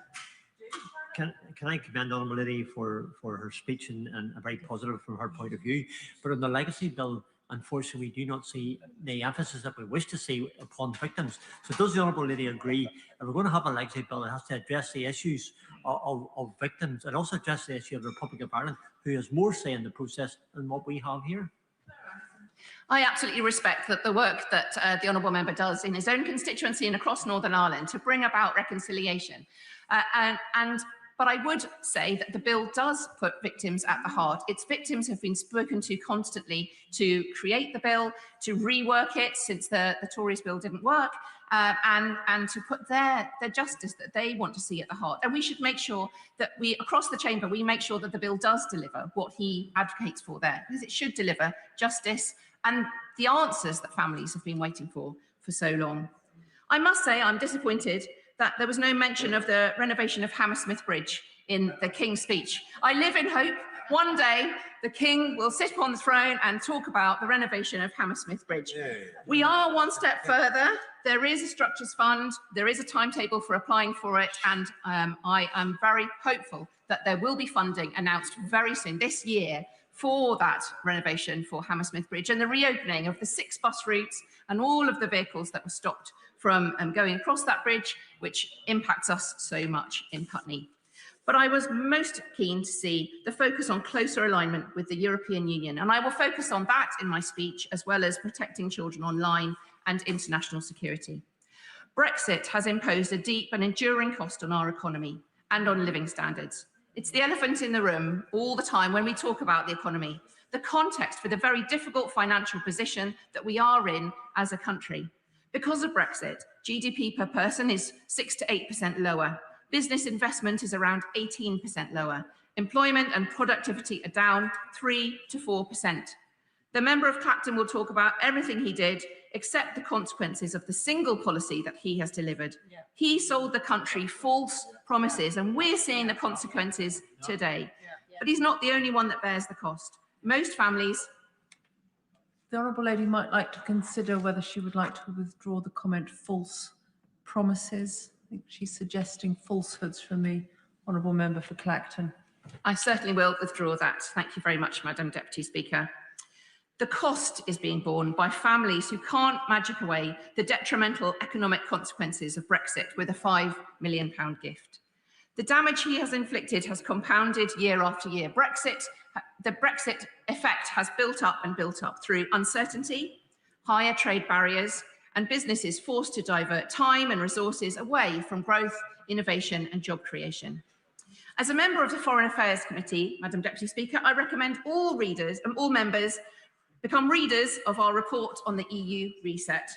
The most important lesson we drew is that a reset cannot be simply a collection of lots of initiatives. It must be guided by a clear strategic vision. What we need is a whole of government strategy, one that defines what we want the relationship with the EU to look like in 5, 10, 15 years' time. And it aligns our economic, security and diplomatic priorities accordingly. I therefore welcome the announcement of the European Partnership Bill in the Gracious Address. And I welcome the priority given to better working relationship with the EU. This will benefit the whole country through better security, increased economic growth, and more investment for businesses. This is how we tackle the cost of living crisis. On economic cooperation, we must reduce the real-world frictions holding back British businesses. A veterinary SPS agreement will cut border checks and bring down costs. Mutual recognition of professional qualifications will unlock services and trade. And where alignment supports jobs and growth, we should pursue it. On security and defence. In a more dangerous world, the UK's security and that of Europe is indivisible. We should seek to return to frameworks such as SAFE, Security Action for Europe, which increased military readiness and defence scale-up. We should strengthen cooperation on defence capability, industrial resilience and strategic planning. Because the choice is not between sovereignty and cooperation, it's between influence and absence. And on people-to-people links, the return to Erasmus Plus must be built upon with a youth mobility scheme, reversing the cutback in school visits and better access for touring musicians, creatives and researchers. Madam Deputy Speaker, moving on to social media and under-16s. This parliamentary session will also include action on social media and its impact on our young people. Across Putney, parents raise with me the harmful impact of social media with me again and again. I've had consultations very recently in some schools in my constituency, talking to young people about the impact in Hotham Primary School, Putney High School and Ashcroft Academy. I've talked about the addictive design, harmful content and the sheer amount of time that young people are spending online, time that they feel they are disappointed by, wasted time. So I'm really pleased that the government is already taking action with consultations, pilots and proposals for restrictions happening right now. I agree, we must now go further and with greater clarity. Other countries are already acting on this. The debate here has progressed very fast in the last year, and action now, it's agreed by everyone, is essential. The time has come to set a clear principle that childhood should not be shaped by predatory algorithms designed to maximise engagement at any cost. So I support raising the age of social media to 16, alongside robust and enforceable age verification. This is not about being anti-technology, it's about being pro-childhood. The Australian campaign that led their campaign there is called 36 months, and they said it so well. Raising the age by 36 months, from 12 to 16, is 36 months for young people to get to know themselves before the world gets to know them. And internationally, I welcome our stance on Ukraine and Iran and urge the government to go further in opposing the illegal settlements on the West Bank, which undermine peace in the region, with more action to boycott the illegal settlement goods.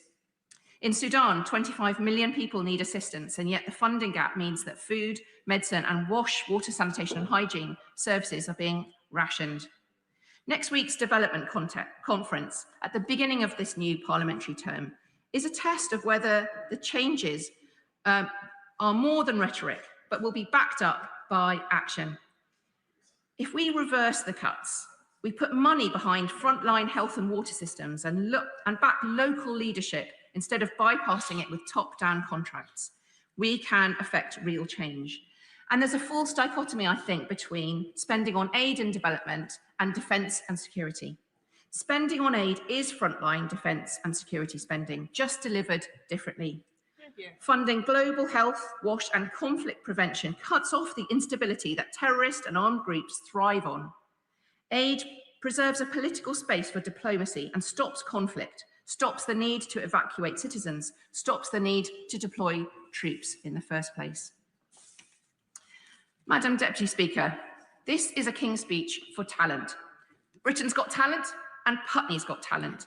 And this King's Speech shows that this government backs the talent of Putney's young people. My constituents in Putney voted for Labour at the general election for action.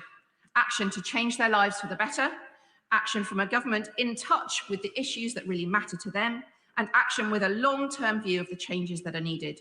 This King's Speech is a programme that delivers on that, and I look forward to working with the government to continue to achieve the ambitious programme for change that we promised. Thank you. Spencer. Thank you, Madam Deputy Speaker. I'm grateful to be taking part in this debate on the Royal Address and honoured to be doing so on behalf of the Green Party. And this is only the second time I have made a speech here, so I hope you will all bear with me if I get any protocols wrong.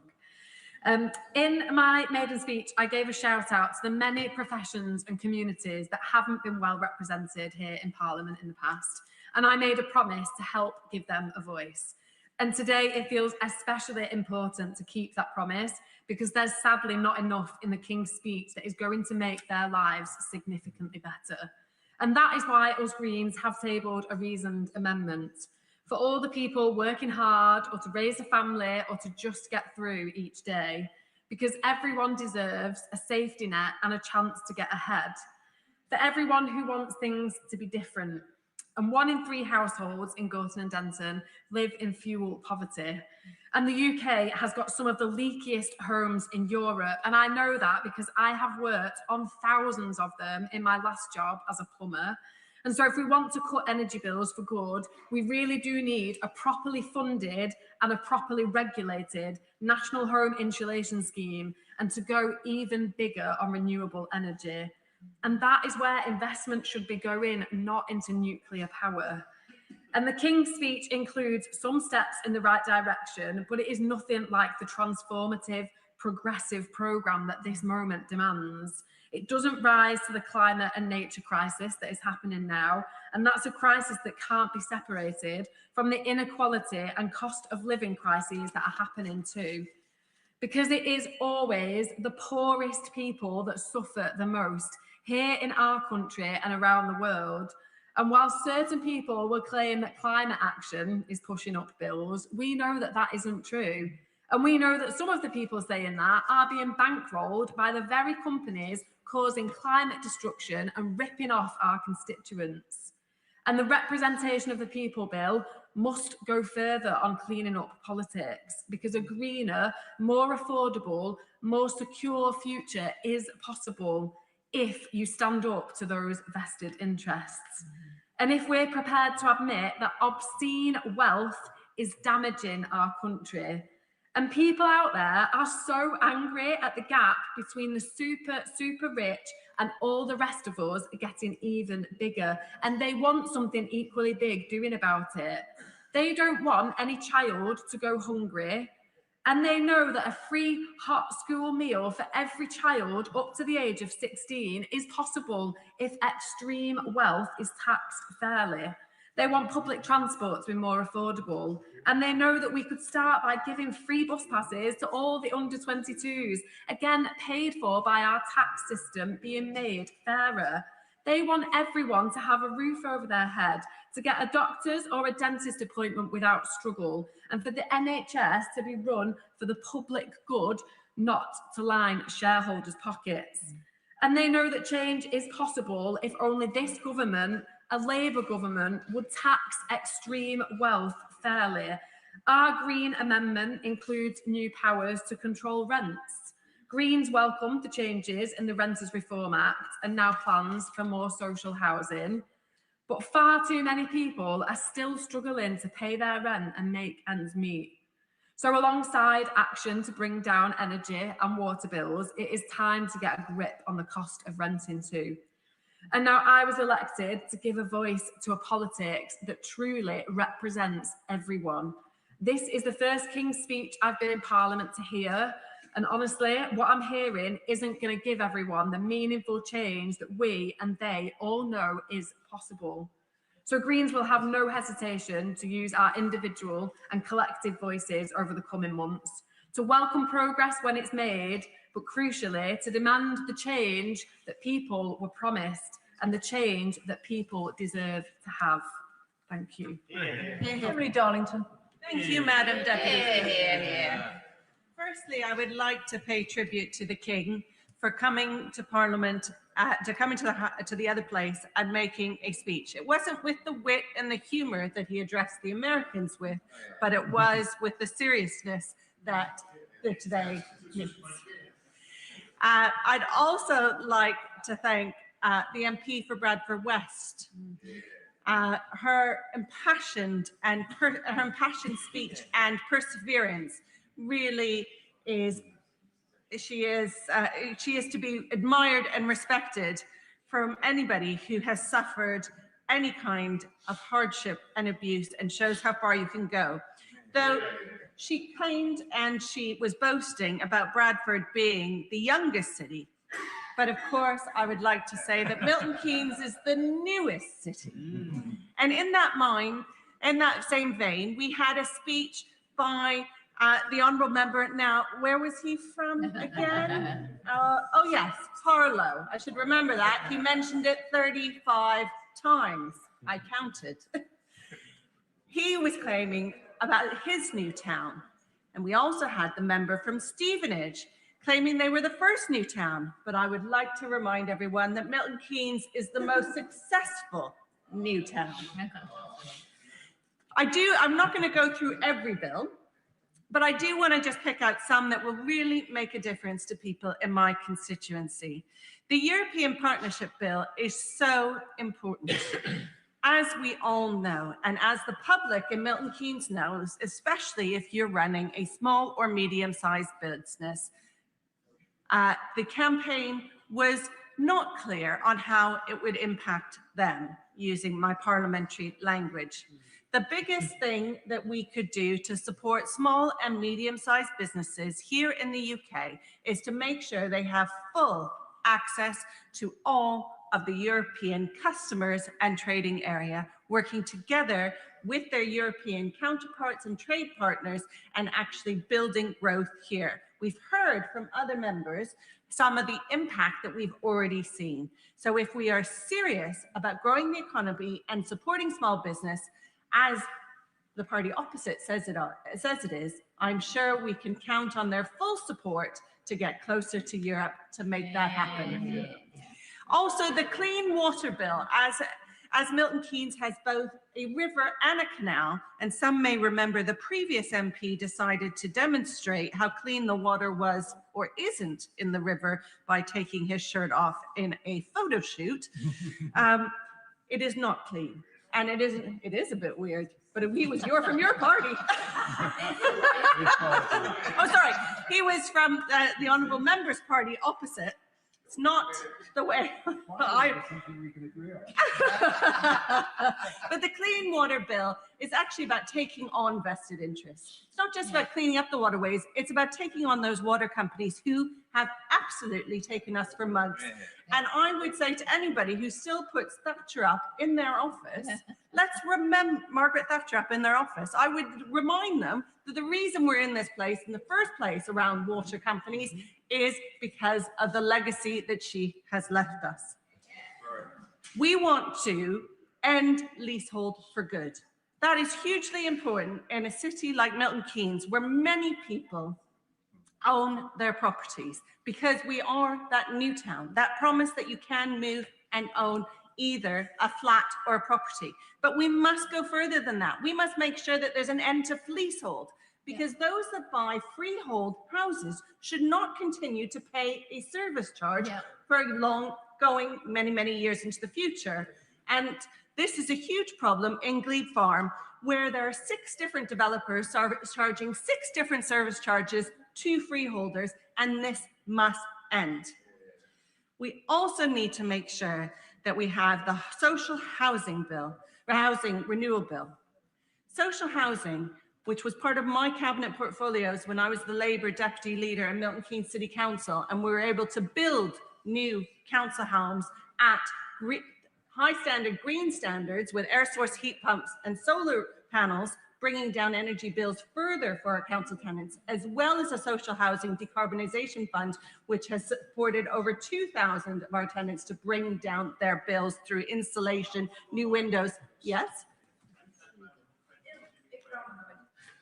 Regarding social housing, I think in the late 70s and 80s, housing benefit that was paid to low-income families or people on benefits, 80% or more of that went to local authorities, and they used that money to provide services. Today, over 80% of housing benefit is going to private landlords, not to councils. So that money needs to be provided by government to councils for them to maintain their properties and provide the public services. Would she agree? Thank you very much. The honourable member makes a good point, and I agree. In Milton Keynes, we did not privatise our social housing stock. We have 12,000 in the housing revenue account, and the reality is that the reforms that were again done under the party opposite during the 1980s meant that it destroyed our council housing stock across this country. And that wall that has been put between the housing revenue account and the council's account means that you can't invest in building new housing to reduce your temporary accommodation. And things like that need to go, as well as making sure that if you are a victim of domestic abuse, you should not be the one evicted from your home with your children. It is the perpetrator who needs to leave. And for the first time, we're bringing forward legislation that will make sure that happens, because the stability for those children and for the victim needs to be absolutely at the forefront of our minds, rather than saying we're going to move them around the country to protect them. We need to intervene to get the perpetrator away and protect them from that perpetrator. Finally, I just wanted to say, a nod to the fact that we are banning conversion practices, which should have been done before, but it's finally going to be done under this government. We're doing the removal of peerages bill, and that is so important. And the digital access to services bill, which people will know my views on, and I think is absolutely vital to making sure that we modernize our public services. But I do want to talk about security, which is the theme that runs through this. And I agree with my honourable friend that when we talk about security, we need to talk about domestic, defence and development, because they all go hand in hand. And when we talk about tackling state threats, we need to see that bill not just in light of the horrible events that we've seen against our Jewish communities in recent weeks. We also need to see it in the context of our democracy.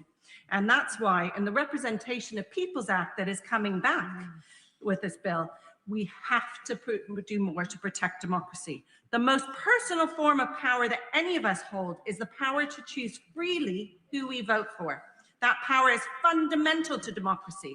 But today it's under threat from foreign states who want to cause us chaos. Tech bros who do not share our values, and opportunists looking to make money off of division. They aren't taking away our right to vote, but they're distorting the national conversation and undermining genuine voices.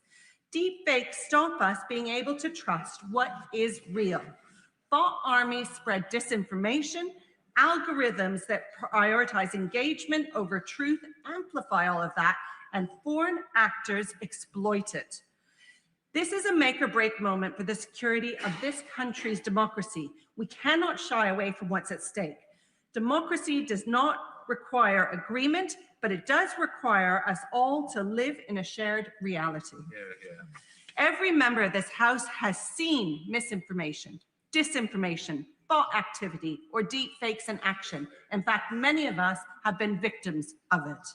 If we don't act, we are putting our democracy in the hands of tech bros in other countries who do not share our values, and in fact, some have even called for riots in our streets, and cannot be trusted with our future in Britain. The Representation of People's Act of 1983 was not designed for a world of deep fakes, micro-targeting political advertising, deep fakes of politicians, and algorithms with agendas. So I'm thrilled that this government is reforming it, and I will be retabling my 7 amendments to the bill at report stage when it comes. I want to see clear laws that recognize and define digital manipulation as a serious offense against our democracy. I want increased powers for the Electoral Commission to demand back-end real-time access to social media platforms when manipulation is suspected. I would like mandatory labeling of AI-generated content, a political advertisement repository so voters can separate what is real and what isn't and see where political content comes from, who is funding it, and what they're saying in different parts of the country to different voters. A critical incident protocol and independent of government which can be triggered in response to a significant risk to the integrity or security of our elections. Our election laws, and I know this is controversial, but elections do not just happen 6 weeks every 5 years now. Our election laws should also apply all year round. The 6-week campaign is a thing of the past. We cannot keep regulating for a world that doesn't exist. And that means that anything that people see in terms of our democracy, whether it's a year out from an election or 2 weeks out from an election, should meet our electoral standards. This is not about limiting debate or controlling outcomes. It's about safeguarding the conditions in which each and every person makes their choice. It is the only way our democracy survives. And so, in conclusion, I am pleased that we are pursuing a very serious agenda, an agenda that is about our security, but is also about the security of everyday lives for our constituents. In Milton Keynes, this King's speech, this 35 bills, on top of the 50 that we passed in the last session, is making a real difference to everyone. Thank you. Martin Vickers. Thank you, Madam Deputy Speaker. It's a pleasure to take part in this King's Speech debate. And I join with others in congratulating the members for Bradford West and Harlow in the way they spoke earlier. I want to focus in particular on the proposals to nationalise British Steel. Now, my Briggingham constituency takes in a part of the Scunthorpe Steelworks site. Many hundreds of my constituents work in the industry and many more in the supply chain. It's also worth noting that MHCLG estimate that the loss in economic output in northern Lincolnshire over the next 5 years would equate to £802 million if the steelworks were to close. Now, it's as a Conservative, it's not a natural for me to speak in favour of nationalisation. And it's somewhat uncomfortable in many respects. But the present situation where Jingye still own the site and the government ministers and appointed officials actually manage the site is clearly not sustainable. And it's difficult to see any other alternative during the short term. Now, mention has been made by the Honourable Lady who spoke before me about the privatisations of the Thatcher years. And it's certainly the case that some of them need refining, and certainly they need better regulating. I think it's worthy of note, though, that for 13 years between 1997 and 2010, the Labour Party were in power and could have actually done something about those privatised companies. I think the big fault with the privatisation process was not the actual process initially, but what followed, and many now in foreign ownership and poorly regulated. If I could just also comment about the EU reset, which is proposed within the speech. Now, I'm an ardent Brexiteer, and I'm old enough to have voted to leave the EU, or the common market as it was then, in 1975. So my credentials in that respect are pretty good. I would just say as a warning to members opposite that the reset, and in principle I've no objection to resetting our arrangements with Europe. Clearly we need to trade with them, we need good working relationships with them. But I would just, as a way of warning, suggest that EU procurement rules and over-regulation will not be helpful to much of our industry. Now, if we are to remain a manufacturing nation, and I think I share the view, I would say across the House, that that should be the case, then we need a domestic steel industry. And as I've said in this House on previous occasions when we've discussed the steel industry, if we are going to maintain a domestic steel sector, which we must, then there will be a cost to the taxpayer. Now, whether that is subsidy or whether it's nationalisation, the cost will certainly be there. Now, Scunthorpe thrives on the steelworks. 3,000 or 4,000 people work there, as I mentioned, and there's many more in the supply chain. Now, although I was born in Cleethorpes, at the age of 5, I moved to Grimsby when my parents were allocated a council house, and they thought that was magnificent, quite rightly. But moving to Grimsby and living through the decline of the deep sea fishing industry means that I'm very aware of how it can affect the town and its people. I subsequently went to work in Gainsborough as the constituency agent for the now father of the house, and Gainsborough at that time was in a similar situation. The two big engineering companies had closed, and the inevitable downturn resulted. I don't want that to be repeated in Scunthorpe and the surrounding area. I'm grateful for the Minister, the member for Stockton North, for contacting me on Monday and going through the proposals. And I would hope, Madam Deputy Speaker, that when the Minister winds up the debate this evening, he will give an assurance not only that the government are committed to the steel industry, but also that they will ensure that the blast furnaces now in Scunthorpe remain operational until electric arc furnaces are up and running. If I could then move on, Madam Deputy Speaker, to one or two other items. It was mentioned from the Honourable Member for Newport a few minutes ago that the Great British Railways Bill will transform the railway network. Well, I would suggest, Madam Deputy Speaker, that that transformation will cost money, and taking the private sector out of the railway industry will mean that the taxpayer has got to find yet more money, and that may well result from government borrowing. Now, the other hit that my local economy has taken in recent months has been the closure of the Pratt's Lindsay oil refinery at Killingholme near Immingham. And that, again, results in the fact that the local economy has taken a really serious hit in recent months. And I would urge the government, when anything you've mentioned is oil, that they look again at the licenses for the North Sea.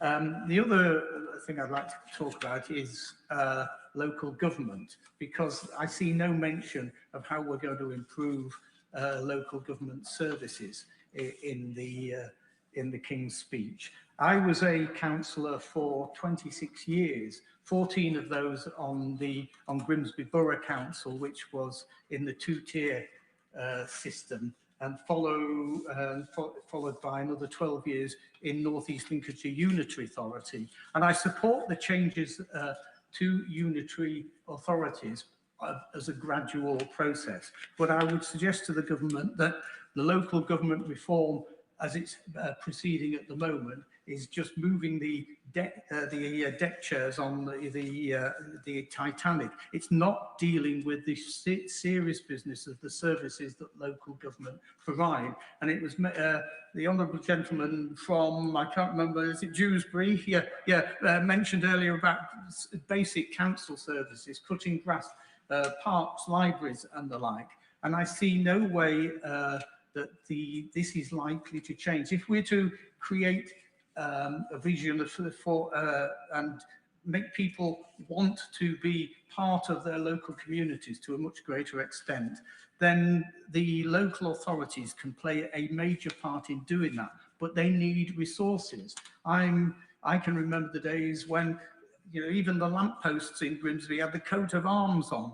Now we have street furniture all over the place, but it's just the basic grey, steel, whatever, and the place begins to look a mess. If we are going to tidy up our towns, improve the public realm, that is absolutely vital, and I see no way that the government are looking seriously at ways that we can improve on that, Madam Deputy Speaker. And with that, I will conclude. Thank you. Anna Dixon. Speaker. I'd first like to begin by congratulating neighbouring MP, the Honourable Member for Bradford West, for her humorous and passionate opening speech. It is a true privilege to sit alongside her and together with Madam Deputy Speaker to represent our shared home of Bradford. I'd also like to congratulate my honourable friend for Hull, although he's not any longer in his seat, for again demonstrating his commitment to meeting his personal goals. And no, I'm not talking about getting a PB in the marathon. I'm talking about hitting his 400 contributions in Parliament. Madam Deputy Speaker, just 10 days ago that I stood in the other place to hear the prorogation of Parliament, and I proudly heard an account given of the many things that this Labour government has achieved in its first parliamentary session. Renters are no longer worried thanks to secure tenure under the Renters' Rights Act. Children lifted out of poverty and families supported through the removal of the cruel Two-Child Limit Act, and stronger safeguards through the Children's Wellbeing and Schools Act. Workers no longer on exploitative zero-hours contracts thanks to the Employment Rights Act. I returned to my constituency buoyed up, ready to take the positive message onto the doors alongside hard-working Labour councillors defending their seats and a new group of enthusiastic candidates, some standing for the first time. All of them prepared to stand up for their communities and to be a strong voice in City Hall, wanting to be part of a Labour-led council that after a decade of overseeing drastic budget cuts handed down by a Tory government, could finally turn a corner. With a Labour government in Westminster that believes in local government, devolving more power to local authorities and communities through the Community and Devolution Act now, with a new fair funding formula that links deprivation to funding, giving places like Bradford the first significant increase in their budget for over a decade. Commitments to investment in Northern Powerhouse Rail to better connect our city, and I'm pleased to see that in the King's speech. I could go on. There was hope. There was a possibility, Madam Deputy Speaker, but all that was dashed as the results came in. And I was devastated to see so many brilliant Labour councillors lose their seats, to see Reform take the most seats in Bradford Council and to see people who frankly should not even have been allowed to stand as candidates due to racist comments that I won't repeat in this place, winning seats. And Madam Deputy Speaker, Reform UK were spreading their despair. They argued that Britain is broken and it can't be fixed, and they undermined the very foundations of our democracy. And let me be clear, the majority of people in Bradford rejected their divisive politics, despite them achieving the most seats. And I fear, Madam Deputy Speaker, that they are bringing their divisive politics to our beautiful and multi-faith and diverse city, as the Honourable Member for Bradford West so beautifully described. So as we begin this second parliamentary session and hearing the King's speech, we need a bold agenda that delivers tangible and visible improvements in the lives of people in every community across the country.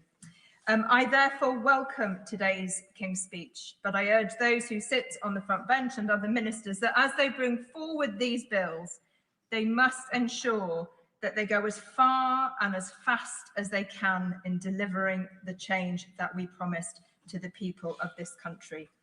I'd like, Madam Deputy Speaker, in the minutes that I have, just to pick three of the bills that are coming forward that I particularly think we need to grasp the opportunity. So I welcome the Leasehold and Common Hold Bill, which will abolish the outdated and frankly feudal system by which leaseholders can be held to ransom by unscrupulous freeholders. And I have constituents in Bingley and Rose who face massive increases in service charges, failures to carry out maintenance to acceptable standards, and unexpected bills for large upgrades.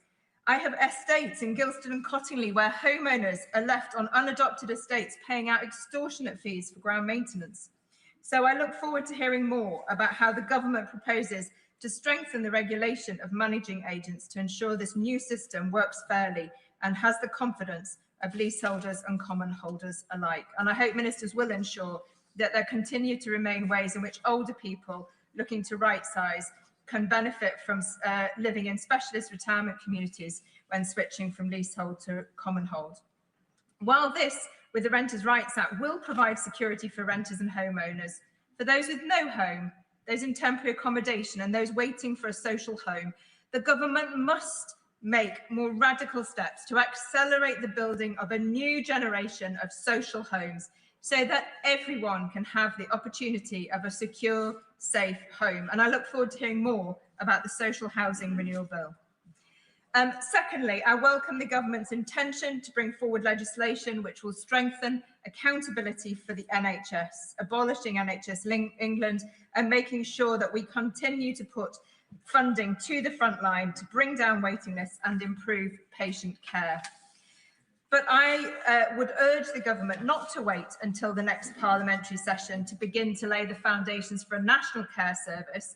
We urgently need national commissioning standards to ensure greater consistency for older and disabled people, a workforce strategy that addresses the need for better training and career progression for care workers. Baroness Casey has made an initial set of recommendations, but I hope the government will act with urgency and take this opportunity to put in place legislative provisions which will enable us to move further and faster towards our ambition of a national care service as we also rebuild our national health service. And finally, Madam Deputy Speaker, I welcome the inclusion of the Clean Water Bill to take forward the major reform of the water sector that is needed. But I'm concerned that if we simply take forward the proposals for a new regulator without more fundamentally addressing the financial failings of the water companies, we will only perpetuate a broken model. I have urged ministers to seek to use the existing powers to immediately take Thames Water under special administration and use this as an opportunity to explore alternative public ownership models. I would also hope to see the government create a legislative path for bringing other water companies into public ownership in future. I will give way on that point. I thank my honourable friend for giving way. Bournemouth is a footballing town and we're so excited for the Cherries who are in pole position to qualify for European football for the first time in our history. That being so, would she also welcome the measure in the King's speech to curb ticket tout, especially ahead of Euro 2028? Yeah. I will also join him in welcoming that measure. Having been to see Bradford City play recently at Valley Parade, and they've obviously got their important championship playoff match. So I hope that there won't be ticket touts selling extortionate tickets for that much sought after match. There is still obviously more time to make fundamental and radical changes that we desperately need. We need to show the public we're not going to let privatised water companies profit from polluting our rivers and seas. And above all, our most urgent priority must be to renew our democracy. And I welcomed the speech given by my honourable friend for Milton Keynes, who was showing how we clearly need to protect our democracy against threats. From my point of view, I think it shows clearly these local election results that two-party politics is dead. The vote has fragmented, people have stopped tactical voting, and therefore I urge the government as part of the elections bill to set up a democracy task force, including to look at electoral reform for both local and Westminster elections. So in conclusion, Madam Deputy Speaker, today I sat in the Royal Gallery among much pomp and ceremony and plenty of bling. I can honestly say that it seems a world away from the realities of my Shipley constituents. The single mum who's working 2 jobs, who's struggling to make ends meet at the end of the month. The pensioner who, despite a modest private pension, is having to cut back. The young person living with their parents, unable to get employment, training or a place of their own. This Labour government has begun the work of rebuilding Britain after the failures of the past. We must now push on and be bolder and more ambitious in delivering for people across every community of this country, delivering a fairer society for all. Thank you, Madam Deputy Speaker. Thank you, Madam Deputy Speaker. This debate is taking place in an almost surreal atmosphere, and we have a sort of psychodrama going on about whether the Prime Minister will be challenged for the leadership